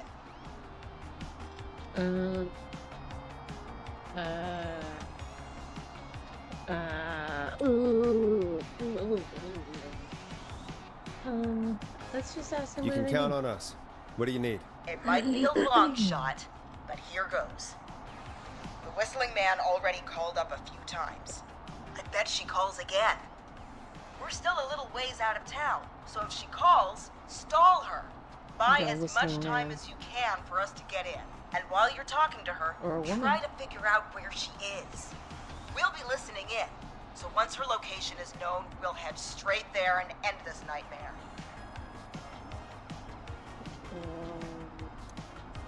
I'll do my best. I know you will. Heck, I can see the headlines now. Forrest Nash's interview of a lifetime. Anyway, I'll radio the other cars and tell them the plan is a go. Hopefully the next time I see you, it'll be with our killer behind bars. Take care now. We'll see you soon, Leslie. Oh, thank God. It sounds like this is almost over. We're nearly through this. I hope you're right. The sooner this is over, the better. I am right. Trust me. Anyway, we should get you back on air. Taking callers is the only way to see this through. When you're ready, shut the music off. Bringing you back live now. Welcome back to The Scream with me, Forrest Nash. The line is lit up, but before I get to our next caller, I just want to say, things are looking up. It's almost over. But for now, let's bring in our next caller.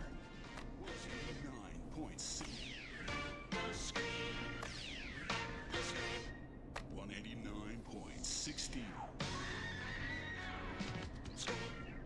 Evening, caller. This is Forrest Nash. Hey, Big Shot, hit the button and take the call. Hello, Forrest. This is John Hedges. I'm here with Casey. I wanted to give you an update on Jason. John! Is he gonna be okay? He's a fighter. He'll be fine. We've got him stabilized and resting in a bed. We're preparing to move him to the hospital. Thank you so much. If you hadn't been there, then... God, I don't even want to think about what would have happened. Of course, Casey.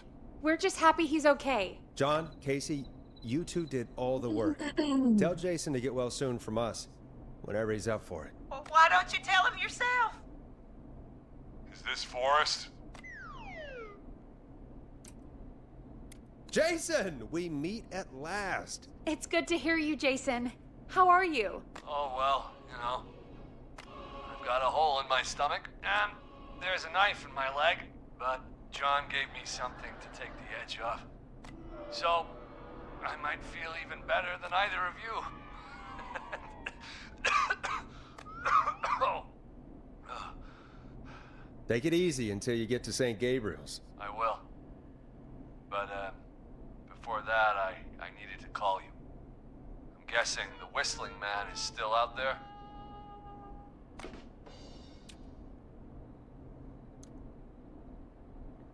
Yep. As far as we know, anyway. I was worried you'd say that. God damn it. Actually, I'm glad you called. I wanted to talk to you about what happened earlier. Go for it. Casey said when you were attacked, your assailant said something like, "It's not so funny now." Do you know what they meant? I do. I've heard that voice every day in my head for almost 20 years. Every day? Does the killer live in Gallows Creek? No. Not exactly. Hey, guys, I'm really sorry, but there's a call on the other line. I just need to make sure we don't have another situation brewing. You What? fill Jason in on what This is a happened. good I'll be freaking right back. conversation. Forrest, have you ever heard of somebody called George Barrow? The boy who drowned? Sounds like everything's finally coming out now. It's been tough to hold it all in. Sounds like you've been holding back about something awful, Jason. I'm part of the reason my best friend is dead, Forrest. And the few who knew about it said if I ever said anything, I'd find myself in jail. For a long time. It was hell. And then the town just moved on. Like he'd never existed.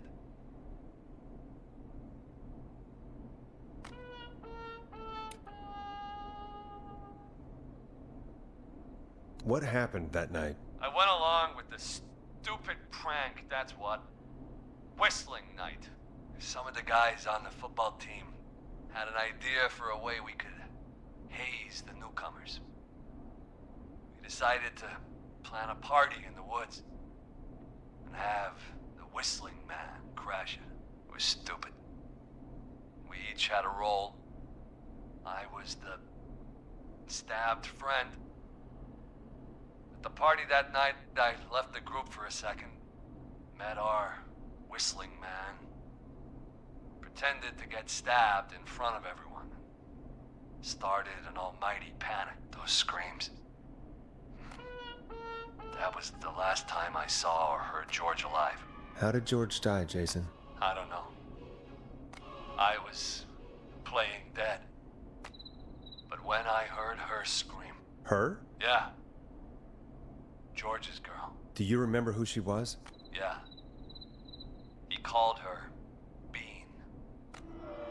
I heard her again tonight, Forrest. Her name was... What? What happened? Oh, Are we still on air? Oh, shit. How do we get it back on? We can use the emergency generator down in the basement. Reggie picked it up a while ago in case we ever needed to do an emergency broadcast. An emergency broadcast? Emergency? You know, nuclear war, alien attack, broadcasting a serial killer's location to the cops so we can end this nightmare. Fair point. It's in the storage area in the far back corner, up on the wall. You might have spotted it earlier when you were digging around for all those tapes. It'll have a big red button. Just press that. I'll see you when you're back.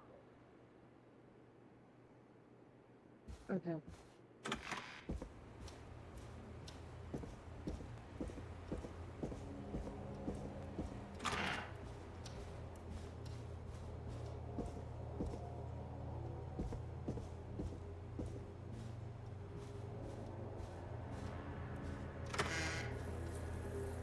This guy has no flashlight or nothing?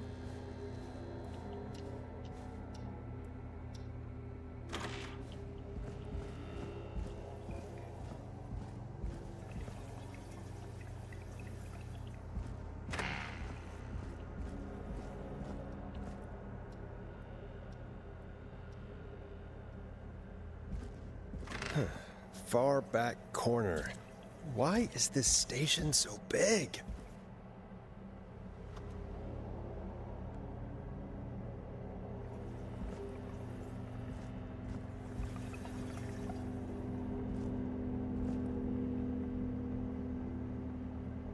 Oh my god.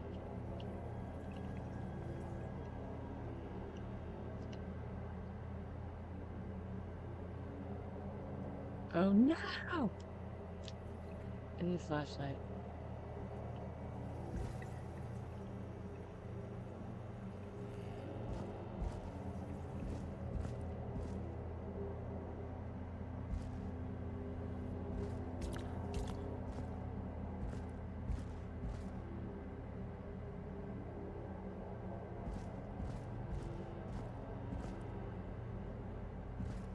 remember seeing it. I just don't know where it is.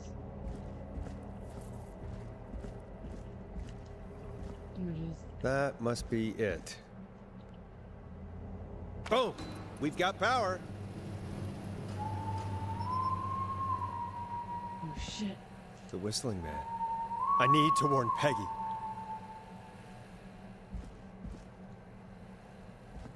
Why do we need to warn Peggy? She's locked up in a room. We're the ones in trouble.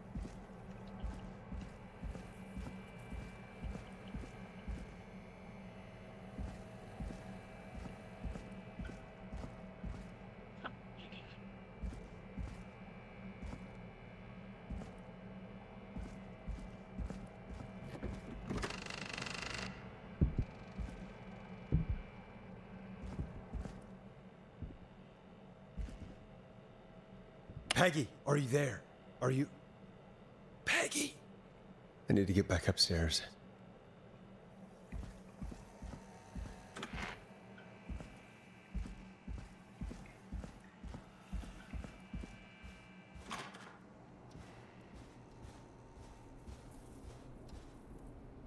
What the hell?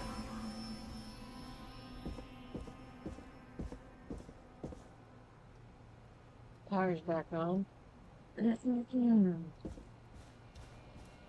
Should have been on.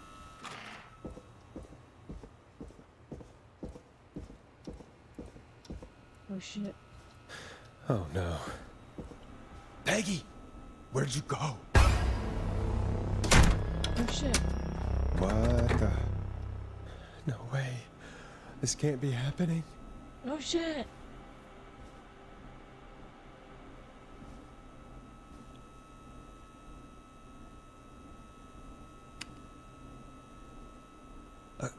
A call.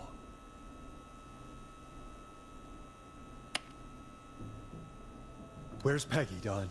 Have some patience, Forrest. It's almost the end of the night. Almost the end of the show. But it's not over just yet. Got a little time still. So let's make the most of it. What do you mean? Make the most of it how? Well... Huh? I thought we'd end tonight's Whistling Man special with a special guest. The one who started it all. Oh, let me take that out of your mouth and... You crazy bitch! Let me go! Welcome to the air, Mr. Teddy Gallows Jr. Wait. It's all gonna come out tonight, Teddy. Your daddy and his money saved you 20 years ago. But even if he crawled out of his coffin with all the money in the world... Wait, where the hell is Teddy? How are you talking to him if you're here with me? Because I'm not there with you, Forrest. I'm here with Teddy. And if he says where that is, well, he knows he'll get it. Wait, then... Who am I looking at? Forrest Nash, let me introduce you and all of Gallows Creek to my boy, Henry Barrow.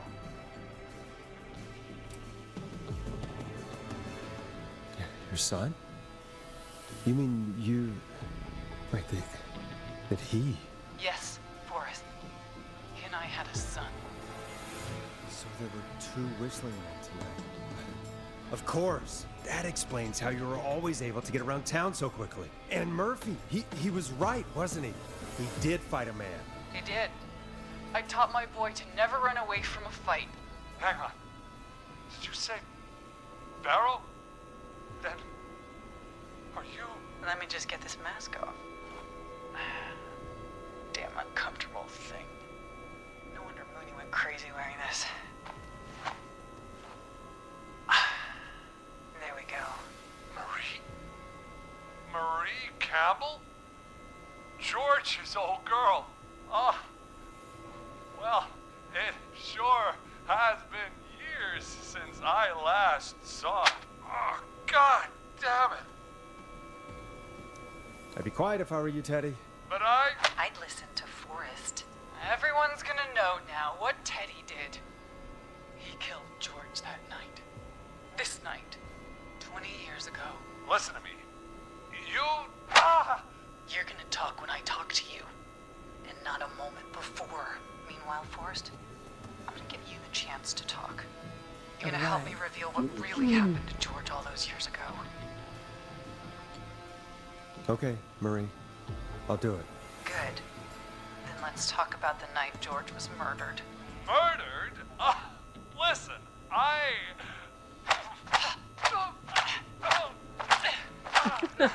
Yikes. I said you speak when you're spoken to.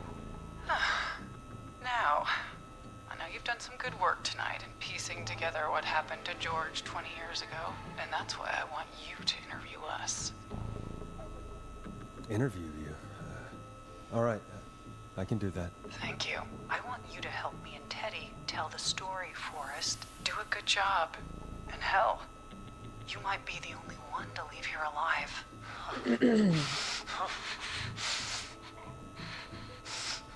I need to drag this out. If I can buy Leslie time to get back to Gallows Creek, and if I can find out where Marie is, then this can end. Teddy, we'll start with you. Just, talk me through what happened that night. How did it start? how would I know? It was 20 years ago. Do you want to die, Teddy? Because if you don't start talking... What the hell? God damn it. Okay. Our first team party was coming up. And when I saw the date it was scheduled for, I had an idea for a way we could prank the new guys.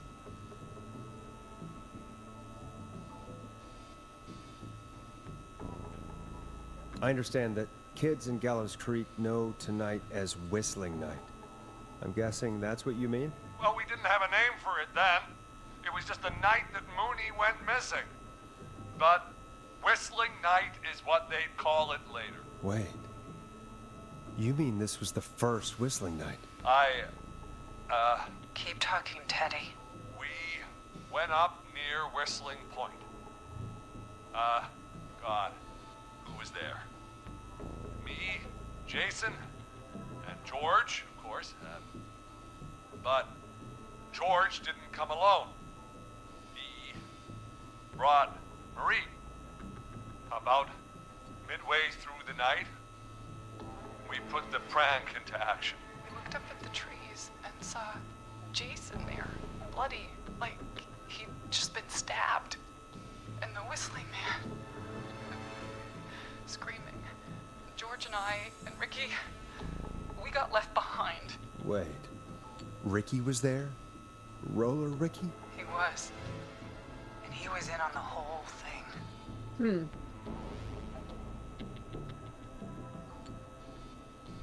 How do you know that Ricky was in on it? Teddy and Ricky were as close as anybody. I can't believe for a second that Ricky didn't know the plan. I never told...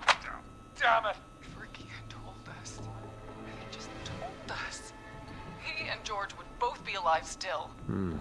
Well, if Ricky weren't dead, we could have heard his side of the story. It was just a stupid prank. How can you still say it was just a prank? Oh, come on! God damn it! You made George think Jason had been murdered. He thought his best friend was dead. And so tonight you stabbed him for real? It's the role he wanted to play. Jason's still alive, Marie. He was with a friend. We talked her through how to stop the bleeding and got him professional help just in time. Oh. Well, shame he didn't have the good sense to die earlier. He's gonna regret that. Enough about him. Me and George took off running, but somehow we got separated in the woods. I ended up near the bottom of Whistling Point, and when I noticed George wasn't with me, I panicked. And then, I don't know how he snuck up on me, but the Whistling Man grabs me. I scream, and he starts laughing, telling me it's just a joke. I could stall for time here. Tell me, what happened next? I suddenly recognized it was Chuck.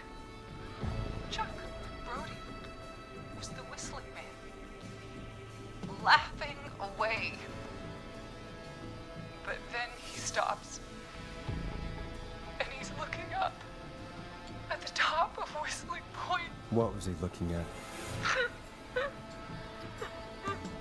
Teddy, what happened next? Nothing.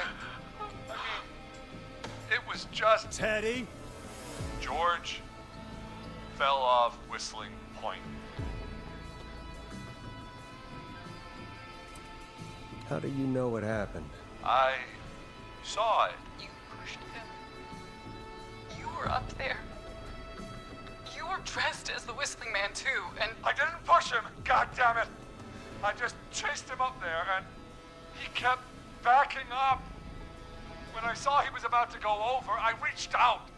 That's what you saw. You liar. It's not my fault. He didn't know it was a joke. If he'd had any brains, he would have realized.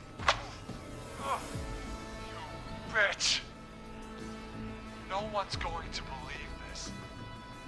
After all you did. I believe her. You... What?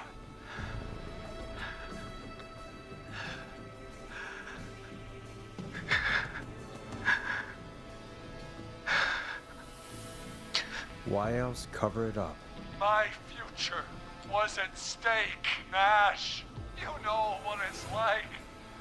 People like us are bred for bigger things. I'm going to be the mayor of this town, Forrest. And then governor. And then, who knows?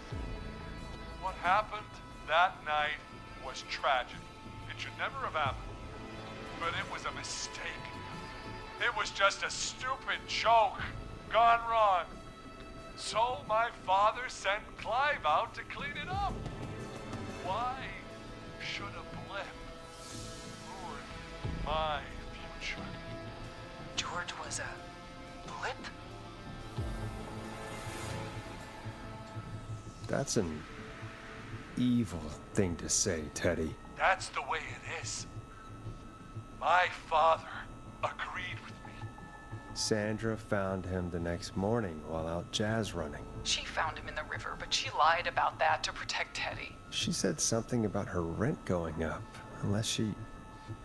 Teddy, did your father own Sandra Sharp's dance studio?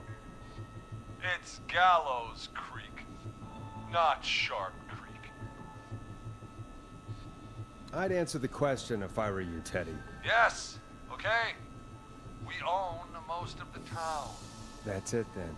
Your father was going to run her out of business unless she lied and said she found him in the reservoir instead of the river. What my father did in his business dealings is nothing to do with me. The false reports. That's why you killed Sheriff Matthews too, isn't it, Maria? Not just to get him out of the way, but... Everyone was in on it, Forrest. Even the coroner wrote a fake report. Said George was drinking, that he just got himself into trouble, and... Fake report? I only heard the tapes. You'd be disgusted by it. For all it's worth, Virginia didn't have much of a choice. She had a sick sister whose treatment she couldn't afford. She played along with the gallows to save her sister's life. And her own. Even still, she should have told the truth. I did my part. I tried everything I could think of. I even went to the newspaper, but no. That coward killed the story. But Maurice Russell is dead now.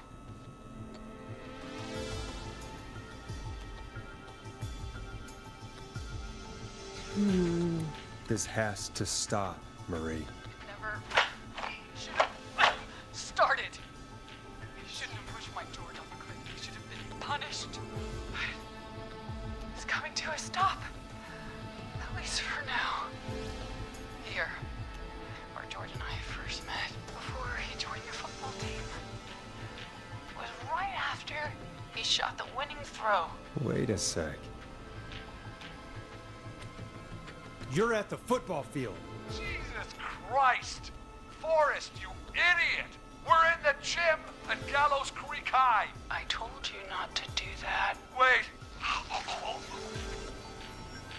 He's dead too now, isn't he? He is.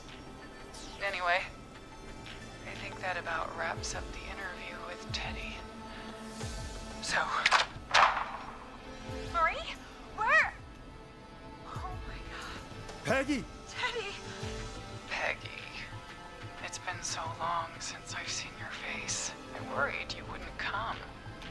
And here I was, thinking you'd forgot me.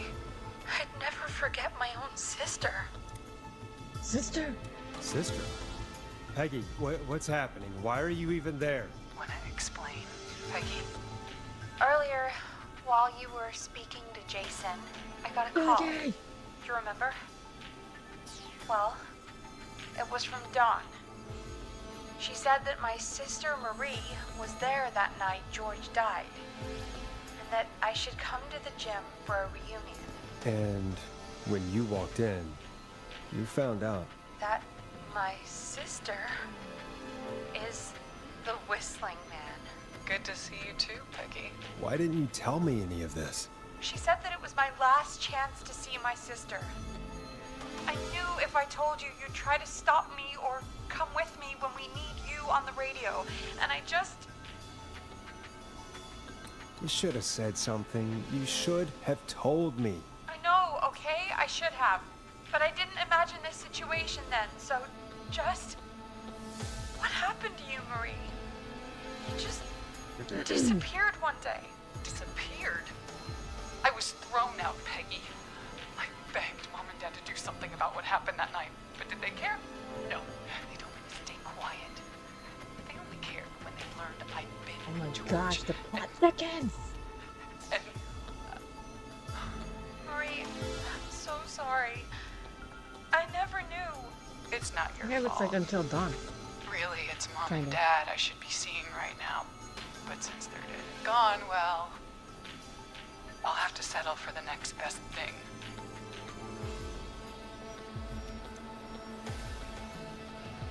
You mean Peggy, don't you, Marie? Someone has to pay for what they did. Marie, please. Mom and Dad are gone, Peggy. Besides, you forgot me. Just like the rest. You forgot. Is there any way I could prove Peggy didn't forget Marie?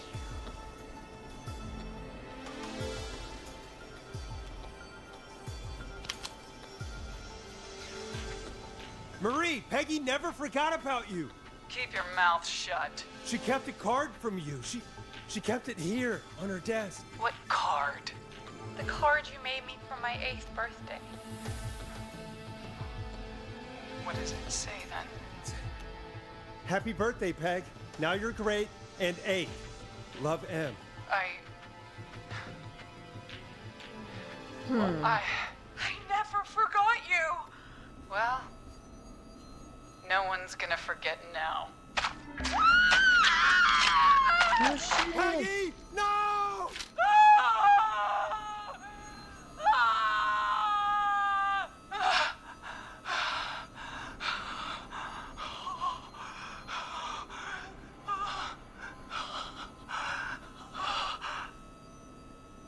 Henry, kill him. Right? Oh shit! Henry, you don't have to do this. There's still time to make the right decision. Henderson police! Freeze! No! Henry, get out of there! Henderson police! Freeze! Forrest, Leslie, how's Peggy? she... Oh my god. Peggy, where's Marie? Gone. Bolted right as we got here. The police are right on her heels. Won't be long now. It's over, Forrest.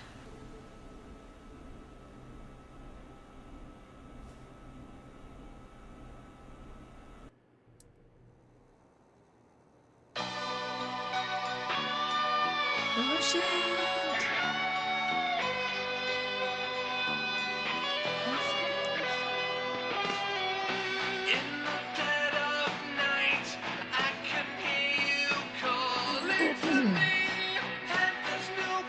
What a game, you guys. What a game. Come in. One suspect is in custody. We've trailed the other suspect into the nearby One Customer. What is this? Let me go. Here in the darkness, I've got this feeling.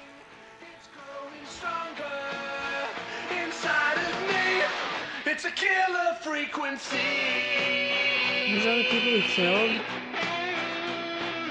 Wow, we killed everybody. I think that's all the people we killed.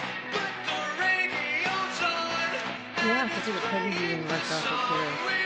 So we saved Forrest, Murphy, Jason, Virginia, Sandra, and Martinez and Chuck.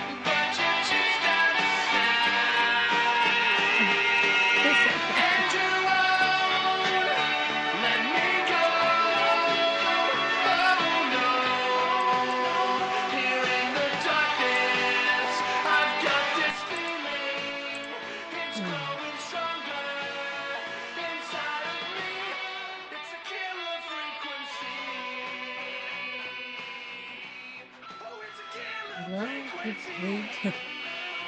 that was killer frequency, you guys. That was killer frequency. What a game! What a game! That was an interesting game. That was fun. I didn't expect the killers to be right there with everything. Oh, suspects are cornered. Suspects cornered.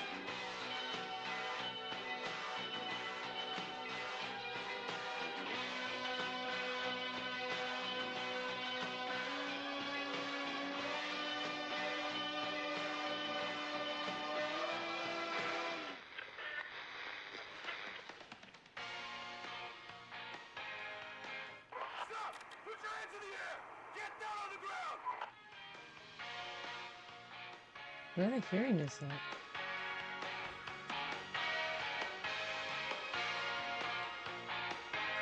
Yeah, it's not over yet. I'm listening. Nobody else has to get hurt.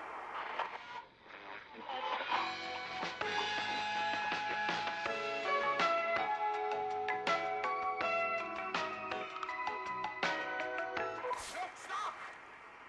Suspect has jumped. Jumped?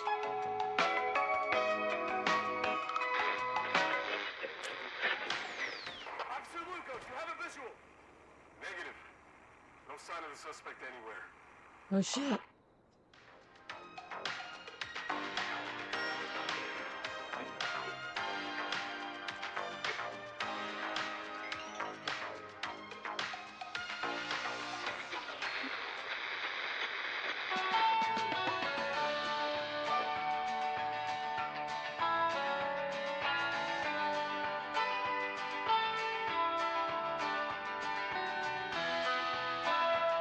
I can feel my eye.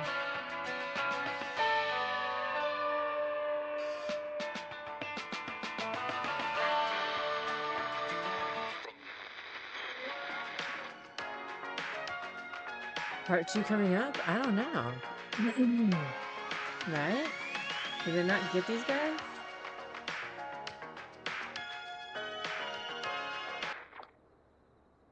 Oh.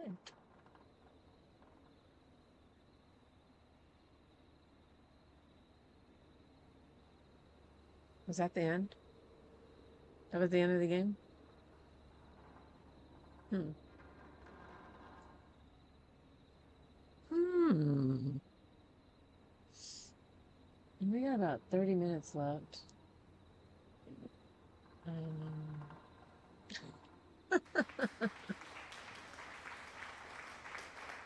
That was an interesting game, you guys. That was interesting. That is not what I expected. Not this. I did not expect the ending of that one at all. I really didn't. I figured we'd catch the guy, but Tsunami Now. I was thinking the same thing, actually. I was thinking the same thing.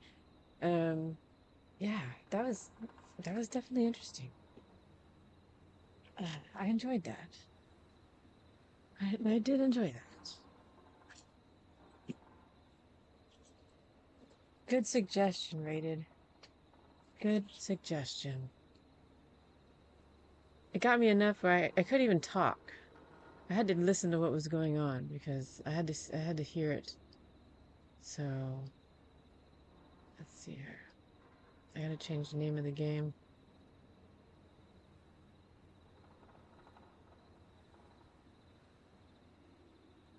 Thank you for playing it. Now I don't have to. It's still a good play. Like, you could probably kill less people. You know me, I'm good at killing everybody. Hopefully tomorrow we won't kill so many people. I'm hoping tomorrow we get a lot of people to survive until dawn. But my track record with that game is not very good. So, let's go see.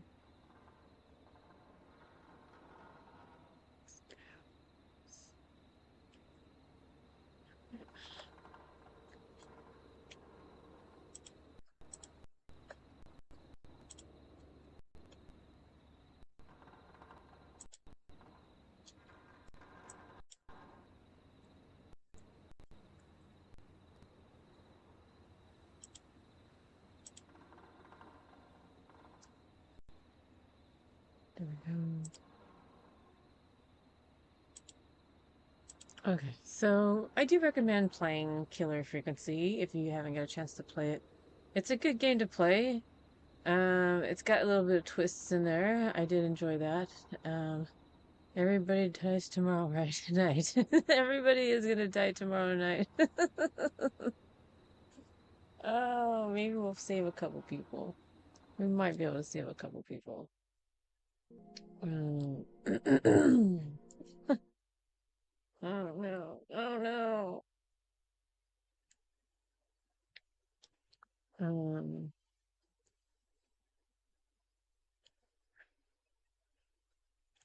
Let's see here.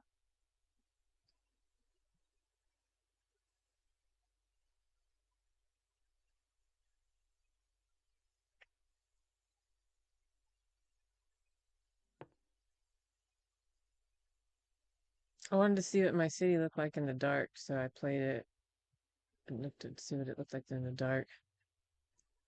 Looks pretty cool in the dark.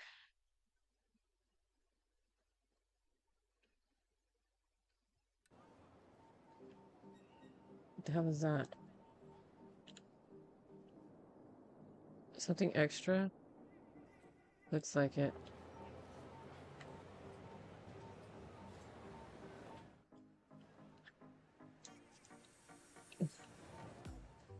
Oh my god. They're just trying to take out more and more places to build. What is this? Landfill? So we should put...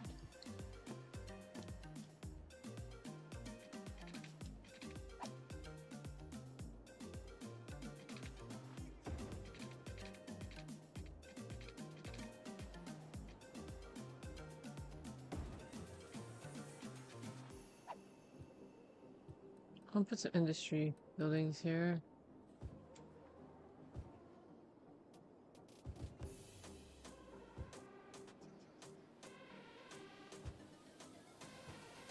I'm trying to fill up every little spot we can fill up.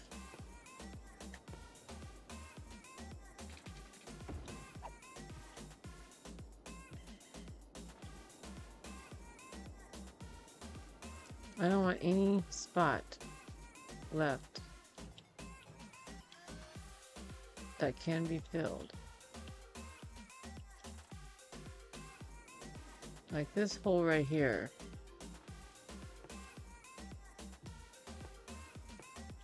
If we do it right, we can stick some stuff in there.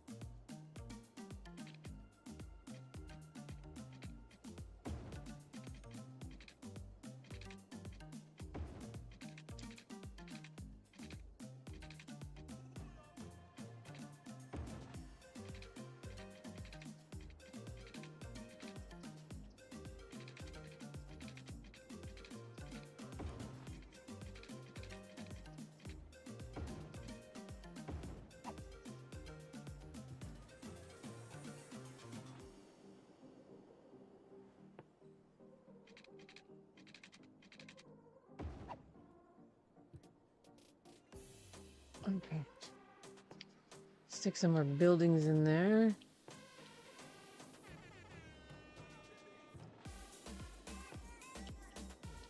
We'll put some houses.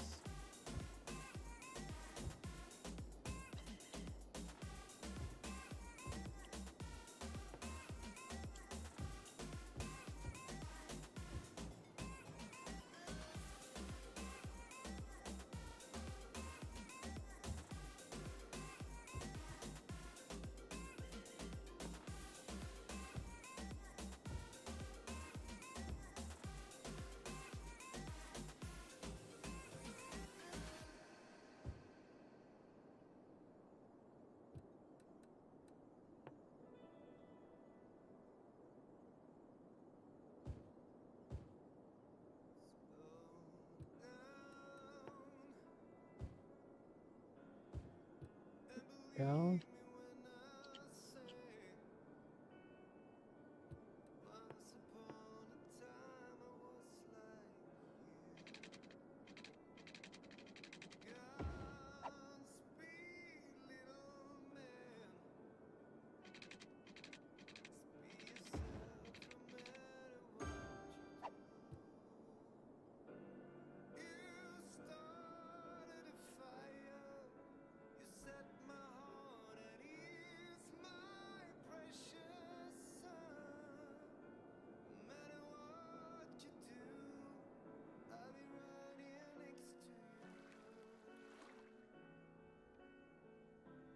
Oh shit, a forest fire! A forest fire!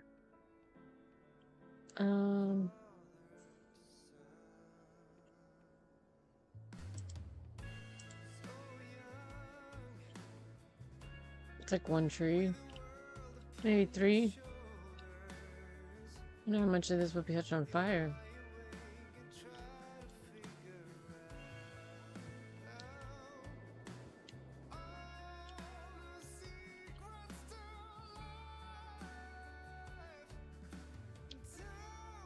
It's a good little fire.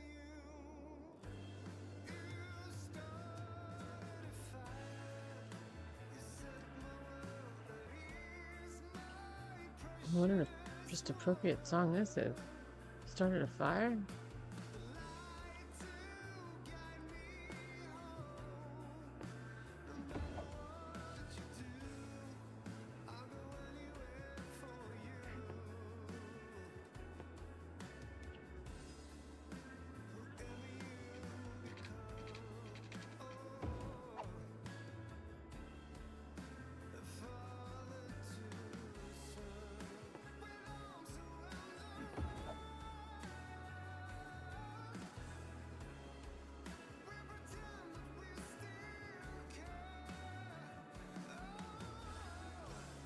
Yeah, those things are inside craters.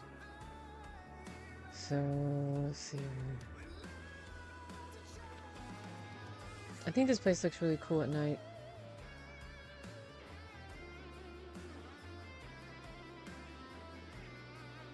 Has a good looking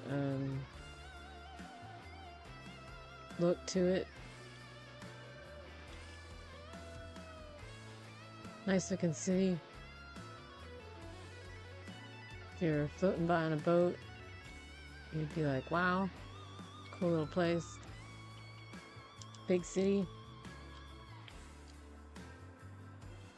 A lot of disasters. I wouldn't move here. I would not recommend moving here. There were 129,586 people at the time. I know we've lost some people. We got all this land. I don't know if this land is hills. This is all hills, I believe. It's a train. Check out the train.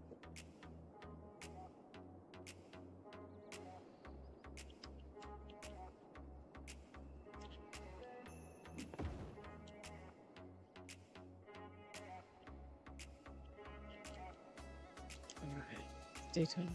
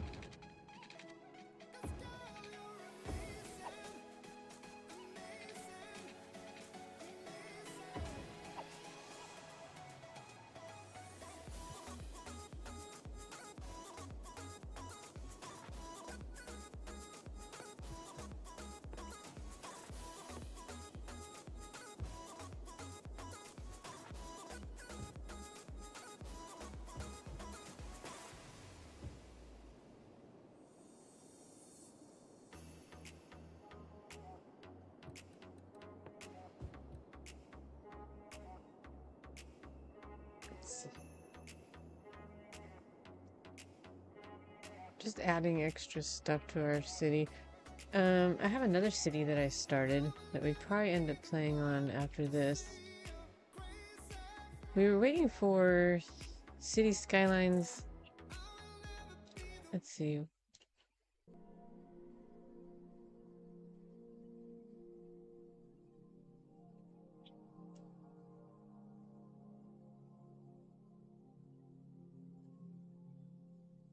Oh, it still says just announced because I still want to play City Skylines 2.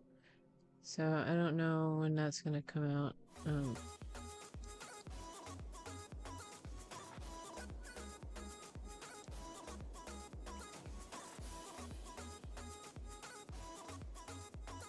I do want to play with that game and see what it's like.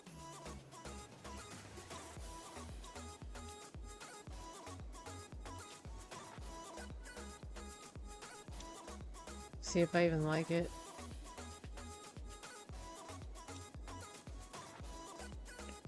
I wonder if we could build on Dane County here. It's not that...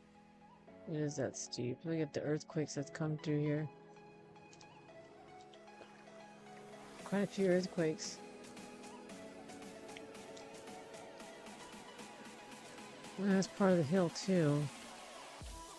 There's been quite a few disturbances over here.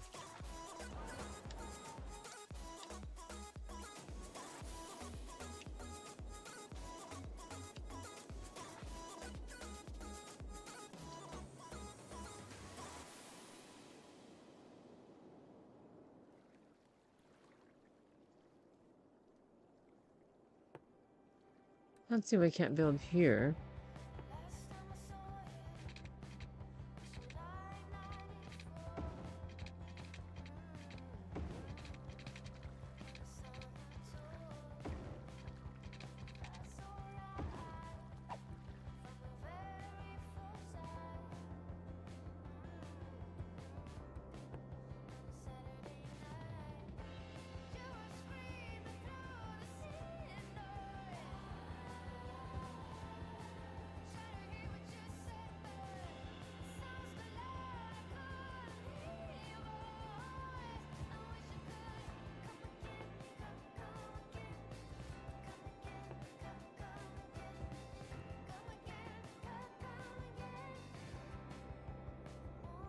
A freaking big ass tornado is gonna come get us right now.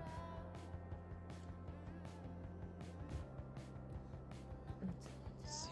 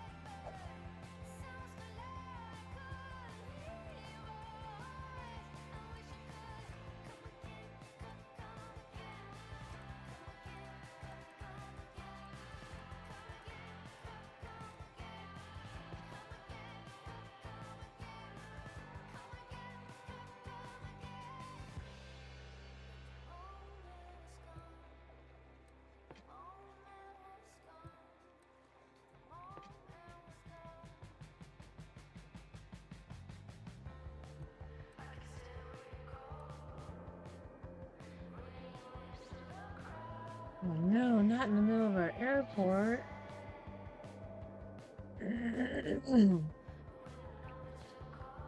Where were we at?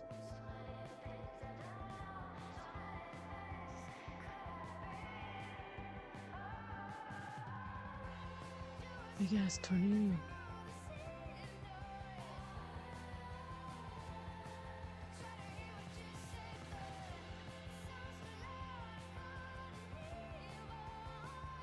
I'm sure it doesn't scoop up the airplanes.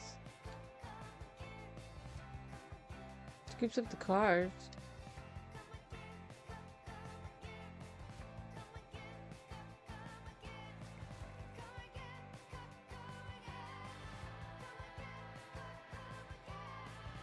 It's coming after where we just built, huh? We just started building over here somewhere. Right here. course it's gonna come after what we just built.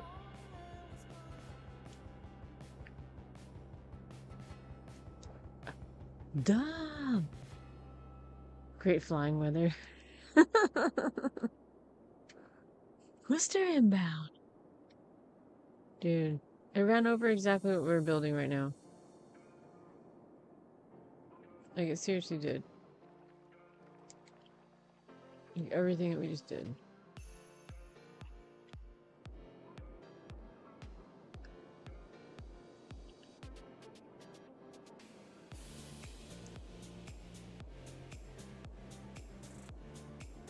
Mm-hmm. Mm-hmm.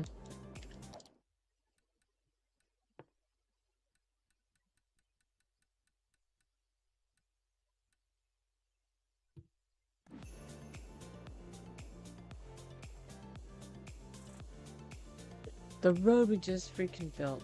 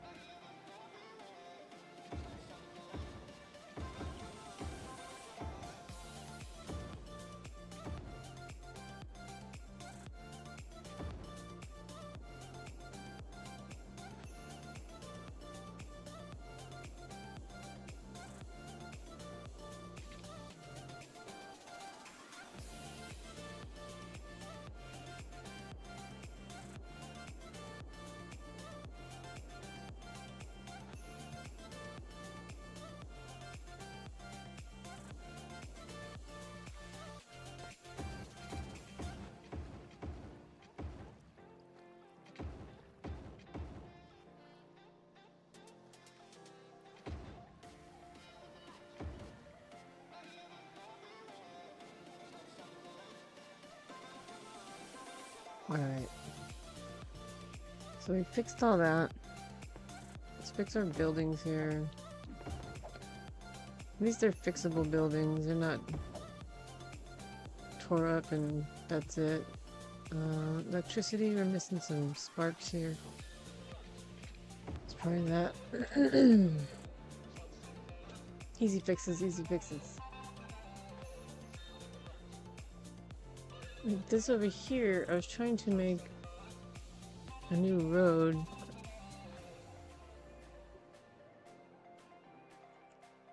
That's both ways.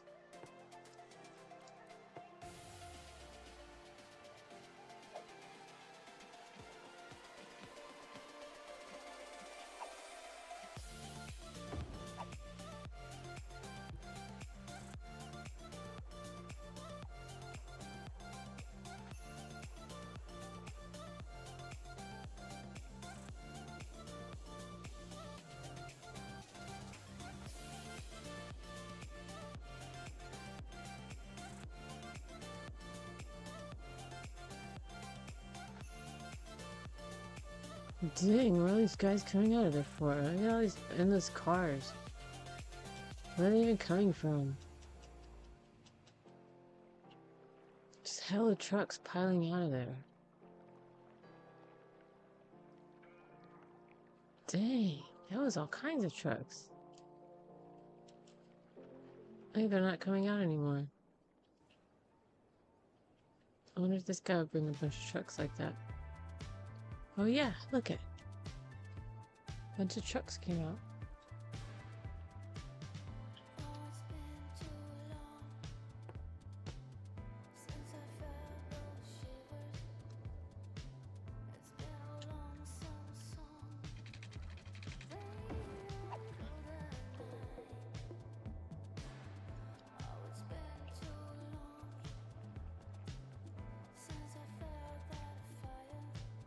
I didn't put that in that way.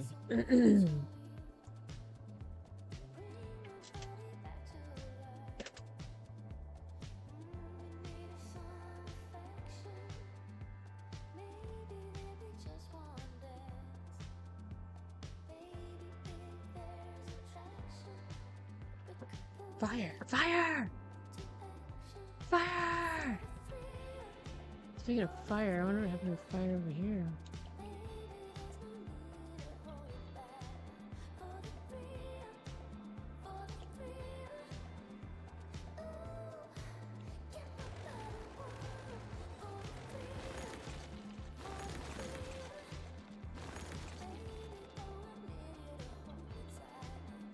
I don't even see where it happened.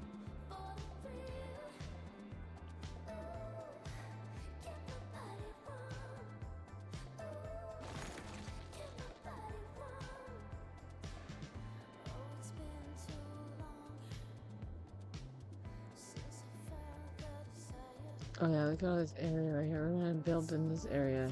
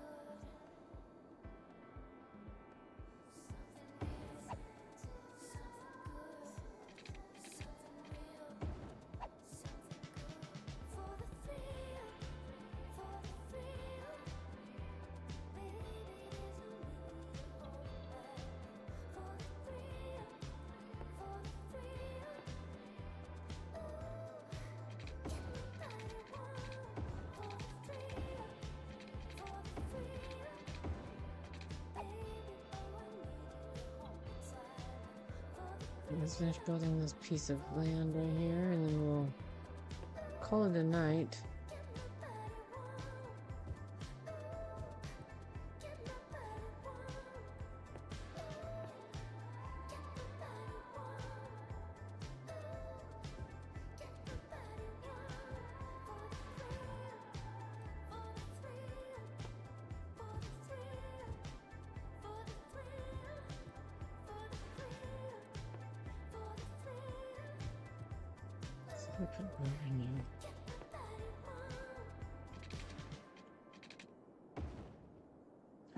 Okay. We can put a road in there. Gives us room to put houses.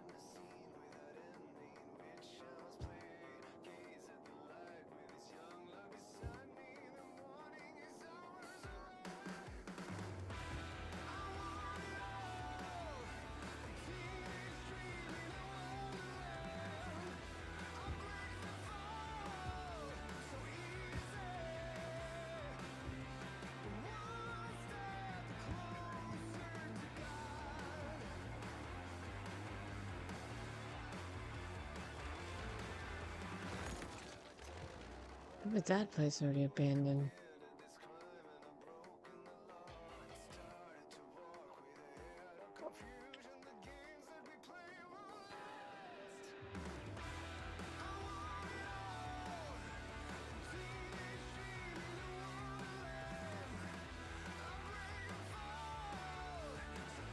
When we tried to build inside the holes and stuff, let's see.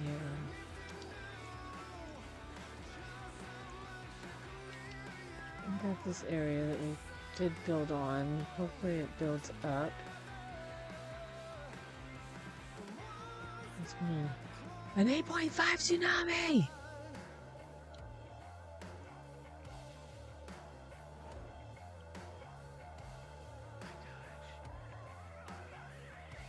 There it is.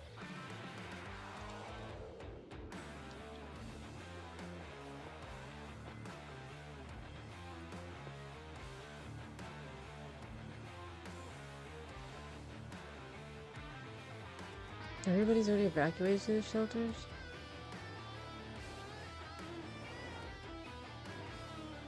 Like, seriously?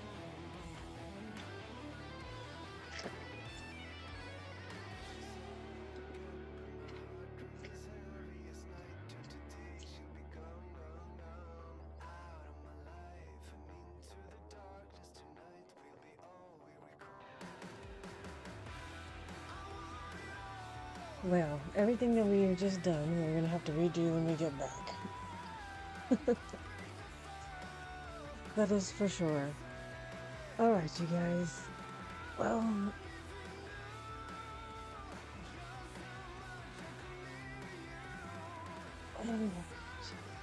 we got one more stream tonight, and then I'm back to work.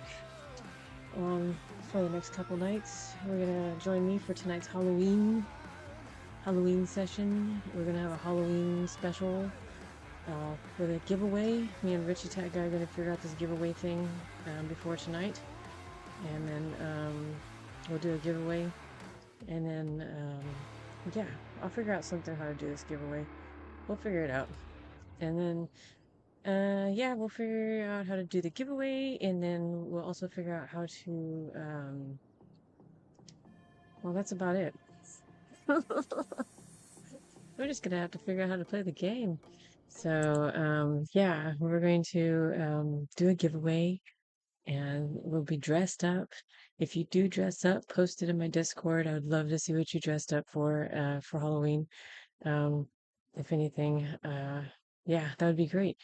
I'll definitely post my outfit on Discord, and my work outfit, because the work outfit's gonna be different. So we'll post that one too. Oh my gosh, this tsunami's gonna get us. And then yeah. So thank you guys for tonight. Thanks for watching me play Killer Frequency. That was a pretty interesting game. I did enjoy that game very much. I do recommend playing it at least once. We did kill almost everyone, it seemed like.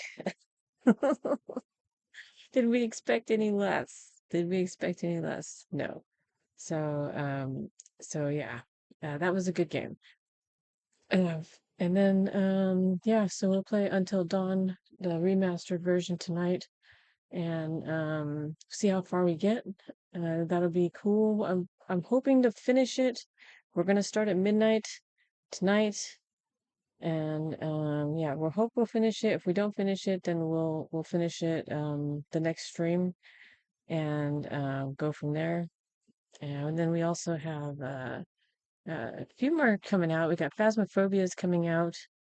It should have been out today, but the last time I checked, it wasn't downloadable, so I don't know what happened. And we also got the Game of Thrones. We're gonna finish the Game of Thrones. I'm really excited about that one. So I downloaded the game 6, episode 6. So we already have that one ready to go. So I'm excited about that too. So well, thanks for joining me again. I really did enjoy tonight, and let's see here. I was just trying to see what was going on out in the world. We're just gonna call it a night, I guess. So, well, you guys, thanks for joining me. Have a good day. Have a good night, and we'll do it again. So, yeah, what else can I say? I gotta get kids up for school now. It's time for school. Time for school. So, all right, you guys. Where's the end? Yep. Thanks, GS Bards. Thanks for joining me. Thanks for tonight. Have a good day. Oh my god, there's going to be a sinkhole, a 9.8 sinkhole going to happen. We're missing out on all the action. Oh my god. So, like I said, have a good day. Have a good night. Join me tonight for the Halloween thing tonight at midnight. So, all right.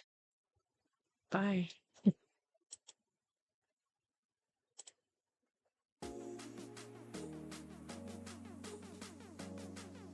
No.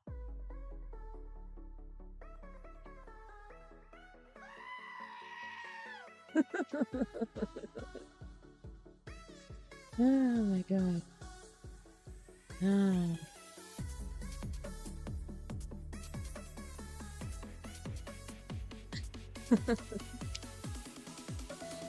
Right? That was like, they're all up in your face. I gotta figure out how to use the one Rich Tic Tac guy gave me.